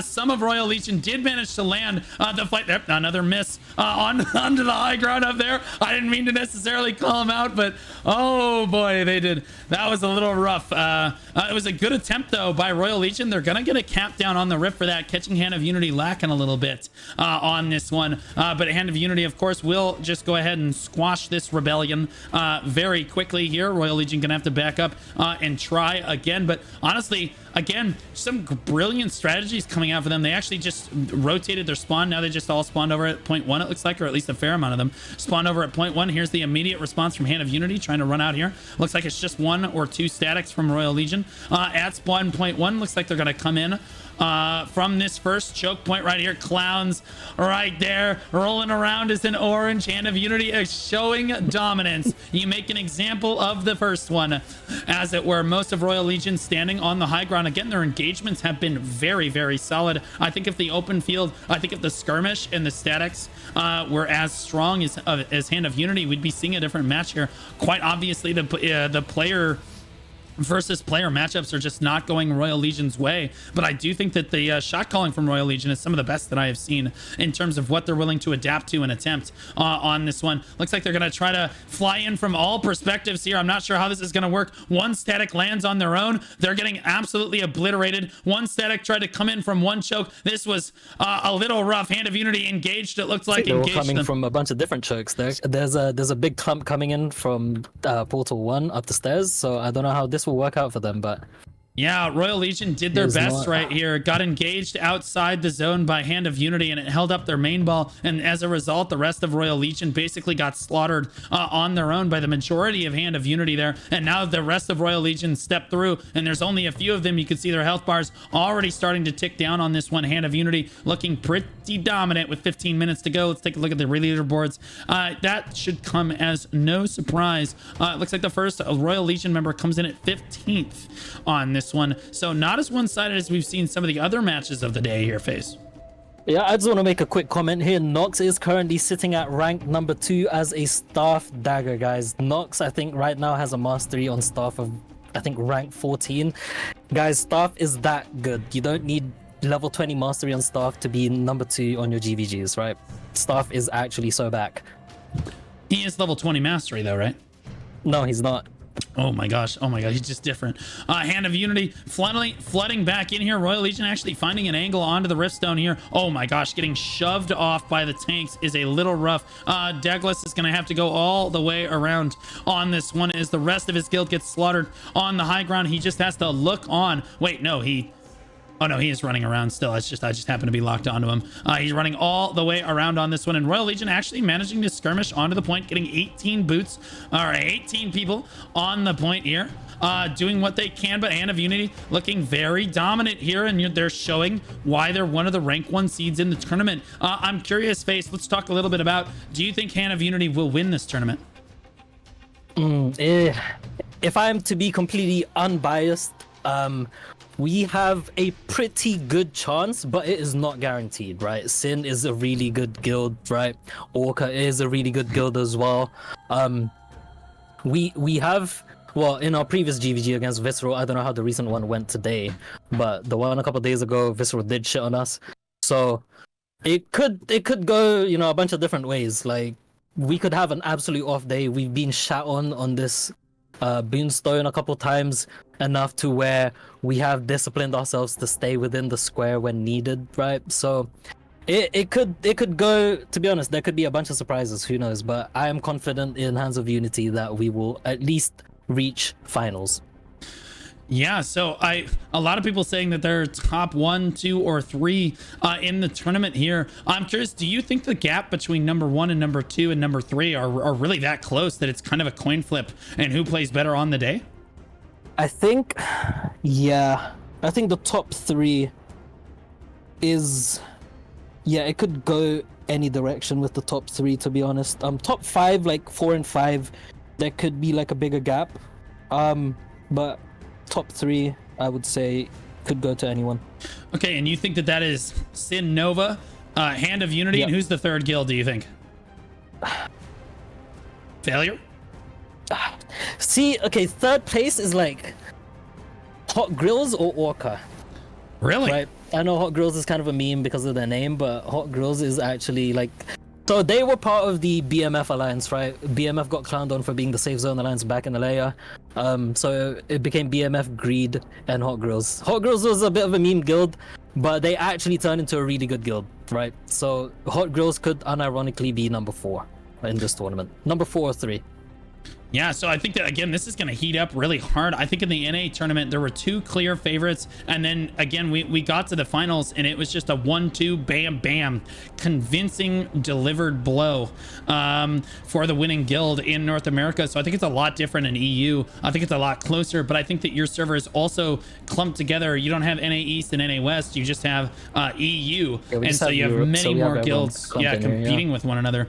Royal Legion does get another cap down on the Rift here, guys, but sadly gonna get wiped off pretty quickly here, as too many Hand of Unity are in here. But you love to see Royal Legion doing what they can to back up here. Again, Royal Legion beating Pretz in that first round on Talus, doing a great job there. Look at that Royal Legion spreading out here. Looks like some of them staying intentionally on the high ground here. Some of them going to the low ground, wrapping all the way around here. Looks like they're going to try for a 3-pronged attack. And the best way to handle this as Hand of Unity is to engage one side immediately before the other 2 sides are ready. You need to posture up before your opponent is ready. You would see the same thing in a game of StarCraft 2, which I again mentioned before. And that's why I like this map, because you're doing a 3-prong attack here. You need to line up your medevacs. You need to get everything ready to go. And if you get hit on one side too early, the other 2 sides kind of just collapse, and then all 3 sides are weaker as a result. Hand of Unity does exactly that. They engage out into Royal Legion before they're able to get their feet set on the ground, adding insult to injury here. Royal Legion just getting wiped out by Hand of Unity, who will hard engage them before they're able to set their feet here. Yeah, I think that was an admirable move for Royal Legion, but again, I think shot caller diff potentially, but they did just get caught in between their rotation, and Hands of Unity was eventually able to sandwich them. I think they got too focused on trying to kill off the static that engaged them early and allowed the rest of Hands of Unity to come out of the stairs and just pincer move them, to be honest. Yeah, and now it's just an all-out brawl. Yep, and now it's just an all-out brawl. And again, Royal Legion kind of has to do this when you're forced off the rift like this. Oh my gosh, they caught him on the regroup over here as well. That's a little rough. Hand of Unity coming out and finding the entire Royal Legion ball out here and just washing through them. It is a little rough for Royal Legion here, but they are doing what they can. And again, I think that they showed a lot of spunk versus Pretz. They seemed like a little bit of the weaker guild versus Pretz, but they had the better strategy. They worked better together as a squad, and you're seeing here why they actually won that match, because I don't think that Pretz would be doing any better in this situation. In fact, they would probably be doing worse, mainly because at least Royal Legion is grouping and trying different things, trying to catch them from different perspectives here. Hand of Unity, how often do you see guilds pushing this far out towards the spawn? Hand of Unity isn't even looking at the spawn, or I mean at the rift right now. Royal Legion pushed all the way back to spawn point 1. You can see them spawning in right over there, and Royal Legion coming out to their death almost immediately here, Face. Yeah, I'd say normally we have one group doing this. I didn't expect to see the whole guild doing this in this GVG, to be honest. So yeah, Hands of Unity is a strong guild. Pretty strong guild. I'm curious, who do you think wins, Failure or Visceral, based on what we've seen today? Oh, Failure or Visceral? Let me refresh my memory on who Failure went up against. Oh, it's a tough call, because I think Sovereign is the stronger guild compared to Failure, but they lost to Visceral, so it is a very close one though. That is one that is going to be very interesting to watch. I think it's going to be really close. The winner yeah. of that against Orca could be an interesting watch as well. Yeah, I think that Failure had a little bit of an easier opponent, right? Is probably a gentle way of saying it. And then I think that, again, we didn't see as dominant a performance, but the coordination we saw out of Visceral is probably going to make me favor Visceral in that matchup. Because, again, especially if they get Morokai, I felt like they understood how to play that map really, really well. So it'll depend on who I think wins the coin toss and how they play on the day there. Orca versus ETH Reapers. What are you thinking there? I have to put my money on the Orca boys. Yeah, just because how I've seen them play. Again, I know them from BDO as well. I know a couple people there from BDO. They are good gamers, so I can see that their skills transfer over here as well. Like Ugimane, for example, rank 1 in kills. So, you know. rank 1 kills doesn't necessarily mean, doesn't necessarily translate to skill per se, but in case of Ugi, I have to give it to him. Yeah, absolutely. It does look like, I love Orca. I'm rooting for them in this tournament. Do you think Orca has a chance of winning the tournament overall? Ooh, I haven't seen Orca Sin GVGs, so I don't actually know what those look like. So seeing like how GVGs go with Hands of Unity and Sin and Hands of Unity and Orca, maybe Orca could beat Sin, to be honest. It just depends on the comp on the day, because I know Sin switches up builds quite frequently, right? Depending on who they play against. So sometimes they run heavy melee evasion, sometimes they don't. So we'll see on the day what they decide to bring out against Orca. Yeah, absolutely. We're going to see that here. Hand of Unity really dominant in this first round here. Royal Legion doing what they can. They've tried about 15 different pushes from different sides and different angles. They have gotten caps down on the Riftstone, but to no avail on the success rate of those caps. Little bit rough on their end, but you know what? They're fighting their hearts out here. I am curious if we look up at the toward the top of the bracket. Of course, you're choosing Sin, Nova, and Reborn. Do you think that Reborn has a chance in that matchup? Because I think that they've shown really good promise so far in this tournament. In all honesty, no. I think Sin just walks over Reborn just to be completely honest, I think Sin just takes that whole bracket completely. Maybe Hot Girls, I don't know. Sin Hot Girls maybe could be an interesting watch, but aside from everyone else, I think Hot Girls probably has like the biggest chance against Sin in that bracket. Right on. But What about Hot Girls could lose to Frog? Who knows? They could lose. Frog that good, huh? What? I don't know. I love it, bro. This is great. What about Greed versus Delusive? You know anything about Greed versus Delusive? So yeah, Greed was one of those guilds that they were one of those guilds in the BMF Alliance, right? But they actually shown us a couple times in like the early GVGs. I don't know what they're doing now, I'll be real. I don't think we've had a GVG against them in quite a while. I don't know if they're dodging us or what, but I don't know. I don't know what the state of Greed is right now. They are allied with the Visceral, and if Visceral is good, I would assume Greed is good too. So we'll see. But yeah, I'd have to give to Greed on that one. Right on. What about Greed against Sin is What about Frogwo versus Xmark? Ooh. Yeah, ooh is right. I think that one's gonna be really close. Yeah, I think that one could be interesting. I would just play devil's advocate and give it to Xmark, but yeah, I think based on what I've seen so far, I've seen Xmark in 2 rounds of the tournament so far. I've only gotten to see Frogwo once, and they pretty convincingly beat Thronely Fangs, rather, which by the way was my favorite name of the tournament, and they got knocked out in round 2, sadly, Sag. But Frogwo versus Xmark, I do think that Xmark has demonstrated so far some really, really solid coordination, at least from my perspective. I have not seen the 2 guilds fight, but I know that that match is going to be really, really close. And of course, you think that you think Hot Girls beats Disaster Death then? Yes. Because Hot Girls, I know their name sounds like a meme, right? It's like Unicorns of Love in League, but Hot Girls is actually a guild, right? They actually have hands. So I would put Hot Girls over Disaster Death. Yeah.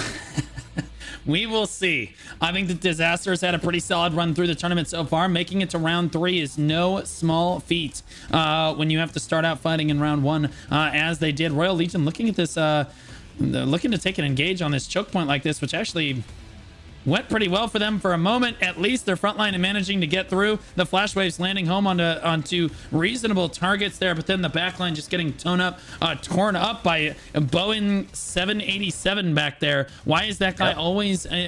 he's just a great sword SNS. He's just displaying disruption all over Royal Legion's backline back there, doing a great job of it too. Royal Legion doing their best to try to fight Hand of Unity into the final 3 minutes of this match here. They actually have 7 people on the Riftstone. 8 over, and the big rally coming in from Royal Legion. Beautiful. They're actually on the point. Yeah, I actually had more people on the point for just a moment there. I thought Royal Legion was going to try to play with fire on this one, but they said no, never mind. Knock that right back down. 2.5 minutes left. on the clock for this one. Royal Legion losing out on the chokes.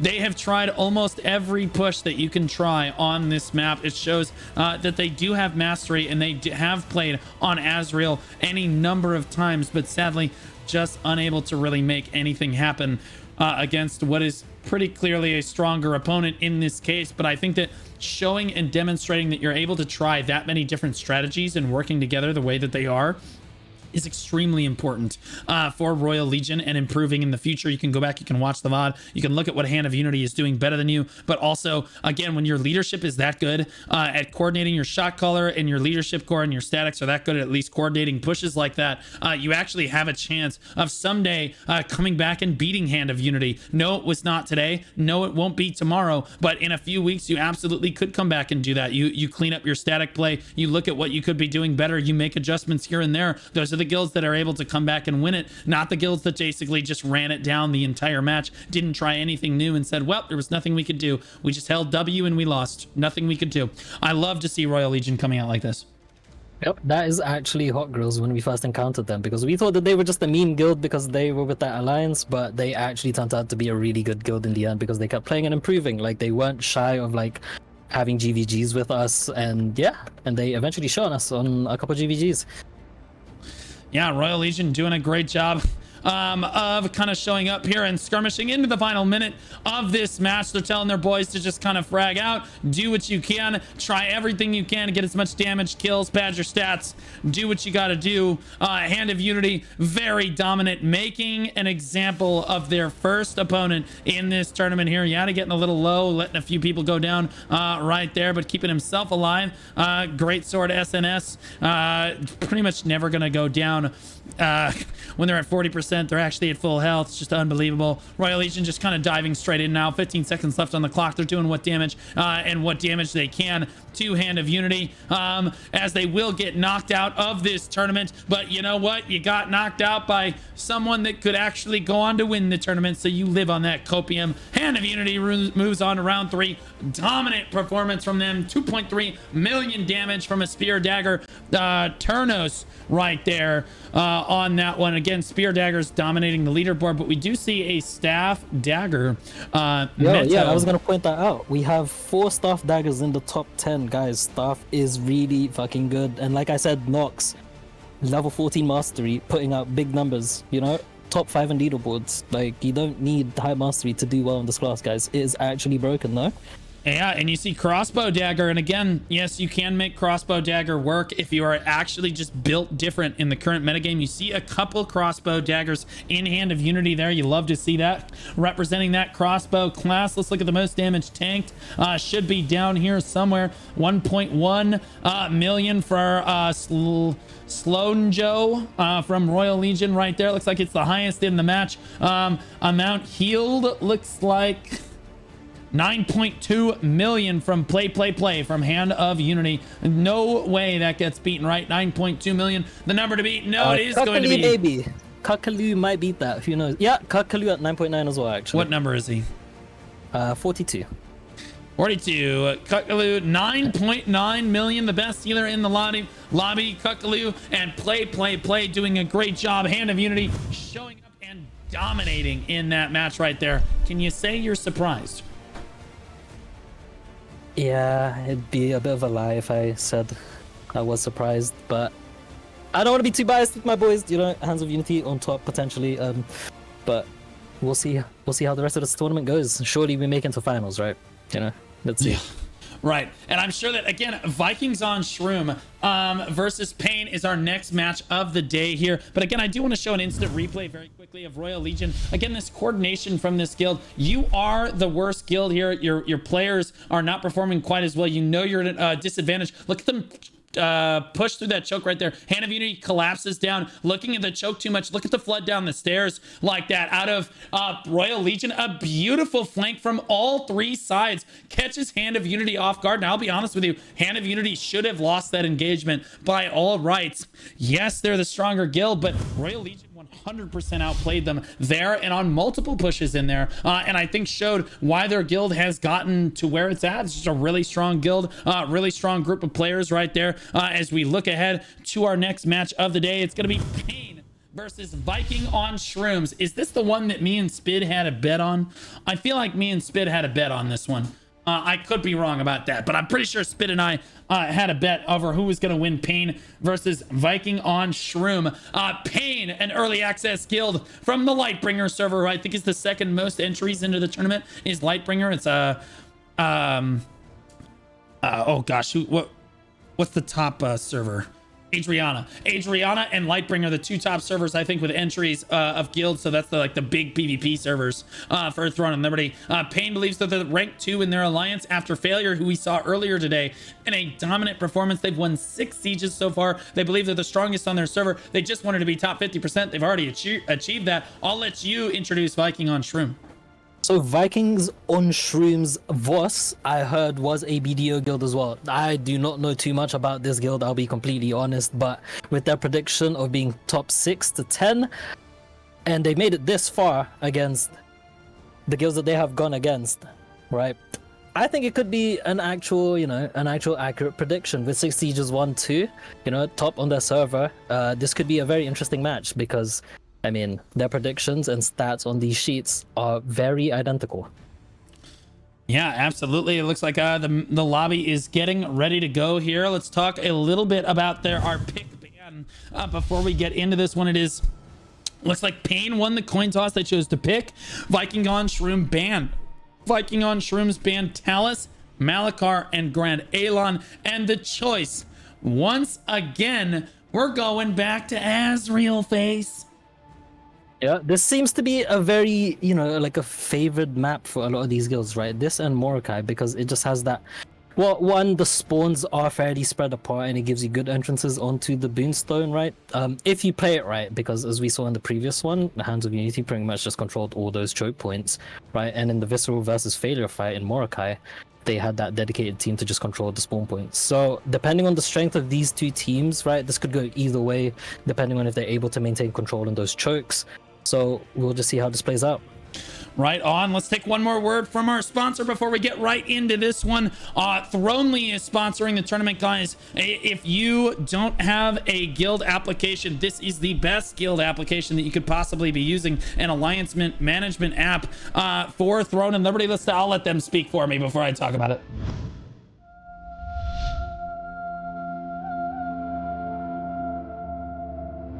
Automate your guild and alliance management with our new Discord bot. Easily integrate member profiles into the Throny ecosystem with just one image upload. Simple, efficient, and seamless. Automate attendance tracking with custom server events. Create static war parties with our war party dashboard and distribute loot fairly with our intuitive DKP system. Post items, manage requests, and track points all in one place. It's loot distribution made easy. Get a sneak peek at our upcoming dynamic events feature, a sign-up sheet that automatically integrates a user profile to give you the composition. Learn more about your guild with our detailed statistics of your members with a simple command. Plus, stay on top of member updates with our handy/remind command. Don't let guild management hold you back. Throny is the ultimate tool for Throne and Liberty players who want to stay ahead of the game. Invite Throny to your server today and take your guild to new heights. Right on. You see the audience all saying Throny is actually goated. It actually is allowing you to take attendance. You don't have to do these annoying screenshot the Discord call and try to figure out who's at the GVG or who was at the event or whatever. You can just do one simple command and it'll automatically take the attendance for you. It's really great for new members as well because they can just snip their gear and it automatically inputs all of their gear and all of their stats into the back end for you, and they are just integrated into the system immediately. Only one guild has to be subscribed to get the whole alliance on board with it. So amazing application to use. It saves so much time for you, and if you use code Blue Squadron, you get 15% off for 3 months at checkout, guys. So check out Throny. We really appreciate them sponsoring the tournament, as it helps me put on tournaments like this, because it is a ton of time and effort on my end to try to get everything going here. And again, $2,600 out of my pocket, which is what I originally put up, is a little rough. So the sponsors coming up and alleviating that has been absolutely fantastic. Pain versus Viking on Shroom. Make sure you have your votes in. Which one are you going with here? Just for the comedic factor, I will choose Viking on Shrooms just because of their name, man. Oh my god, it sits well with me. All right, yeah, VikingsOnShroom say they're an XBDO guild, so I automatically like them, but we're gonna go with Pain, baby, because we're gonna be different. We love Pain, baby. So the Pain enjoyers better get on your feet. Pain versus VikingsOnShroom is going to be one of our closest matches of the day. It is going to be Azrael on this one. I don't. Yeah, no, okay, here we go. All right, we're getting into this one. It would be interesting to see what spawn points they start off here. Yeah, we're spawning in on Azrael here. It looks like who is going to be the first one to the Riftstone on this. As we move in here, it looks like Pain in the yellow, VikingsOnShroom in the red. Who can get to the Rift first? It is going to be Pain on the Riftstone first, which I think is a strict advantage phase. Yeah, they are seizing control of this whole platform, actually. I have not seen VikingsOnShrooms yet, though, so it is interesting to see where they'll come from. Pain does have a static on the... Is this the north or the east? I guess the eastern choke. So we'll see if they get that covered, if Vikings does decide to come from 2, but... we will see. All right, so Spid's in the chat. He said he put his 10 gifted on VikingsOnShrooms winning this match, and I've got my money on Pain. So it's 10 gifted on the line to chat. Either way, either I'm gifting the 10 gifted or Spid is gifting the 10 gifted. Chat, who do you want to win? Who do you want to gift to? Who do you want gifting the subs to chat on this one? Vikings is coming from Portal 3. Okay, here we go. Portal 3. This is going to be telling right here. Can Pain get control early? I love that they're already in position here. That does give me advantage over Spid in this matchup. And you can't spell stupid without Spid. VikingsOnShroom on the high ground. Getting ready, posturing for the first engage right here. Both sides looking at each other. The moment is tense. The big question is, will they glide down and waste all their stamina? That's the big question. I think the only way to approach from the stairs, if you're going to take it on a one-handed or a one-sided engage like this, is to drop down immediately on both sides and then run down the stairs together and then kind of approach from all this entire choke instead of just running down the stairs and getting choked up on the stairs. Yeah, you have to drop down just like this. So VikingsOnShroom's starting to take a little bit of advantage in the courtyard right here. This is good for them. Now they're starting to work their way down the stairs. Pain with a good concave though as well. Both guilds posturing, not wanting to pull the trigger for the first engagement. I think if Pain engages right now, it will be very advantageous for them as they can catch them on the stairs and choked up in the choke point. Pain not pulling the trigger where they have to. Viking starting to get in position here. A flank squad from Pain on this right side doing really in a good position as well. They're going to run in and try to hit that VikingsOnShroom squad. Pain is going to be disadvantaged on the stairs, but they should be able to hold on to that. There's the first people diving in. They take the engage. Pain cleanly winning that right side engage right there. It's going to be up to VikingsOnShroom to try to win this left-sided engage,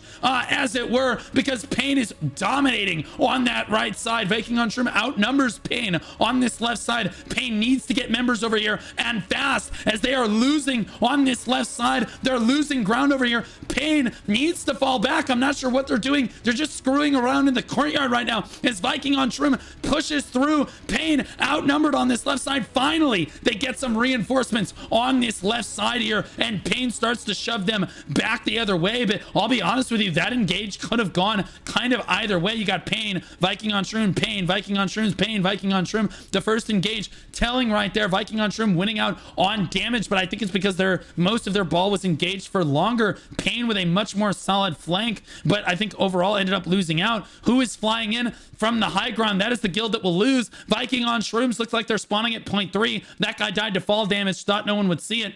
It looks like Pain is spawning from the low ground, and we know that any guild that spawns from the low ground immediately has an advantage on the Riftstone over the guild that is not spawning on the low ground. And you can immediately see, look at the yellow health bars. Look how many more people are here, despite the fact that VikingsOnShrooms ended up winning out that first engage on the leaderboards. It's Pain with more people on the point because VikingsOnShroom is just grouping. Look at this. They're all flying back at half health with no stamina from the high ground here. It's just a bad look phase.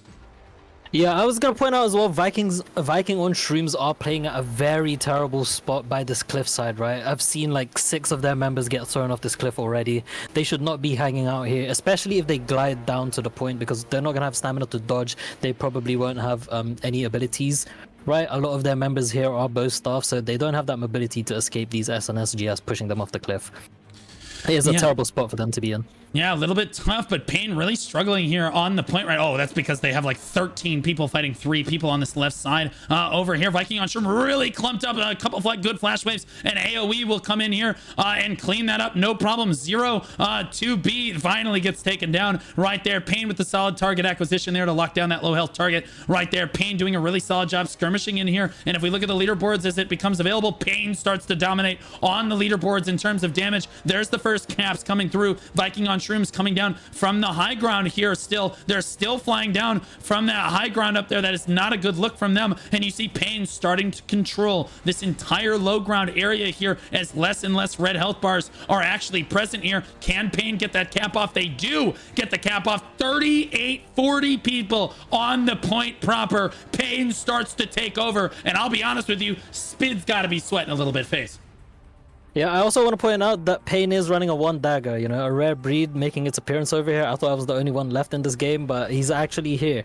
So that is an interesting watch for me right now. I could just be hyper focusing on this, but it's rare to see my kind out here. Yeah, Pain out here with 30 people stacked onto the point. You can see, look at all these people that are in the air right now. They're getting intercepted by not MH Rivera and this other static over here by Pain as they drop down. Look at them collapse down immediately on that beautiful engage from Pain right there. Their flankers doing exactly the perfect job that they need to. They understand this map clearly a lot better than VikingsOnShroom does, despite the fact that VikingsOnShroom can beat them in a small scale skirmish. It doesn't matter. They've got tempo. They've got the strategy, and their flankers know exactly what they need to do in order to win this match. Yeah, it is not looking good for them as well. They're still gliding down the stairs, and well, they're fighting on these stairs, which isn't good because it's a terrible choke. Pain is running spear daggers. You know, I've said this how many times, but being on that choke is terrible. And they're choosing to play on the right side of these stairs, or the left side, depending on where you look, on the side of this cliff, which, again, a terrible look. If Pain starts moving the SNS GSs here, like LV, he just tried to push Demi-Man. Someone just got yeeted off. Who was that? Who fell off? Agpara just got yeeted off. Absolutely that is going to be a tragic. common theme if they keep playing on this area. Yeah, all that Pain really needs to do is keep CCing VikingsOnShroom off. Are they going to get the cap off? They do get a cap finally on this one, but look how many more yellow health bars are actually dominating on the point right now. And again, I have to say it. It's not because Pain is necessarily stronger.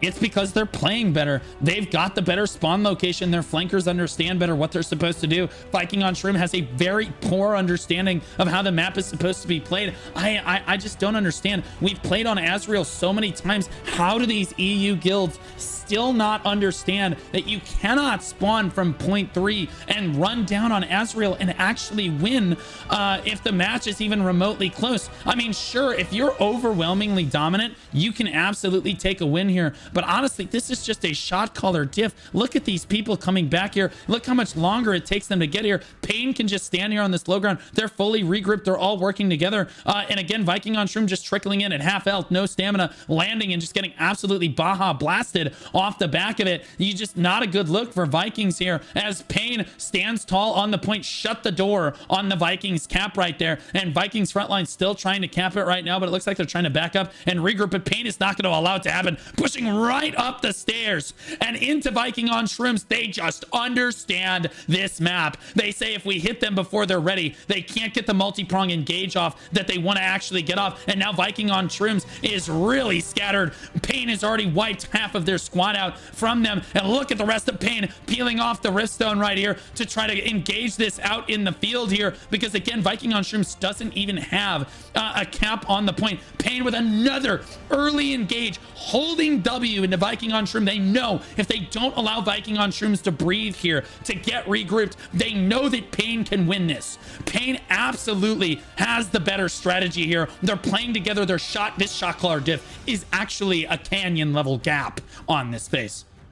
It's actually showing, well, VikingsOnShrooms is showing their lack of experience per se in GVGs in general, especially on this map, right? Like any good guild that's actually put in the reps to, you know, practice these maps knows not to play in this corner edge, and they just keep flying down from Portal 3. And like you said, Portal 3, if you're not overwhelmingly, you know, dominant against the enemy team, it's a nightmare, right, to play from, because you either glide down, waste your stamina, or you force yourself in a choke. Right. Yeah, I'm just not sure what would possess them to do that. It does look like, oh, Are they starting to figure it out? Now they're getting camped over there. If you go check the spawns for us, we'd love to know if the spawns are actually being shifted here, because I don't see any Vikings flying in now. Maybe I do see one mentally ill person landing now for Vikings, but it looks like all the other Vikings are starting to be on the low ground now. From 2. Okay. But Pain is coming in from 1, so there is a bit of a clash at the stairs, but... Yeah, so they're spawning at 1 and 2 now, and look how much different the fight actually looks, guys. Viking immediately getting a cap off once they shift their spawn. That is the difference, and look how many more people are fighting for them now as they spread it. Look how much better it is to stream into this. They can get people back to the fight so much faster. Fortunately, Pain standing tall with their statics with over 40 people on the point for a moment there, but now VikingsOnShroom rallying back with over 30 now. It's getting really close, within 2 members now on the point for both guilds. And again, that's how close this fight actually should be. Pain needs to try to designate members, I think, to try to spawn camp VikingsOnShroom, try to force them back to that point 3 spawn to try to guarantee this win.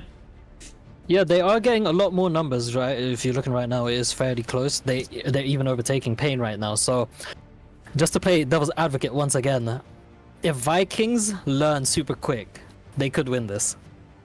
Absolutely. I think, again, if they're watching the stream, they should probably understand. They're like, oh man, that worked a lot better. But are they stream sniping? Is that what you're suggesting? I would hope so.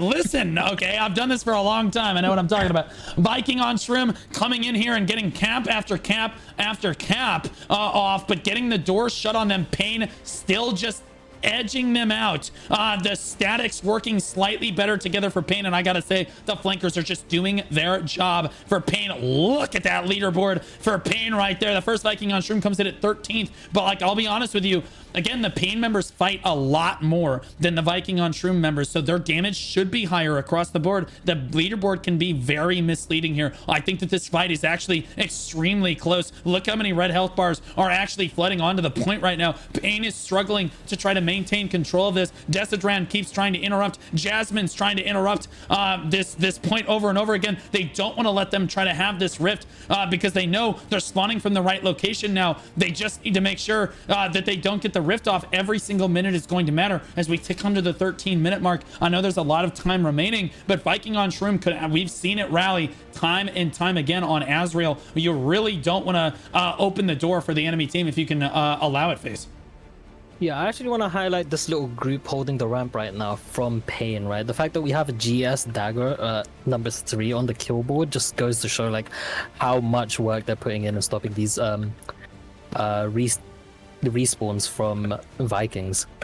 Yeah, stopping the respawns on Azrael is a super important strategy. You need to have statics committed to it. And it looks like, again, Pain just has the upper hand repeatedly here. VikingsOnShroom's doing their best to try to get their front line forward, but Pain doing an even better job with their front line of preventing them the anti-cap squad over here from Jasmine, doing a phenomenal job keeping Vikings from even getting an attempted cap on it. That's got to be frustrating because there are more red health bars on the point than yellow right now, although their health bars are starting to run out very quickly as Pain starts to battle back. Oh my gosh, that damage return was absolutely nuts. I'm not sure what that was, flash waves or what that was, but their health bars just evaporated. VikingsOnShroom still, though, with a lot of people on the point. Are they going to get it off? They are. And again, look how close the amount of people on the point is. This is in contrast to before, where Vikings was spawning on the high ground. It was 40 to like 17 before, and Pain just took the rift handedly. Now Vikings is within, well, they're within 8 right now, but that gap closes to 1 or 2 members when Vikings is really clicking here. But I do think that Pain is demonstrating dominance in their statics on this riftstone, despite the fact that Viking is now spawning on the low ground. I think they're still on the back foot here as Pain. I've explained this so many times before, but just one more time, guys, when your guild is winning, it's so much easier because you can stand with your static. You have time to regroup with that group of 5 that you're so used to. Your healer is in position. Your DPS can all hit the same target. When you're trickling in like Vikings is, your statics are not all hitting the same target. They're not standing with each other. The healer's not always with you. The DPS are not always targeting the same person because you're all running in at different times. It makes a world of difference. And you see Insanity and Can't Hit That are both basically have an agreement on this high ground. guess, to not hit each other. Never mind. Insanity just turned around and said lol and double killed both of them, and then just said, this is my high ground. I'm not trapped in here with you. You're trapped in here with me, pushing them right back off. And that should go to show you just how strong Pain's statics are actually playing, pushing Vikings all the way back off the Riftstone. Vikings looks like they're gonna have to back up and regroup with 10 minutes left on the clock face. Time's running out. Yeah, with that said as well, right, now that Vikings have stopped spawning on point 3, that allows respawns from Pain to respawn up there, and then now they have access to the high ground, right? I've seen some DPS, I think OKTR was standing on top of the tower, and on top of these walls just getting free damage on top of Vikings, right? And when you have that positional advantage, when you're already dominating the other guild, it's just gonna be a giant force multiplier in your impact. Yeah, VikingsOnShroom getting themselves buffed up and ready to go, just taking a moment to breathe here before they take yet another engage on Pain. You can see Pain laying in wait on the other side of the rift there. Oh my gosh, somebody's rolling around as an orange. Who is that? There's one orange rolling around over there, just absolutely BMing. It's a bunch of Japanese characters, it looks like, so I don't know exactly what it is, but VikingsOnShroom actually does manage to get into courtyard. Pain does not engage them early, which I would love to have seen them do. Esprev taking too much damage, has to pick up early. Look at the flank squad from Pain, though. Oh my gosh, I didn't even see it. Flank squad from Pain, early engage. There's the collapse down from the Pain backline. Oh my goodness, slamming Vikings against the wall right there. A beautiful engage from the flankers, and I said this before. I tried to highlight the flankers from Pain and how good of a job they were doing intercepting the Vikings coming in on the low or on the high ground up there. And this time again, it's the flankers that make the difference in that fight. Vikings regrouping now and trying to run back with their respawns, trying to force their way through despite losing the engagement. And just look at them, they're just trying to dive through. Pain is just picking them off one by one like a sniper in the woods, but a beautiful engage, beautifully orchestrated and engaged by Pain right there, Face. It actually looks like Vikings did win that fight, though, because they have a lot more bodies. I mean, okay, they are kind of falling apart now. I spoke way too soon, but they are dying on the point. But at the end of that fight, they did look pretty strong. There was a ton of them moving to the point right now. They are outnumbering Pain on the point. So if they manage to get this cap and maintain this kind of small momentum that they've earned, yeah, they could edge out the win. There is still 8 minutes in this match. Absolutely. It looks like optical illusions be damned. Pain actually moved in, wipes them initially, and then the regroups from VikingsOnShrooms actually hit Pain in the back, and I think that's what happened to them there. Is it forced Pain back to the rift as quickly as they could, and Vikings regroups did a great job of basically getting there on time. 35-22. Vikings is going to get a cap down on the point, but it's Pain dominating right now. Oh, China running out of health as well, though. A lot of members dying for Pain right there. But I'm not sure that Vikings has enough presence on the Riftstone. OKTR firing from the high ground for free for Pain right now. No, he is not contributing, as far as I'm aware, to the Riftstone proper, but he gets a lot of extra hit chance, guys. When you are on a high grind over your opponent, you get extra hit against your opponent who is on the low ground. So he should be dishing out a crazy amount of damage up there. Sea Moon looks like a spear dagger, 1.5 million damage in the match. Holy moly, that guy's doing a lot of DPS right there. Vikings doing their best right now. Pain on the low ground here, doing their best to kind of hold on, though. But 21%. VikingsOnShroom starting to climb in contribution with 7 minutes remaining. I think Pain needs to shut the door on this one more time convincingly, and they should be able to breathe a little bit more easy. Yep, Vikings is kind of griefing right now. They do have a bunch of people just outside of the room. If they can step in, because it's free space right now, if they could just step in, they could actually overtake Pain in the amount of bodies that they have on the point. They are moving in right now. Again, I spoke way too soon, but they are still outnumbered. Yeah, it is what it is on that one. Vikings actually has 38 out of 30. Again, 38 members for both guilds is an insane amount of people. That means that the skirmish is lasting a really long time. Danny gets pulled off the edge by a tank. Oh my gosh, get outplayed, you're trash. That's insane. That was a great play by Pain right there. Just one member is the difference. You'll notice that there is one member is exactly the difference right now between Pain and VikingsOnShroom. That guy has to run all the way back around, and Viking would be on top, and now they are barely on top of the leaderboards or on top of contribution. contribution right now, 20%, and Pain is really struggling into these final minutes right here to close the door on Vikings. Vikings rallying back. You have to give them credit. They've adapted and overcome here. They were spawning from the wrong location earlier, but you know what? They didn't do it the whole match. Finally, they figured out, okay, we need to spawn on the low ground, and they're making it happen right now, but down at 17% as Pain starts to close that door. Yeah, it was looking good, but I think Vikings just needs to get one good, not even wipe, like if they could clear a section of this, they could actually edge this one out, because like you're saying, right, it's very even right now on the point. Pain is pushing quite a few people off the cliff, so they really need to move out of there, especially if they're still spawning from Portal 3. They just need to stop doing that and go from 1, because I think they have control of there right now. Yeah, I think Spid's sweating a little bit. Chat's looking forward to those 10 gifters, which by fate will end up on failure members. You know that they will. So Spid once again backing the failure guild.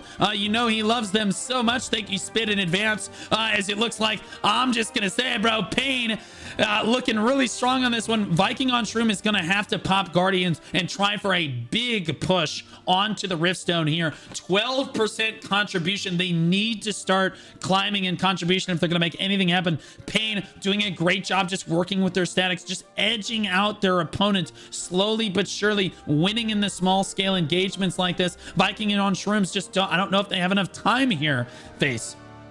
Yeah, it's looking kind of rough.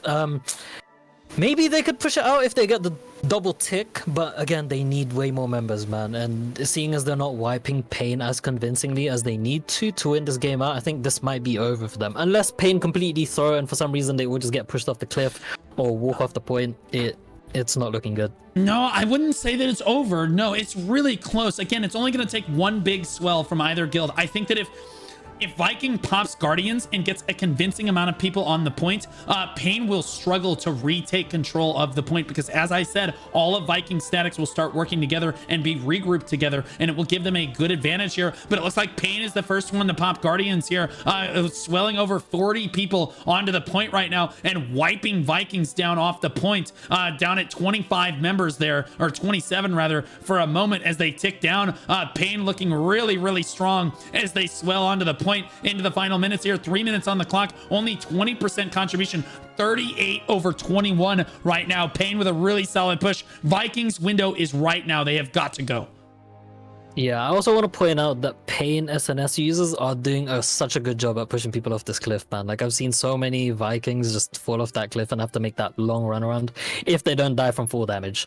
But yeah, I think the positioning of Vikings bow staffs, they need to stop like standing on this cliff. They need to stand more close to like the pillar right in the middle, because this whole space is a capture point, right? They don't need to play on top of the boonstone like they are, right? They have so much space to work with, but they just choose to stand in that corner at the back, and it's like it's causing them to get pushed off the cliff. Yeah, absolutely. VikingsOnShroom's really struggling now. 2.5 minutes on the clock. They're down at 7% contribution. It's looking like Pain right now for Spid's wallet, as it looks like Pain is going to take this one home, and despite Spid's best efforts to try to push it the other way, Pain is showing just how strong they are, alongside Failure, who have both made it to the 3rd round of this tournament. Should show you how strong that alliance is. Absolutely cracked on this one. Pain looking really good, shutting the door with under 2 minutes to go. No way Vikings can get a cap turned around at this point. All Pain needs to do is to stall them. That's exactly what they're doing, to stall them for just a couple more seconds from getting this cap down. There it is. Death9 taking the stun there from Desidran. Beautiful interruption right there. And again, that's all they really have to do at this point to win out. OKTR firing from the high ground with that bow staff as well. Pain he's still up there. Yep, Pain with the overwhelmingly better strategy on this one. Vikings did try to adapt to their credit, but it just wasn't enough. Pain just stronger than them. Oh, so barely winning out where it mattered, when it mattered. And how it mattered, and God bless them. I don't have to put up any more money for the tournament. It's Spid that has to it down another 10 subs. It is what it is. 1 minute left on the clock. Pain's gonna come up winning on this one. Vikings can't get the cap down. Where's the blue sub? Spid is being spammed in the chat. They all bet you're pissed. You're so mad. Oh boy. Pain versus VikingsOnShroom is gonna go Pain's way. It's a good fight to both guilds, though. I think it was really, really close. I think if Viking had come in with a stronger strategy initially, I think they would have been just fine. Overall, it would have been even closer. But Pain understanding the map, understanding how to all the minus $60 Spid is crazy, bro. The general chat is insane. On this one, there's the 10 gifters going down. Inevitably, one of them probably hits a failure member or a Pain member watching from home today. 20 seconds left on the clock. Pain will take it all the way home. VikingsOnShroom with a valiant effort, but again, not quite understanding the map as well as their opponent face. Yeah, I was gonna say, like, it's actually respectable for VikingsOnShrooms. The fact that they, you know, like, at the very start, it looked very rough. It showed clearly that they aren't experienced in terms of GVGs, right? They don't know these maps all that well. But the fact that they were able to, you know, adapt and like kind of figure out a strategy pretty much halfway through this GVG, you know, like if they actually put in, you know, more effort into like doing more GVGs with other guilds, even if, you know, you go up against guilds that are a lot better than you, even if you do get a shit on, at least you have that opportunity to learn. And seeing that they can learn this quick, you know, they could actually be a good guild in the future. Who knows? Absolutely there. Pain dominating the leaderboards right there. I never doubted him for a second, baby. 2.3 million damage from Moon, the spear dagger man himself. Let's take a look at who had the highest damage tanked in the match. 1.3k from Pumi from Birds on Shrimp. Looks like that is the highest. Yeah. Pumi absolutely dominating there. Let's see who had the highest damage healed. 4.1 million from Picky. Definitely 4.6 million. Parserina right there. I think Parserina, the highest healer or the best healer in the lobby right there. So Parserina winning out as the best healer in the lobby overall for Pain right there. Pain taking home that win. And I'll be honest, we're up huge. I've beaten Spid twice now. I'm 2-0 in bets. This is why I shouldn't gamble, guys. I wouldn't say it was gambling when I basically leveraged Spid's anger towards that alliance against himself, knowing that alliance is really, really powerful. I was like, I take this free win. This is a W. It wasn't necessarily a free win. I was a little bit more concerned about this one because Vikings definitely put up a really good effort there. And I think that, again, if they had come in with a better strategy, I think that it would have been a little bit better off. If we look at the instant replay here, you can see me. I didn't even see this engage happen here. VikingsOnShroom enters right here, and I kind of enter after them. I didn't even see the flankers. The initial engage actually starts to happen on this. Wait for it. And see, they all pull back. Look at the flank squad from Pain pulling them all the way back to the choke point, and then Pain just collapses down on the choke point. A beautiful textbook engage for the flankers right there. Big shout out to the Pain flankers, absolutely carrying that fight, and then everyone else capitalizing as a brilliant guild strategy. Absolutely incredible. As we look ahead to our next match of the day, we're going to look at Unleash versus Rollout. We have not quite seen yet in this tournament. Unleash is an early access guild from the RNet server. Unleash is the strongest guild in their alliance. Xmark is also in the tournament, and they are through to round 3 already. Unleash thinks that they're even stronger than Xmark is. I'm not sure how true that is necessarily, but if that's true, Rollout's going to have their work cut out for them. They think that they're the strongest guild on the server, and that would seem so, as they've won 6 sieges, probably 7 if you include the most recent one. They predict top 5 for this tournament phase. I'll let you introduce Rollout. So Rollout is actually one of the newer members of our alliance in Adriana. I haven't seen too much of their members. I'll be completely honest. That's why they have a couple members from Stay Healthy out here in their roster right now. Not to flame, but with that said, I actually made a mistake earlier. I think it's Unleashed that was Unreal, not Visceral. If anyone could confirm in chat, that would be very much helpful. But in their predictions of being top 50%, I mean, if they've made it out this far already, I honestly think that they could make it out, to be honest. They could pull the edge over Unleash here. Yeah. Honestly, all of this spamming on Spid, I start to realize why I'm thankful that you can spell stupid without Blue Squadron, so like they can't use that against me, so we're good. I'm really glad that my name doesn't have anything short like that, but somebody will find a way. Somebody always like Blue Maldron, you know, people come up with stuff. I'm curious. I think Unleashed looks like they're the favorite in this match, but I also am putting you in a position where you have to support Rollout. I do. I have to support them simply because they are in our alliance. So we'll see how this goes. I haven't seen their GVG footage from anywhere, so we could be completely surprised. Like I said, I am down to play, like, you know, put money on the dark horse in these tournaments. Maybe that's why I lose a lot of money, but we'll see. Yeah, I do think that Rollout has a chance here. They think that they're second or third in the alliance overall. You haven't seen them too much. How long have you been allied with them? Not that long. I think they joined fairly recently. I think probably like a week or two, to be honest. Okay, so a week or two now. So you guys aren't too used to each other quite yet here. Let's talk about pick bans right before we get into this one so the chat knows who to predict here. Get your predictions in now, guys. It looks like Unleash won the coin toss, chose to pick Rollout ban. Rollout did ban Grand Alon, Chernobog, and Kawazan. Oh my god.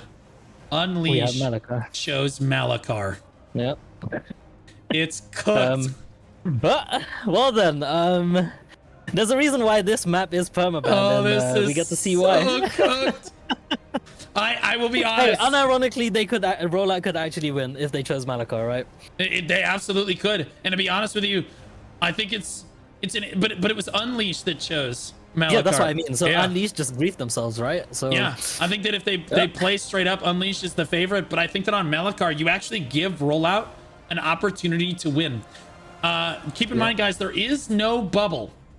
There's no bubble available. It used to be that Malakar was like at least like remotely playable because there was a bubble available in war games and you could run almost all the way through with the bubble at least. Nowadays, our viewers at home are about to understand why this is such a one-sided Riftstone map. This is going to be a little rocky it's for a lot them. worse than Grand Alon. And it is going to be a sprint to the Riftstone. I'm going to be honest with you. This is going to be an all-out sprint to the Riftstone on this one. So make sure you guys get your bets in. Rollout does have an opportunity here if they get in position first. They absolutely could beat Unleash here. I think it's really stressful to try to pick Malakar in a situation like this.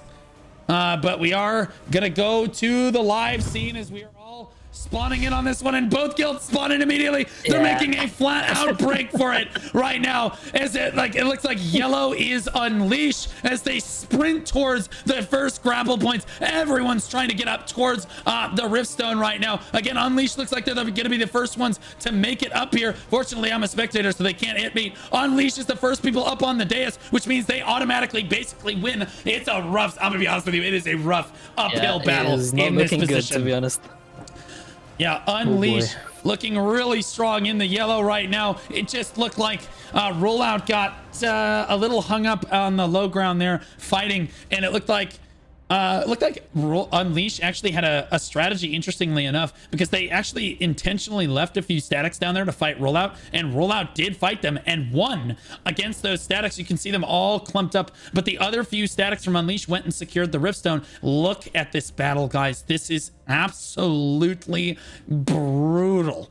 Uphill fight for them. You have to climb up these stairs in a constant uphill onslaught like this, and you can grapple, but you are vulnerable the entire time. Personally, I think the bridge approach is honestly better than this one. You see Rollout starting to back off the grapple right there.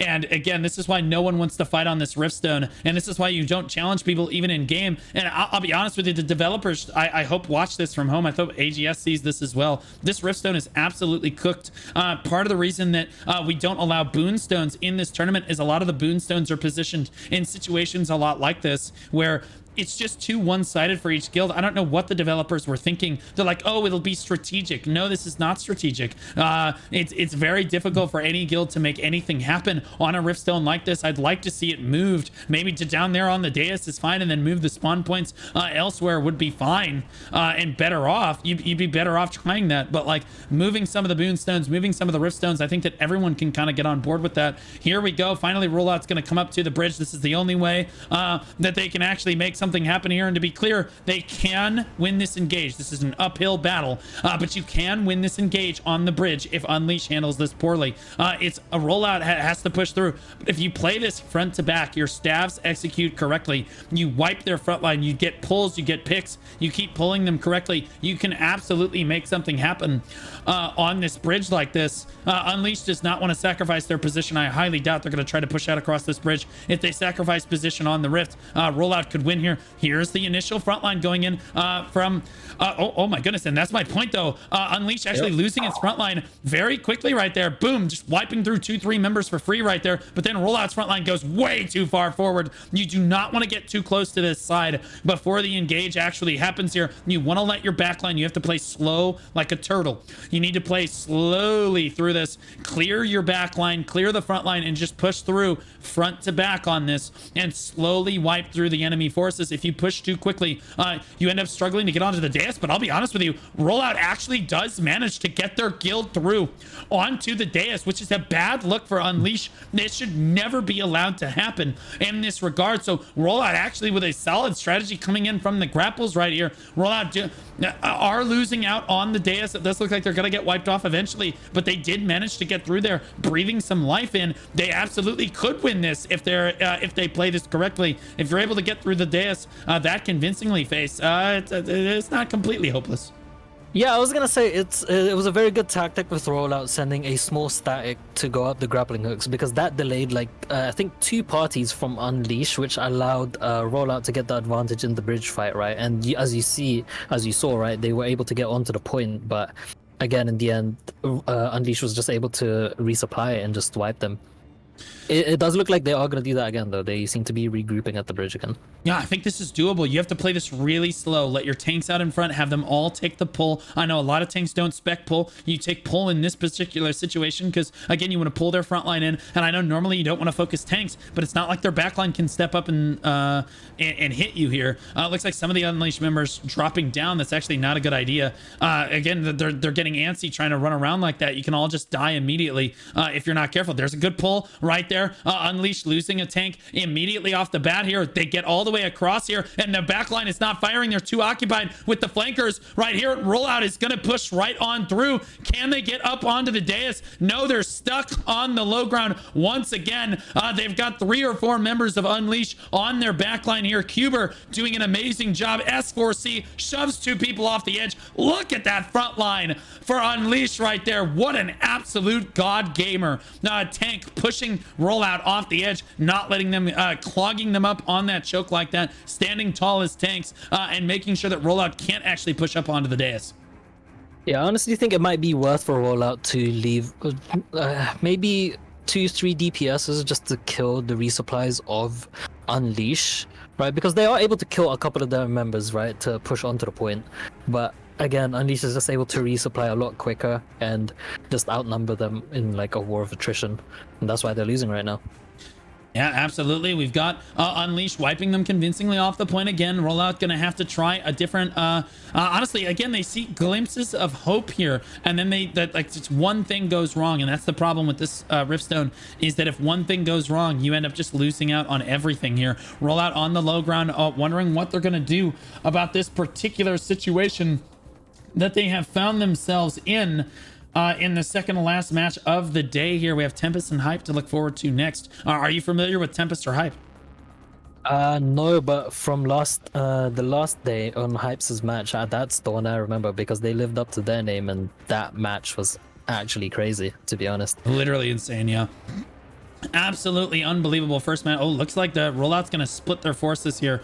They have, look at that, guys. There's some people on the low ground. They're gonna come up through that grapple angle. They've got main people through the main choke coming across bridge, and then they've got some more people coming up this grapple as well. It looks like they're spending their time splitting their forces here, and there's nothing Unleashed can do about this, by the way. On Azrael, you want to try to engage early on them, but this time you can't really stop them from setting up this three-prong attack. There's the tanks just diving up onto the platform right there, diving through. I'm not sure that that's necessarily the play, but it is going to let the flankers come up on the grapple without contest right there. There's the lower grapple going down as well, and Rollout is going to win that engage onto the lower grapple. Are they winning the bridge? They won the bridge convincingly right there. Rollout actually pushing through, but their flankers are actually really struggling. They got the cap on the rift. They have more people on the dais than Unleash. What a horrible look for Unleash to actually relinquish control of the dais at any point on this. Absolutely fumbling on this one to even allow them on the dais like this, and to get that cap is a really, really bad look. I think that's a really good strategy from Rollout as they start to try to cap this. It does look like they're going to get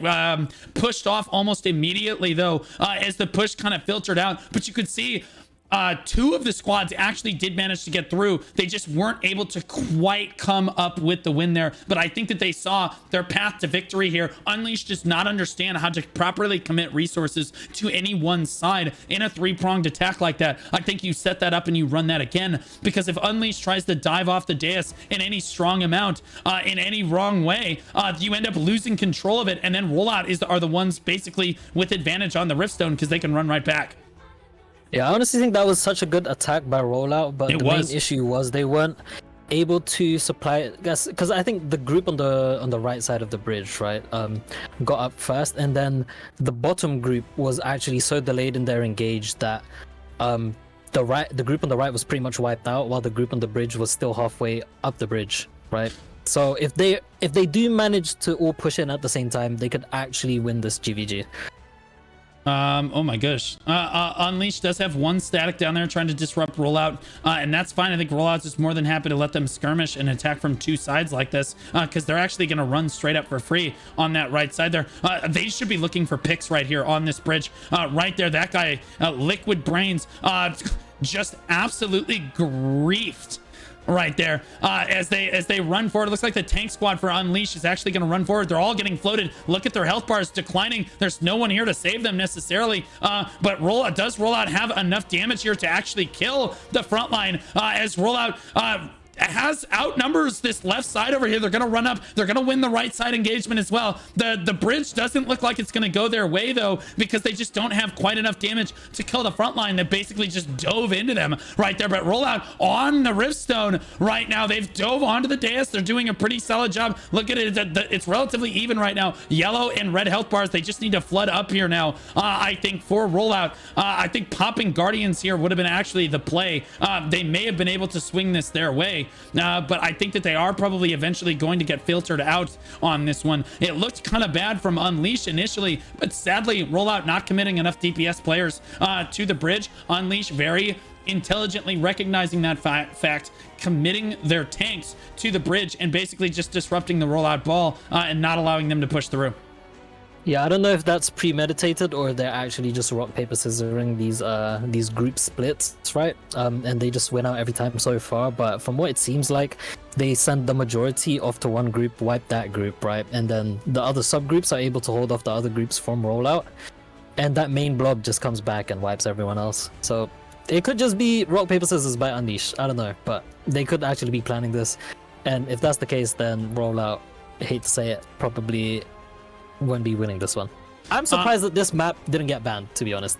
Yeah, most of the time we've seen this map banned out, but like again, I'm surprised that they chose it, because again, if Rollout controlled the dais right now, I think that Unleashed would just be looking like clowns.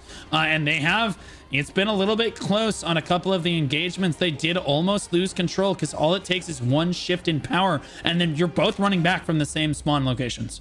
You are literally both trying to grapple up, and if they get control of the dais in any convincing manner, it's cooked, man. You're just going to get run down and outplayed. I think that if Rollout gets advantage here, they need to just pop Guardians and just take a push and roll the dice, because I think if they do get control, they will just win.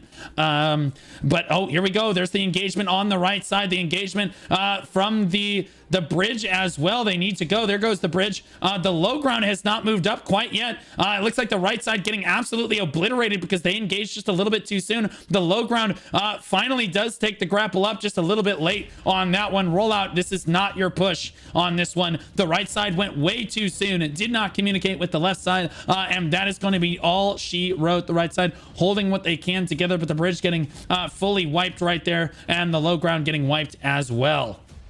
Yeah, in all honesty, Rollout looks very disorganized over here because I am watching a static from Rollout fight right now. Not even anywhere near the grappling hooks, but they're fighting like a group of 4 Unleashed. So hey, that is so I have to say it. Do you think that Unleash actually knows that they don't own the Riftstone right now? Did they Because actually not? Hold on. they lose automatically. Oh, yeah, wait, no one owns anything. They will lose automatically if they do not let's cap not say the that. They might be Riftstone. listening in. I'm not even joking. If they don't cap this Riftstone, Rollout automatically wins because it goes to whichever guild has the higher percentage, regardless of who is participating at the end of time remaining. They could be BMing, but at the same time, they could also be inept. I've never seen a guild actually not cap the Riftstone like this. And again, it's not really a good strategy to necessarily do this. I think that their guild has just forgotten to do this. So with 12 minutes left on the clock, we'll see if they actually remember. Rollout only really needs to make, if that is the case, Rollout only really needs to make 1 push at the end of time remaining, and they will have more percentage because the other guild's not participating. I will have to award it to Rollout. There won't be much I can do. I'm sure that their alliance is spamming right now, like, bro, guys, you gotta cap the rift. Bro, you guys gotta cap the rift down. Somebody pay attention on this. But like, oh, Expeke just got obliterated again. Unleashed just suicide bombing into the enemy guild right here. Why Jackie has to back up as well, goes stealth, backs up like that, and it looks like again Rollout posturing up for one more engage on this one with 11.5 minutes left on the clock. I would fully expect Unleashed to be winning on the leaderboards at this moment, but here comes the engage from the bridge, who should engage first. Here comes the side engage. They've only got 1 static on that side engage. The bridge is actually going their way. They've got a lot of healers here. No one's really died yet. The left side engage you see going Unleash's way for now, but they're powering their way up. The bridge is getting through. The right side is getting through. Rollart's starting to push in. It does look like there's Unleashed finally attempts the capped on the rift, and that should go to show you it was in fact a mistake for Unleashed right there. If they had not actually capped it, they actually would have lost. And now Rollout actually challenging them on the point right now. 15 to 20 is actually really close on a Malachar cap, because again, look at them both trying to grapple up down there and trying to run up to this rift right here. We're seeing which guilds can actually regroup faster now. 16 against 18 against 22. This could flip towards Rollout in any case right here. They absolutely could just pop Guardians and try to flip this at this moment, but it looks like their moment of opportunity has kind of gone now as Unleashed starts to clamp down control one more time, but Rollout so close to getting that one. Finally, Unleashed breathing a sigh of relief at home are the Unleashed fans, as Unleashed finally does manage to capture at least a percentage of the Riftstone for their guild. Again, that would have been absolutely tragic. I legitimately would have had no choice. Absolutely tragic. IQL right there, but fortunately they did end up realizing it and are gonna get the cap down. Now they own the Riftstone. They no cap, forgot about 100%. They forgot, not even a question, they forgot. Yeah, Cuba right they now would have trolled themselves twice Cuba by out picking in this front map and not capping it. Honestly, I think that Rollout just needs to hold W right now from the bridge. I think that if they just run in from the bridge right now, because there's no one defending, I think if they run in from the bridge right now, they just win. They could win the engage over. All the tanks need to go. They are doing that right now. There we go. The tanks need to hold W. There go the tank. The flash waves miss from Unleashed right there. And the rest of the backline needs to get up. You need to not stand on this bridge right here. You need to get up onto the Riftstone proper so that you can get heals down, so that you can get damage down. And nope, they all just stood on the low ground. Again, this is the problem with backline players, is that it's just like AD carries in League of Legends. They have no idea that you're actually safer moving up closer to the Riftstone, playing closer to your front line, than you are just standing in this tiny little choke point like this and just getting absolutely obliterated. oh, I don't want to step up. Oh, I wouldn't want to go too far. And then they all die together, holding hands to one spear dagger player who just had himself a field day with it. Rollout trying to get up onto the Riftstone, not quite gonna get there though, and Unleash with pretty dominant control with only 8.5 minutes left to go. Yeah, the main concern here is that Rollout is spending way too much time at the bottom trying to kill off these half HP members instead of just grappling straight up and literally body throwing onto the point at this point, right? Because right now they're getting way too overwhelmed by Unleash, right? And we have like how many Rollout members at the bottom? Like 30 of them. Yeah. And this happens every time when the group at the bridge pushes in. There's like too many people from Rollout just chilling at the bottom. Yeah, I think they're waiting for that lower grapple down there. And in fairness, this is an extremely difficult map to be playing on for both guilds here. I do think that we are struggling a little bit. I just don't think people are asking why this map wasn't banned. Rollout did ban, but I just don't. I think they tried to roll the dice on it and just say that, oh, they won't pick Malachar. There's no way they pick Malachar. And then they pick Malachar. And then, that's a little rocky. Yeah. I'm not gonna lie. That'd be a little rough on that one, as Unleashed just called their bluff. And like, I'll be honest with you, it was still kind of a dice roll on Unleashed's side. It could have been a big blunder if Rollout had actually gotten control of the Rift early. This could be looking a lot different for them. But you can see how many people are committed to this right side for Rollout here. That's at least 2 statics on that right side there. And they are pushing their way back up there. They're getting onto the grapples. Unleashed forced to back up on both sides here. Looks like the low ground Rollout doesn't have anybody on the low ground down there, but Unleashed does have a few people coming back. Again, this guy just keeps diving in. This is like this tank. He did manage to push somebody off, and then he just dies to fall damage. Okay, interesting choice. As he goes, the Rollout dives in one more time from that right side. They are getting a lot of people through onto the Riftstone right here, but Rollout getting mobbed on the bridge right there, and just getting the bridge push, just getting absolutely wiped out for them. Rollout really struggling to find their way in on this one with 6.5 minutes left to go. But I will say, to their credit, I'd say until about the 3-minute mark, the door has not closed for them, because again, when the momentum swings on this Riftstone, it swings hard. So as long as they have about 2 minutes to cap the stone, they absolutely should be able to win, because you know, you shift it too hard, Unleashed suddenly has to come up and push through those small chokes. It would be really hard for Unleashed to flip control again.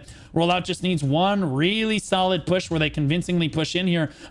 Again, with Guardians would help tremendously. Guardian Remedies would help tremendously. Cuber out in front here doing the Lord's work as a spear dagger, just absolutely being a menace here. They just don't do any damage to this guy. What is that? Class is supposed to be squishy, man, and they can't do any damage to him. Finally, he chooses to back up, moving back into the Unleash squad over there. Rollout postured up on that right side, postured up on the low ground, and postured up in the middle for one more push here. If we look here, you look, there's Cuber right there, 1.4 million on that spear dagger right there on the front page for his guild. Rollout pushing up on that right side. And again, I do think that this bridge is a lot more important than I think Rollout is giving it credit for. They need to just try to go for picks here and play front to back on the bridge to the best of their ability, because they can't really be flanked, and they can't really be pushed into very effectively. If you have all of your DPS here, you basically just shred their front line one at a time, force them to come up from the really difficult spawn down there, and they should be fine. There we go. The bridge finally pushing back through. We see them starting to win their engage. Tenzo standing in the middle of everyone. Mad running out of HP. Finally catches a heal right there as Rollout starts to flood onto the dais a little bit here. But again, look at how many people are just standing back here. Dotroy just way too scared to step forward at all. He needs to get through and up. Otherwise, he's just going to die on the backline to Mad right there. These are all just distractions. Tanks here. Rollout does manage to get onto the dais in a reasonable fashion here. A decent amount of players up in here right now, Face. Yeah, I'm curious as well as to what Rollout's plan was in not banning this map, right? Because if they don't ban it, right, surely they should be confident enough to play it and have a strategy to beat Unleash in it, right? Unless they were just completely counting on Unleash to just not pick it. That is the technically. It just showed that.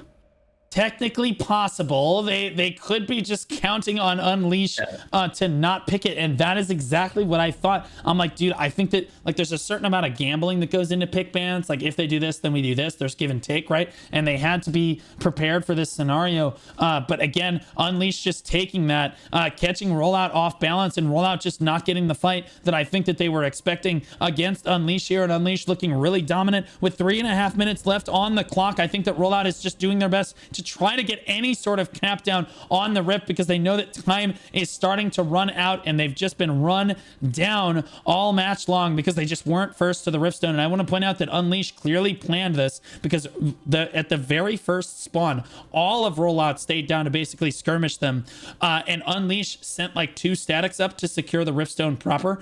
And although they lost the skirmish on the low ground, when Rollout went to go take the grapples up, they just got farmed by Unleash, and then the Unleash basically was able to take over. And again, so they had a really good strategy going in initially, and Rollout just did not. They were not prepared for a Riftstone like Malakar. Maybe it's possible that they've never played on the war game Riftstone Malakar before as well, and they just were not prepared for this at all, and that's just bad prep. Either way, it does look like the time is going to run out. There's almost no way that they can cap the Riftstone at this point. They're all just trying to dive up at this point. They're trying to run up here. Toyota Century right here, maybe not as strong as a normal Toyota, strong like Toyota, driven for 200,000 miles. Maybe not so much in that case though, as he gets obliterated on the stairs by the high ground damage coming down from Unleash, doing a good job of basically controlling this Riftstone on repeat. Kashiro gonna go for one more cap, but gonna get interrupted one more time. Expeke finally interrupting cap after cap from Rollout here. Unleash with a dominant performance, coming out with a crazy Malakar pick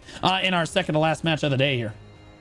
Yeah, in all honesty, I think this comes down to just a preparation diff, because I mean, if you look at the scoreboard, it is actually very Unleash heavy, but Well, of course it's going to be Unleash heavy. They're standing on a high ground, hitting them on the low ground. The fact that there's any rollout on the leaderboard at all is extremely impressive. None of them should be on the front page. Unleash, I mean, look at the dominant position you're in. You should be doing more damage. You should be getting more kills. The enemy guild has to basically get farmed, pushing into you. How in the hell are you being out DPS'd by these members of rollout? It's almost shameful at that point. And again, that's two rollouts credit. I think that this fight was probably going to actually be pretty close, and I think you're right. I think it was just a preparation diff, and I think that Unleash probably understood, yeah, the fight's going to be pretty close, but we're going to come in very prepared for Malakar, and we're very confident that we can win this out. Rollout getting a cap, but with only 1 minute and 8 seconds left on the clock, and with 26 members of Unleash on the point, I don't think it's going to matter too much, Face.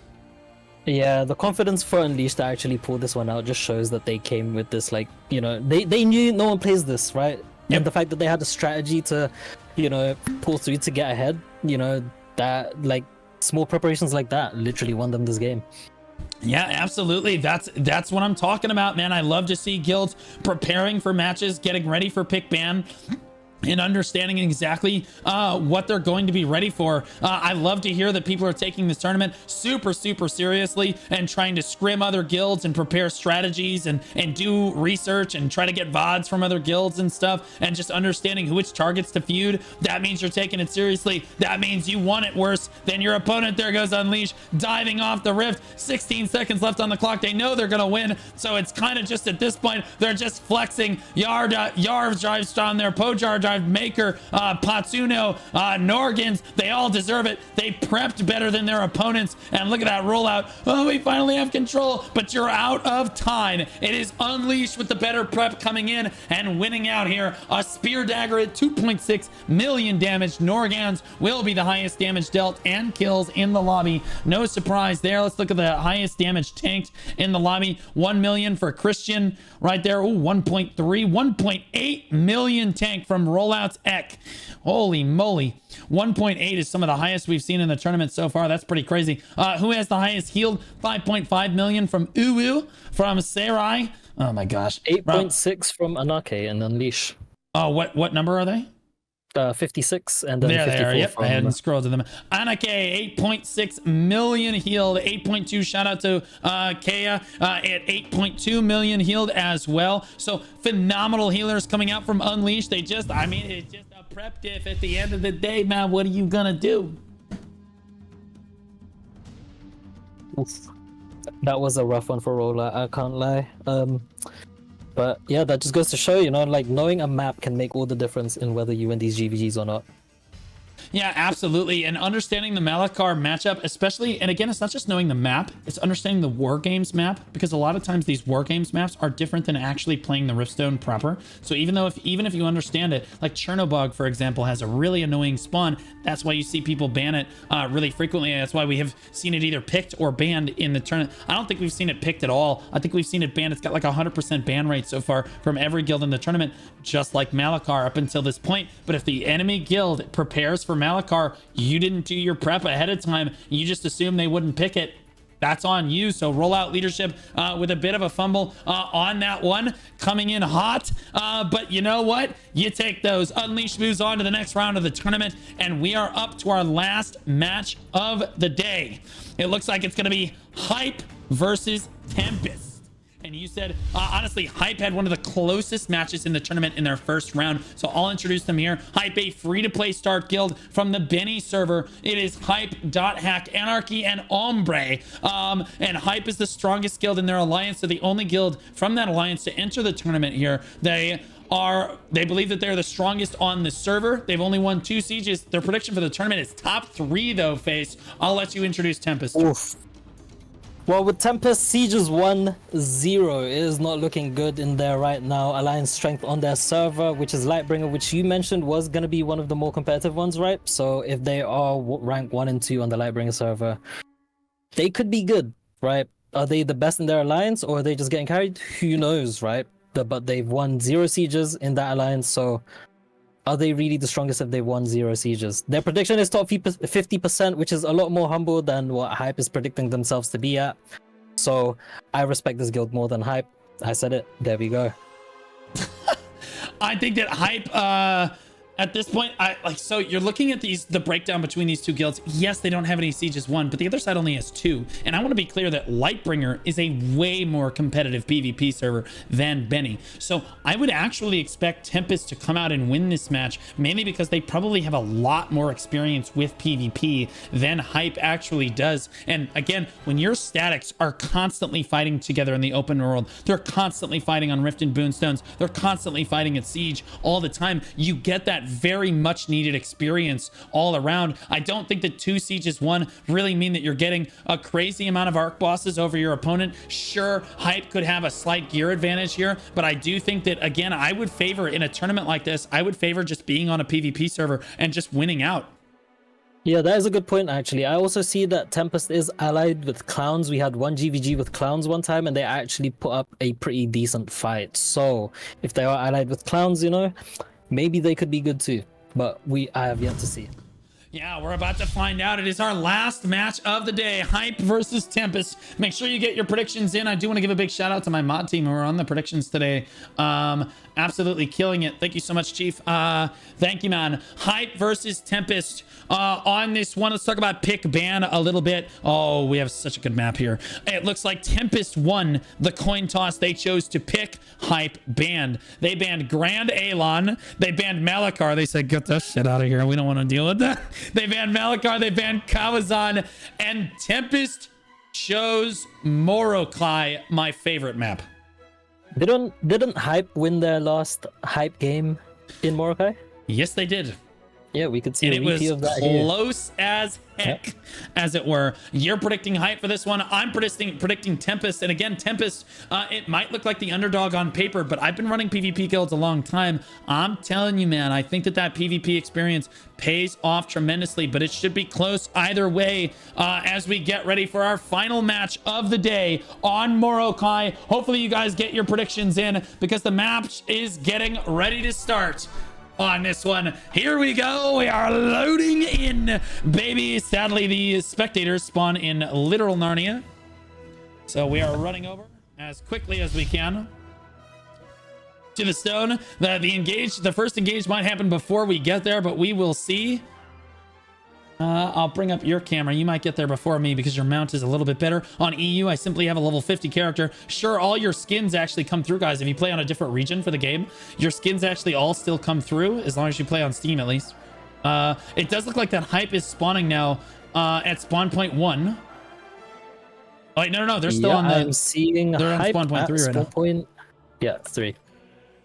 I'm stuck on terrain. Oh my goodness, it does look like the Tempest is stuck on the high ground right now, and it's Hype stuck on the low ground. Tempest is the first one to the match on this one. Tempest up on this high ground, and I said the high ground is important, sure, but I actually think that the low ground with spawn point 1 is a stronger position to be in. As we saw with Visceral earlier today, you've seen me break this match down any number of which ways. I do think that Hype is in a stronger position here. Tempest, though, favoring this high ground advantage. It is really solid, but I think it's only solid if Hype chooses to push you. I do not think that Hype should really push them. You can basically just stand there, let Tempest come to you, because you have a really close spawn run from here, and your range have a much easier time stepping on and off the point. It does look like that Hype is going to take the first engage up both ramps. The left ramp going way sooner than the right ramp. The right ramp still not even at the ramp yet. The left ramp getting eviscerated on Hype's side. Tempest doing a great job of tempering both engagements from Hype here. If you look at this high ground perspective here, Hype getting kind of foiled on this right side. Some people getting through. Tempest winning out on that left side though as well. And honestly, it's back and forth phase. Yeah, it is looking fairly even right now. Tempest is holding off Hype on the right-hand side of the Boonstone, or the Riftstone, but it does look like Hype is edging out the win on this platform here. I'm not actually too sure. It does look way too even, to be honest. This could be a very good match.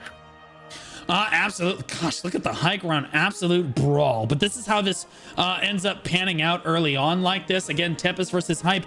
This is actually really, really close. It's even closer than we saw the Sovereign match versus Visceral earlier today. As again, Sovereign was at least dominating the high ground and then ended up losing the match. Hype this time really struggling to control the high ground.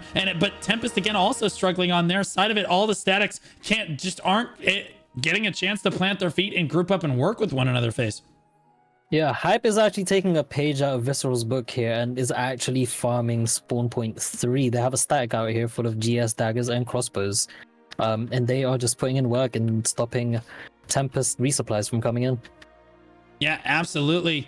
It does look like, again, this is the final match of round 2. Everybody that makes it through round 2 is going to round 3 next week. Again, the tournament will conclude next week. It'll be round 3 one day. The next day is the semifinals. And then the final day is the third place match and the grand finals. So again, you're going into the final week of the tournament here. If you win this match, a lot on the line for these guilds.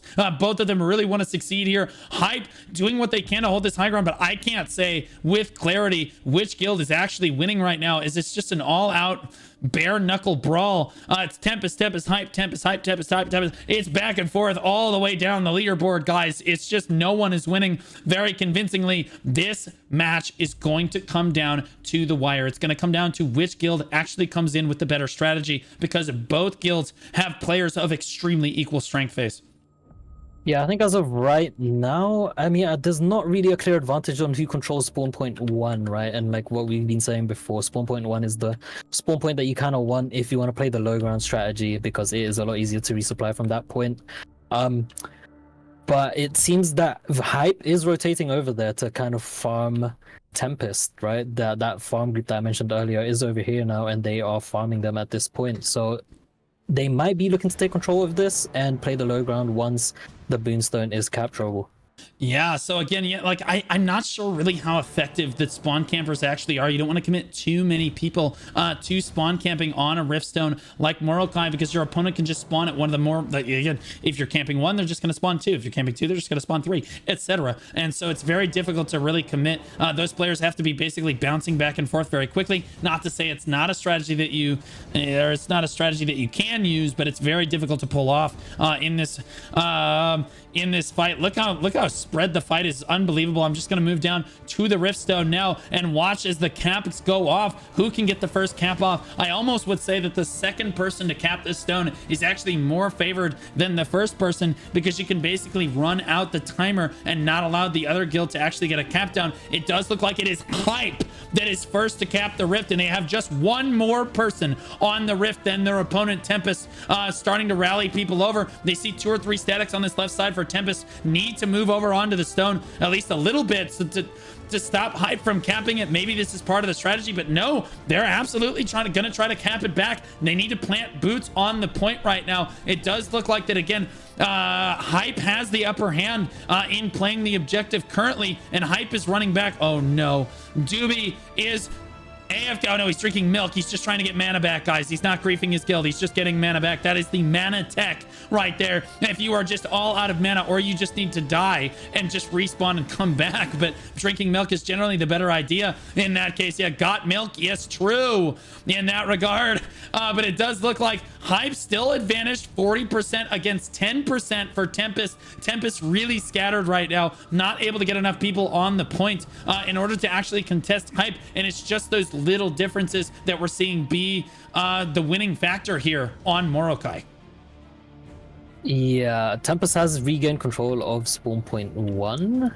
I don't know where that static is now. They're kind of just running around, but they are losing on point right now to Hype. Well, Tempest is winning right now against Hype, so maybe the static from Hype needs to pull back and actually throw more bodies onto the Riftstone, because they are pretty down bad, but they are still up 20%. Yeah, absolutely. But again, look at that. Battling back a little bit is Tempest. That should show you how close this match actually is. Hype in a dominant situation right now at 22 people on the Riftstone. And I'll be honest with you, again, this is home field advantage for Hype here, as they chose this map last time. They chose it this time. Clearly, they understand. Well, actually, they didn't choose it this time. Tempest chose it. Hype said, okay, we will take this. So Tempest very clearly feels confident on this map as well. Tempest trying to rally strong here, but just not enough people playing on the point. It looks like Hype is actually in uncontested control of that high ground. That's not necessarily what you want to see completely. The high ground does matter a little bit, but you really want your players on the high ground playing on these little outcroppings so that you can dodge in and dodge out of the point as necessary to contribute to your guild, but not put yourself in too bad of a position as a ranged caster in this position. It doesn't look like Hype seems to care very much, as they just always have just a few more people on the Rift than Tempest does. Tempest in a lot of trouble right now. This is how they're going to play this, but the match really, really close. If we look at the leaderboards, Tempest, Hype, Tempest, Tempest, Tempest, Hype, Tempest, Hype, Hype, Tempest, Hype. Like it is back and forth on the leaderboards for both teams here, but it looks like Hype is going to get this first cap off. Tempest gets the door shut on them again, and it's just not just because Hype has so many more people on the point. This is just because Hype has one or two more people on the point face.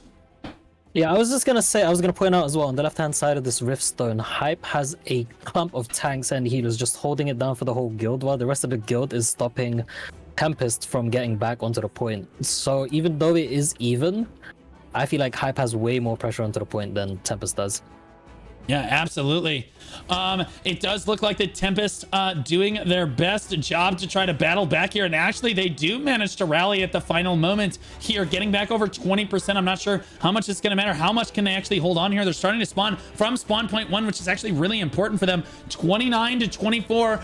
They battle back. They barely keep them from taking the Rift. They're at 95%. We saw this last time where Sovereign just was unable to get control of it at the last moment, but Visceral did manage to pull it out. It looks like Tempest is now doing the exact same thing. Like they're edging us on this one. Tempest battling back at 33%. Look how many people they have stacked on the Rift point at this point. Now down in the 80s is Hype. Hype just unable to close it out despite getting up to 95%. Tempest will battle back on this one. Coming from spawn point 1 was the audible that they needed. Climbing up to 42%. I'm not sure that Hype has the response that they need to win this one face.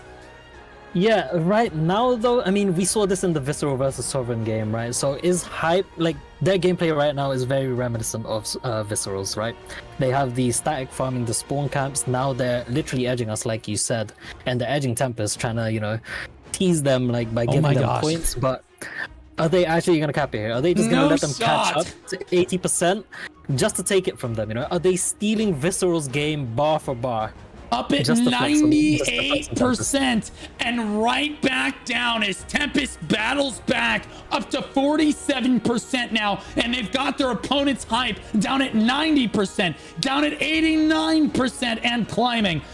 They're climbing up at 52%. The gap is starting to close here. Tempest battling strong right now. Hype starting to really struggle. Too many hype members on the high ground committed right now, and it's Tempest starting to come back 60% down to 85%. What is going on? These two guilds are neck and neck. It is down to literally a one player difference. He is making the difference here. Tempest comes back at 66%. Just one more person on the point than their opponent. Down at 82% is hype, trying to get control of this match back for them right now. They're static scrambling to get right back on top of it, but you gotta hand it to hype. Every single round of the tournament just has to be like this for them. 80% to 72. Are we gonna see Tempest overtake them? I think we are. 75 to 79. It's neck and neck, pound for pound. 27 to 28, 29 to 30. Hype is on top, but only barely, Face. Yeah, Hype might actually be living up to their name to the fullest, because this match is really fucking close right now. They could be griefing themselves by having too many people camping these portal spawns. In all honesty, I think this is way too much. I think they have like 2 parties camping it, but they could throw those to the point right now. But we could see, I mean, right now, I think that is what they're doing. They're fully regrouping on the Riftstone because they are outnumbering Tempest right now. So it could go their way. No, here comes Tempest moving back in now. Tempest a little bit more. Yeah, coming back in though. Tempest needs to get right back on top of this. 96% in climbing. Can Hype clutch this out? Just like we saw Visceral do earlier today. They made it look really close, but they will clench the Riftstone on this. Hype are the first ones to cap it. Now Tempest needs to go battle back all the way from 0 to 100. They only have 12 and a half minutes, but they already get the cap off. I couldn't even explain how important it was that Hype not allow them to actually cap this stone. Tempest front line showing up today, getting that cap back right when they need to, and now they have 12 and a half minutes to slowly egg their way forward in this match. All they need to do is keep one set of boots on the Rift more than their opponents to actually win this. It's 24 to 28. They can slowly build their percentage over time. They don't necessarily need to panic. They just need to do exactly what they basically just did, and eventually they will come out on top of this one, and potentially with too little time remaining for Hype to actually flip it, Face.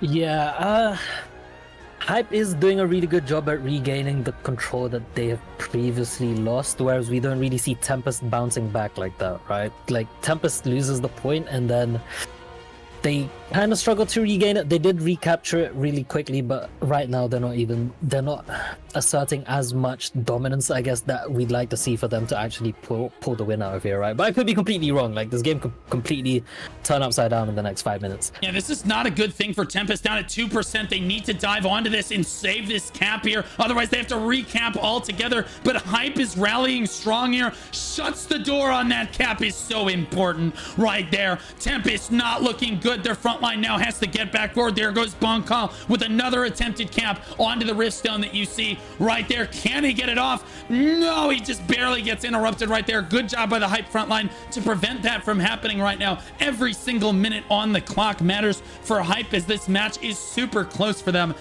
Oh my gosh, they got the cap again. And now it's Tempest that needs to rally. 26 over 20 or 27 over 26. They barely are climbing in percentage, but this time they are in fact climbing, Face.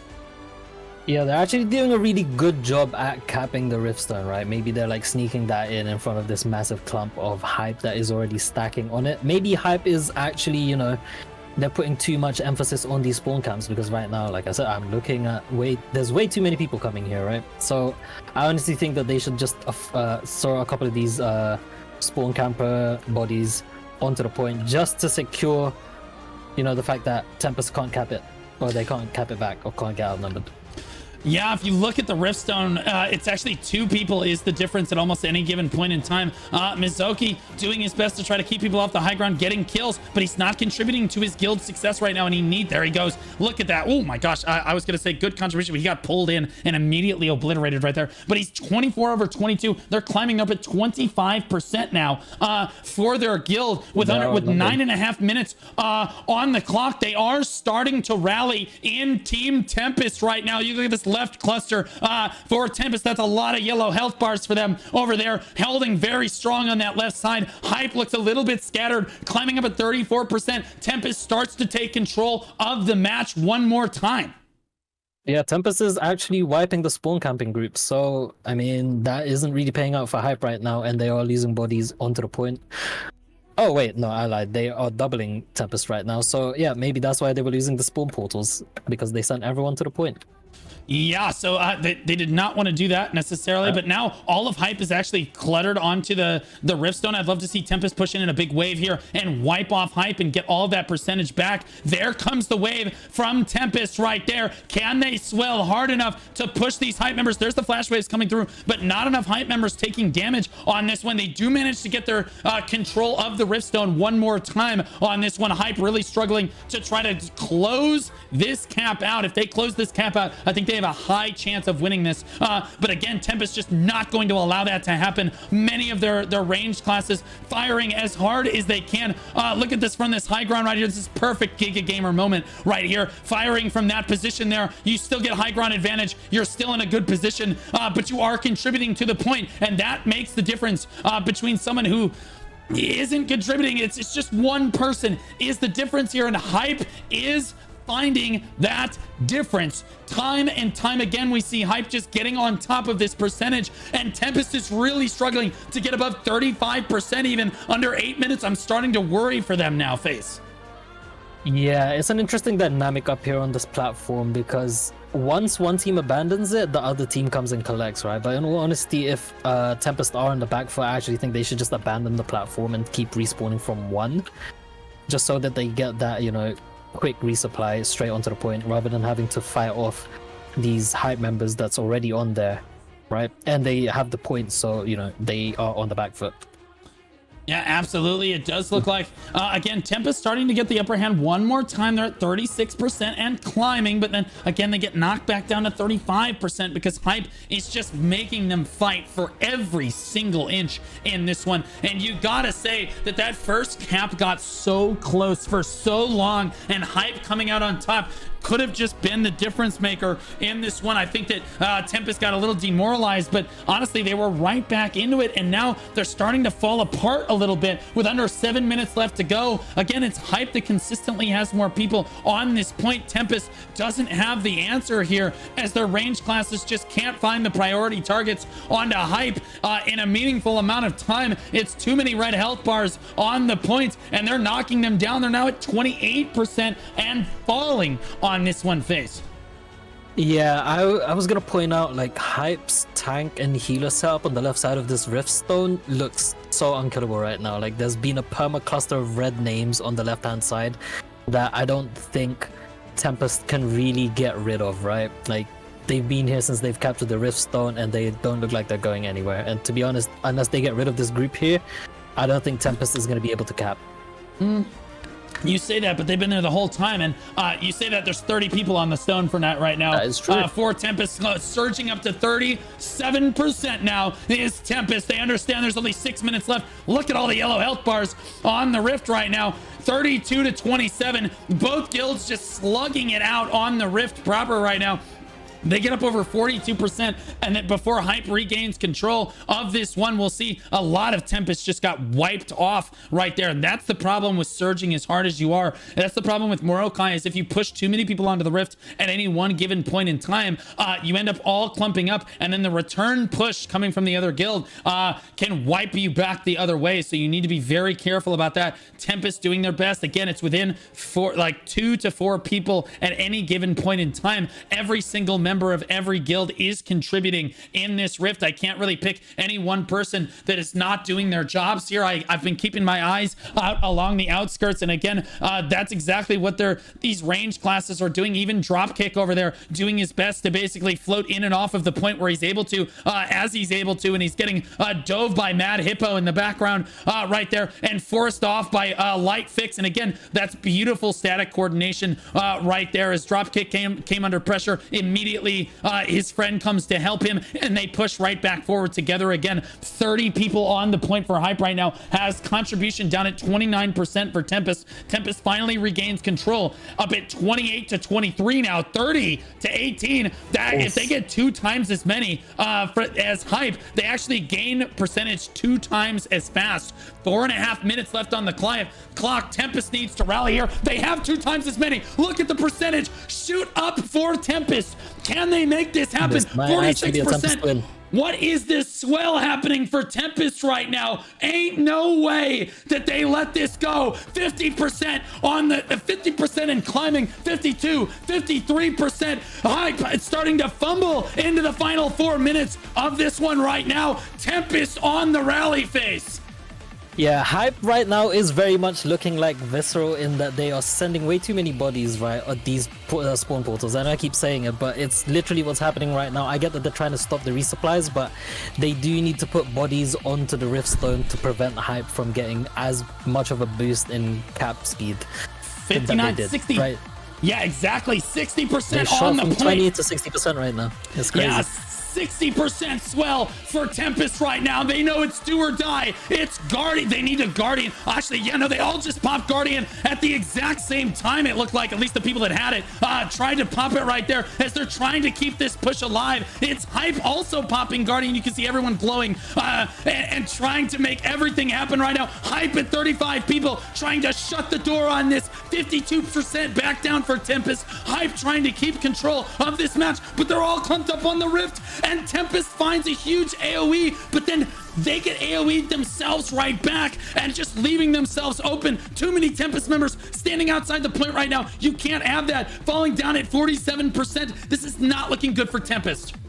It is definitely not a good look, right? Because they went from shooting from, let's say, 40 to 60% in like, what, 30 seconds? And they just lost all that progress in a matter of seconds as well. So it is very back and forth with this guild, but I mean, if Hype has the Riftstone, you know, like, oh my god, 38. Tempest is just there back. Yeah, 38 people from Tempest actually swell onto the point, and now they're gonna climb one more swell for the boys here. Is Tempest trying to make anything happen? Climbing 40. Over 50% again and climbing. Can they get the wipe down? One good wipe onto Hype will be the answer. Again. 40 people answering for Tempest, down at 30 for Hype. Do I see under 30? Down at 26. Tempest finding the wipe that they need on this one. Can they actually find this win? 42 people for Tempest, rally it to 60% and climbing under 2 minutes on the clock. Everything on the line, every yellow health bar, standing tall on the point. They need to wipe Hype one more time. 67% and climbing, 1 minute and 40 seconds. Do they have enough time? Do they have enough people? 36 to 27. Hype trying to climb back right into this one, but their statics just can't group back up. Do they have enough? Tempest starting to lose momentum on this one at a critical moment. Hype will take back control. 72% face. Are they gonna lose it? Yep. Tempest really need to find the spawn point that they can just run free on, but I think Hype is just sitting on the Riftstone right now. They're making the call to just send everyone to the Riftstone just to stop Tempest from getting any more of these swells that you've been pointing out, because it has shot them up so much in percentage. But right now, I think Tempest is losing that momentum. They are slowly crumbling apart. They have time for one swell here. Face. They have one time for one really big swell to make this happen. Enough, I'll be real. 50 seconds on the clock. They absolutely could do it. They all need to rally right now. They need to wipe Hype. They need to all get on the Riftstone at this moment. But Hype knows it, and they are all on the Riftstone. 40 Hype members standing in a very clustered area, and Tempest just not finding the damage down onto those members. It looks like Hype is going to pull out one of the closest matches of the day, one of the closest matches in round 1, one of the closest matches in round 2. Hype is unbelievable. This guild is the Cinderella story of this tournament, fighting tooth and nail every single round and finding that win. These boys got to be proud of themselves. Holy moly face. Yeah, I want to say, like, Hype actually lives up to their name. Like, oh my god, I actually want to see these guys in, like, semi-finals, maybe at least semi-finals, right? Have Hype at semi-finals just to see how crazy it gets, right? Absolutely. I want to see them go against an actual guild. Well, I mean, they be getting there. They be getting there. Q-Dub with the most kills in the lobby, but getting out damage significantly. 3.5 million damage done by Mad Hippo in the lobby by a spear dagger like that. Most kills, though, again, going to a great sword dagger is extremely impressive. We normally do not see that weapon loadout on the front page. Camping was doing work. I was calling out. They were doing work.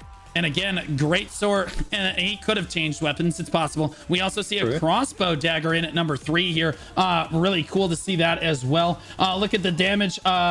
Tanked 1.7 million for Slay Giannis right there on a bow staff. There's no way that guy was the highest damage tanked in the lobby. 1.5 million from Luke's right there. Let's see if anybody's higher than Luke's. 1.59 from Tempest Murphy McLeod. Nope. 1.8 blows them out of the water. Butterfly from Dot Hacks right there. Absolutely incredible job. Good tank right there, and by tank I mean healer, because he also had 10.3 million damage healed, and I believe was the strongest healer in the lobby. The guy is literally the GOAT. 10.3 million healed for Wonder Child as well, so shout out to him as well. But the healers absolutely making the difference for Hype in that game. Holy moly, what a final match that just was. Yeah, I think for Hype, there was also Mathal that had 10 million healing. That little corner that they had with the tanks and healers holding it down for Hype throughout the whole game was actually putting in a ton of work. Yeah, I think that if they had just switched their spawns up, and again, I think when their spawns were coming through, Tempest was swelling onto the point really, really strongly. But Hype showing, again, why Morokai is home field advantage for them, man. You can't give Hype Morokai. We'll see if they get it in the next round of the tournament as well, as they're going to meet Unleashed next week. Who do you think wins that matchup? Oh, Hype and Unleashed. Well, seeing Unleashed's... the Malakar map was a bit... pro, I'll be real. So seeing Unleashed's full potential against Hype, depending on the map, it'd be very interesting to see. I would love to see them on something like Azrael, maybe a Dentist, right? Just to spice things up. I know a Dentist people ban a lot because of the roofs on the houses, but Unleash versus Hype on a Dentist could be an interesting game.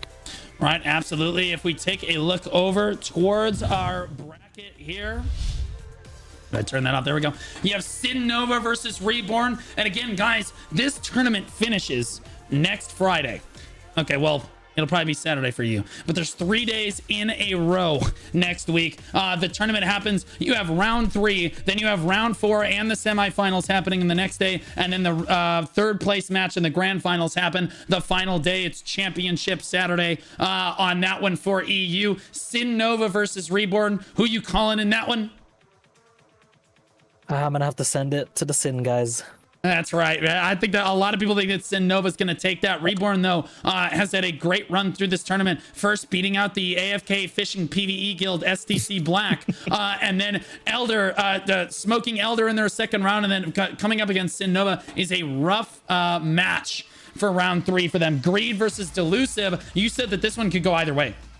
Yeah, it could go either way just because I'm not too sure on what Greed is doing nowadays. We haven't GVG'd against them in a while, and I haven't heard all too much in regards to GVG results with them, so it could go either way. I'm not 100% sure on that one.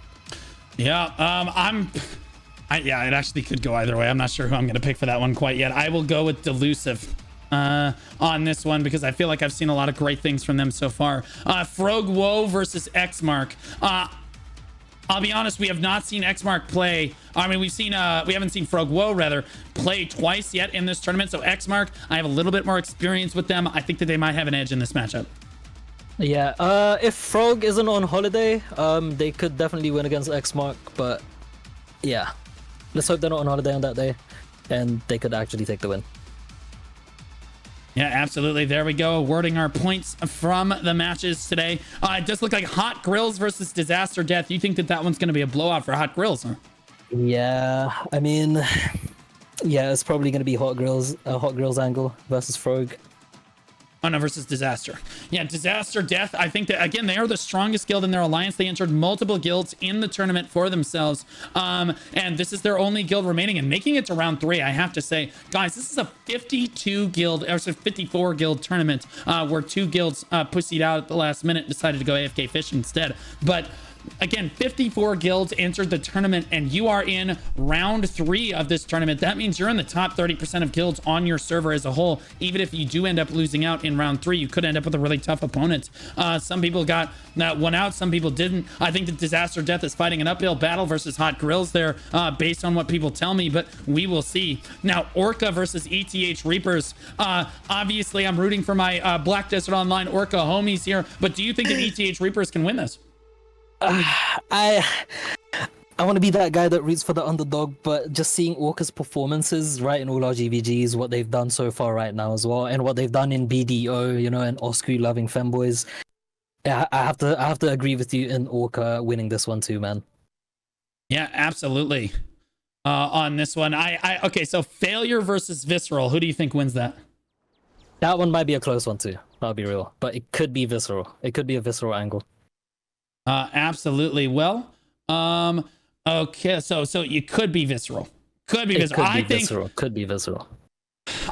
Based on what I saw in the first match, I'm gonna go ahead and say it's Visceral. I'm just gonna go ahead and say it because again, I saw some dominating performance there, but Failure, I think that again they walked through KDS Red there.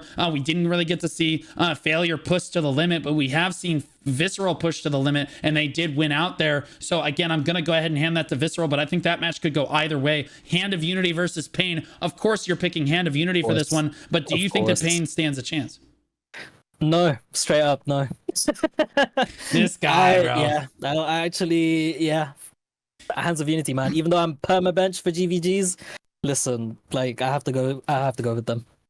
All right, right on. Well, rooting for my Pain boys in that one. We certainly saw them come out and win their match today. They've been fighting tooth and nail through this tournament. I honestly think they can put up a good fight against Hand of Unity. We will see on this one if they come prepared. And honestly, again, if they come out with a better prep strategy, they absolutely could win. You know, they come out of nowhere with something that they're not, Hand of Unity isn't ready for. They absolutely could win. So it's going to be up to Hand of Unity to make sure they do their research on that one. And Unleash versus Hype. I can't vote against Hype after seeing their performance in the first 2 rounds. I'm just going to say it. Yeah, that's what I mean as well, right? Like Hype has been putting out absolute banger games right now, and Unleash as well.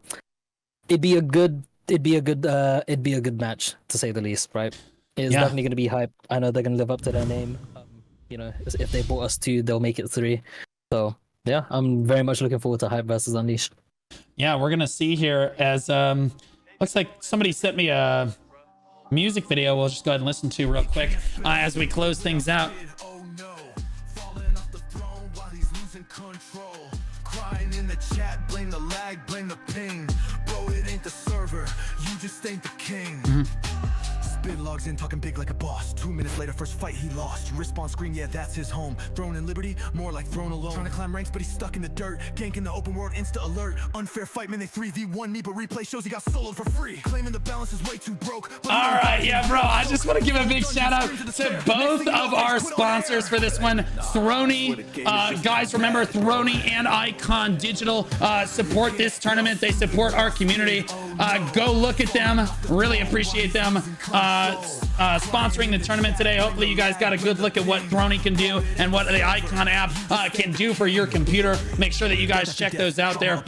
Big shout out to my moderator team who kept up with the predictions and moderating chat the entire tournament. Thank you so much, guys. I really appreciate it. I couldn't do it without you. And then can we get some hearts in the chat for Lucy, who is our tournament director and directed basically all of these matches to move along as quickly as we could so that a lot of our EU fans at home didn't have to wait until 4 or 5 in the morning to be queuing up for their match. Really appreciate it. And again, guys, big shout out to all the guilds that fought today. You guys showed up for your match, whether you won or you lost today. You guys showed up, you played super well, and you did better than you guys are in the top 30% now for AU guilds, so it's not something to scoff at all for any reason, especially if any guild wants to talk shit that didn't show up for the tournament, or if any members didn't decide to show up for the tournament in some of our guilds today. But good fights to all of our guilds that came out and participated. One more shout out for my boy Face. Face, you want to give yourself a shout out real quick? For sure, man. I want to give you a shout out, Blue. Like, I appreciate what you're doing for the Sovereign Liberty community, because I too am passionate about this game. I actually think this game has so much potential in what you're doing right now, showcasing what, how fun and exciting GVGs can be for this game, and that it shouldn't be, completely focused on world bosses and Siege. I think this game could have a very great future in terms of small scale content or even GVG content, right? But yeah, I just want to say thank you for doing this tournament as well. Yeah, absolutely. Yeah, no, my pleasure. I've been overwhelmed with the support that the Throne and Liberty community has given me to run these tournaments and to do, honestly, the VOD reviews, which, by the way, are happening tomorrow. I know they said they were going to happen yesterday, but as it turns out, it's actually better to just do them 1 week after the Siege actually happens. So tomorrow night, there is no Siege, but you all have something to do. I'll go over the EU VODs first so that the EU scene can see them before they have to go to sleep. I'll do the EU VOD reviews from last week's Siege, and then we will cover the NA VOD reviews as well. So we'll be live in the category tomorrow looking at who won Siege, and we're going to be talking about that on the broadcast next week because who won Siege this past week is extremely important because you get all that heavy attack damage bonus, and I think that could be the difference between some of these guilds here at the end of the day. Remember, guys, the tournament concludes next week. For NA, it's like a Wednesday, Thursday, Friday angle, but for EU, I think it's like Thursday, Friday, Saturday. Technically, check the exact dates in the Discord. And again, we'll be doing shout outs, and we'll release the exact schedule of how it's going to happen. It'll be round 3 the first day, round 4 in the semifinals will happen the second day, and then the grand finals with the third place match will happen on the final day of the tournament. If any guilds would like to put forth a guild montage that they would like me to showcase at this stage of the tournament, you've made it this far, if you have a guild montage, you submit that to me. I can play it before your guild actually plays in the tournament, hype you guys up a little bit. So make your guild montages. I'll work them into the production. You need to give them to me in advance so that I can be ready to go with those. But yeah, just wanted to say thanks to all the guilds and everything. Who would we like to raid today? Face, did you end up going live or no? Oh, I did not. Hold on, let me do that real quick. Okay, all right. So we'll raid Face over here. It's Face Tasm XO, yeah? Yeah, on Twitch and on YouTube as well. Okay, right on. Face Tasm XO on Twitch and YouTube. Guys, he's a brand new content creator, from my understanding. You did a great job today, man. You did a great job. I know it was kind of out of left field again. Guys, I don't know what it is with casters in this tournament. Everybody likes to back out on me like the day that the tournament is happening. Fortunately, FaceTasm was here for me today. Sadly, again, my shoutcaster that I was going to have ended up with internet problems, and sadly, Gritton couldn't make it. So, like, Spid can't be here today. He can only chat PvP and chat. So, here we are. Really appreciate you, man, coming out here. Let me know when you actually get live. I'll throw you over the raid really quickly. Yeah, appreciate sure, all the follows and everything. Right, yeah, there we go. We're live now. Okay, perfect. I've got you. You're eating. That's an interesting picture right there. Interesting picture right there. I'll throw them all over to you. Take care of them. Guys, have a great rest of your day. I appreciate all of you and your contribution to making this tournament a success. Join the Discord. Download Throny. Download Icon app. I love you guys so much. Have a great rest of your day. All right.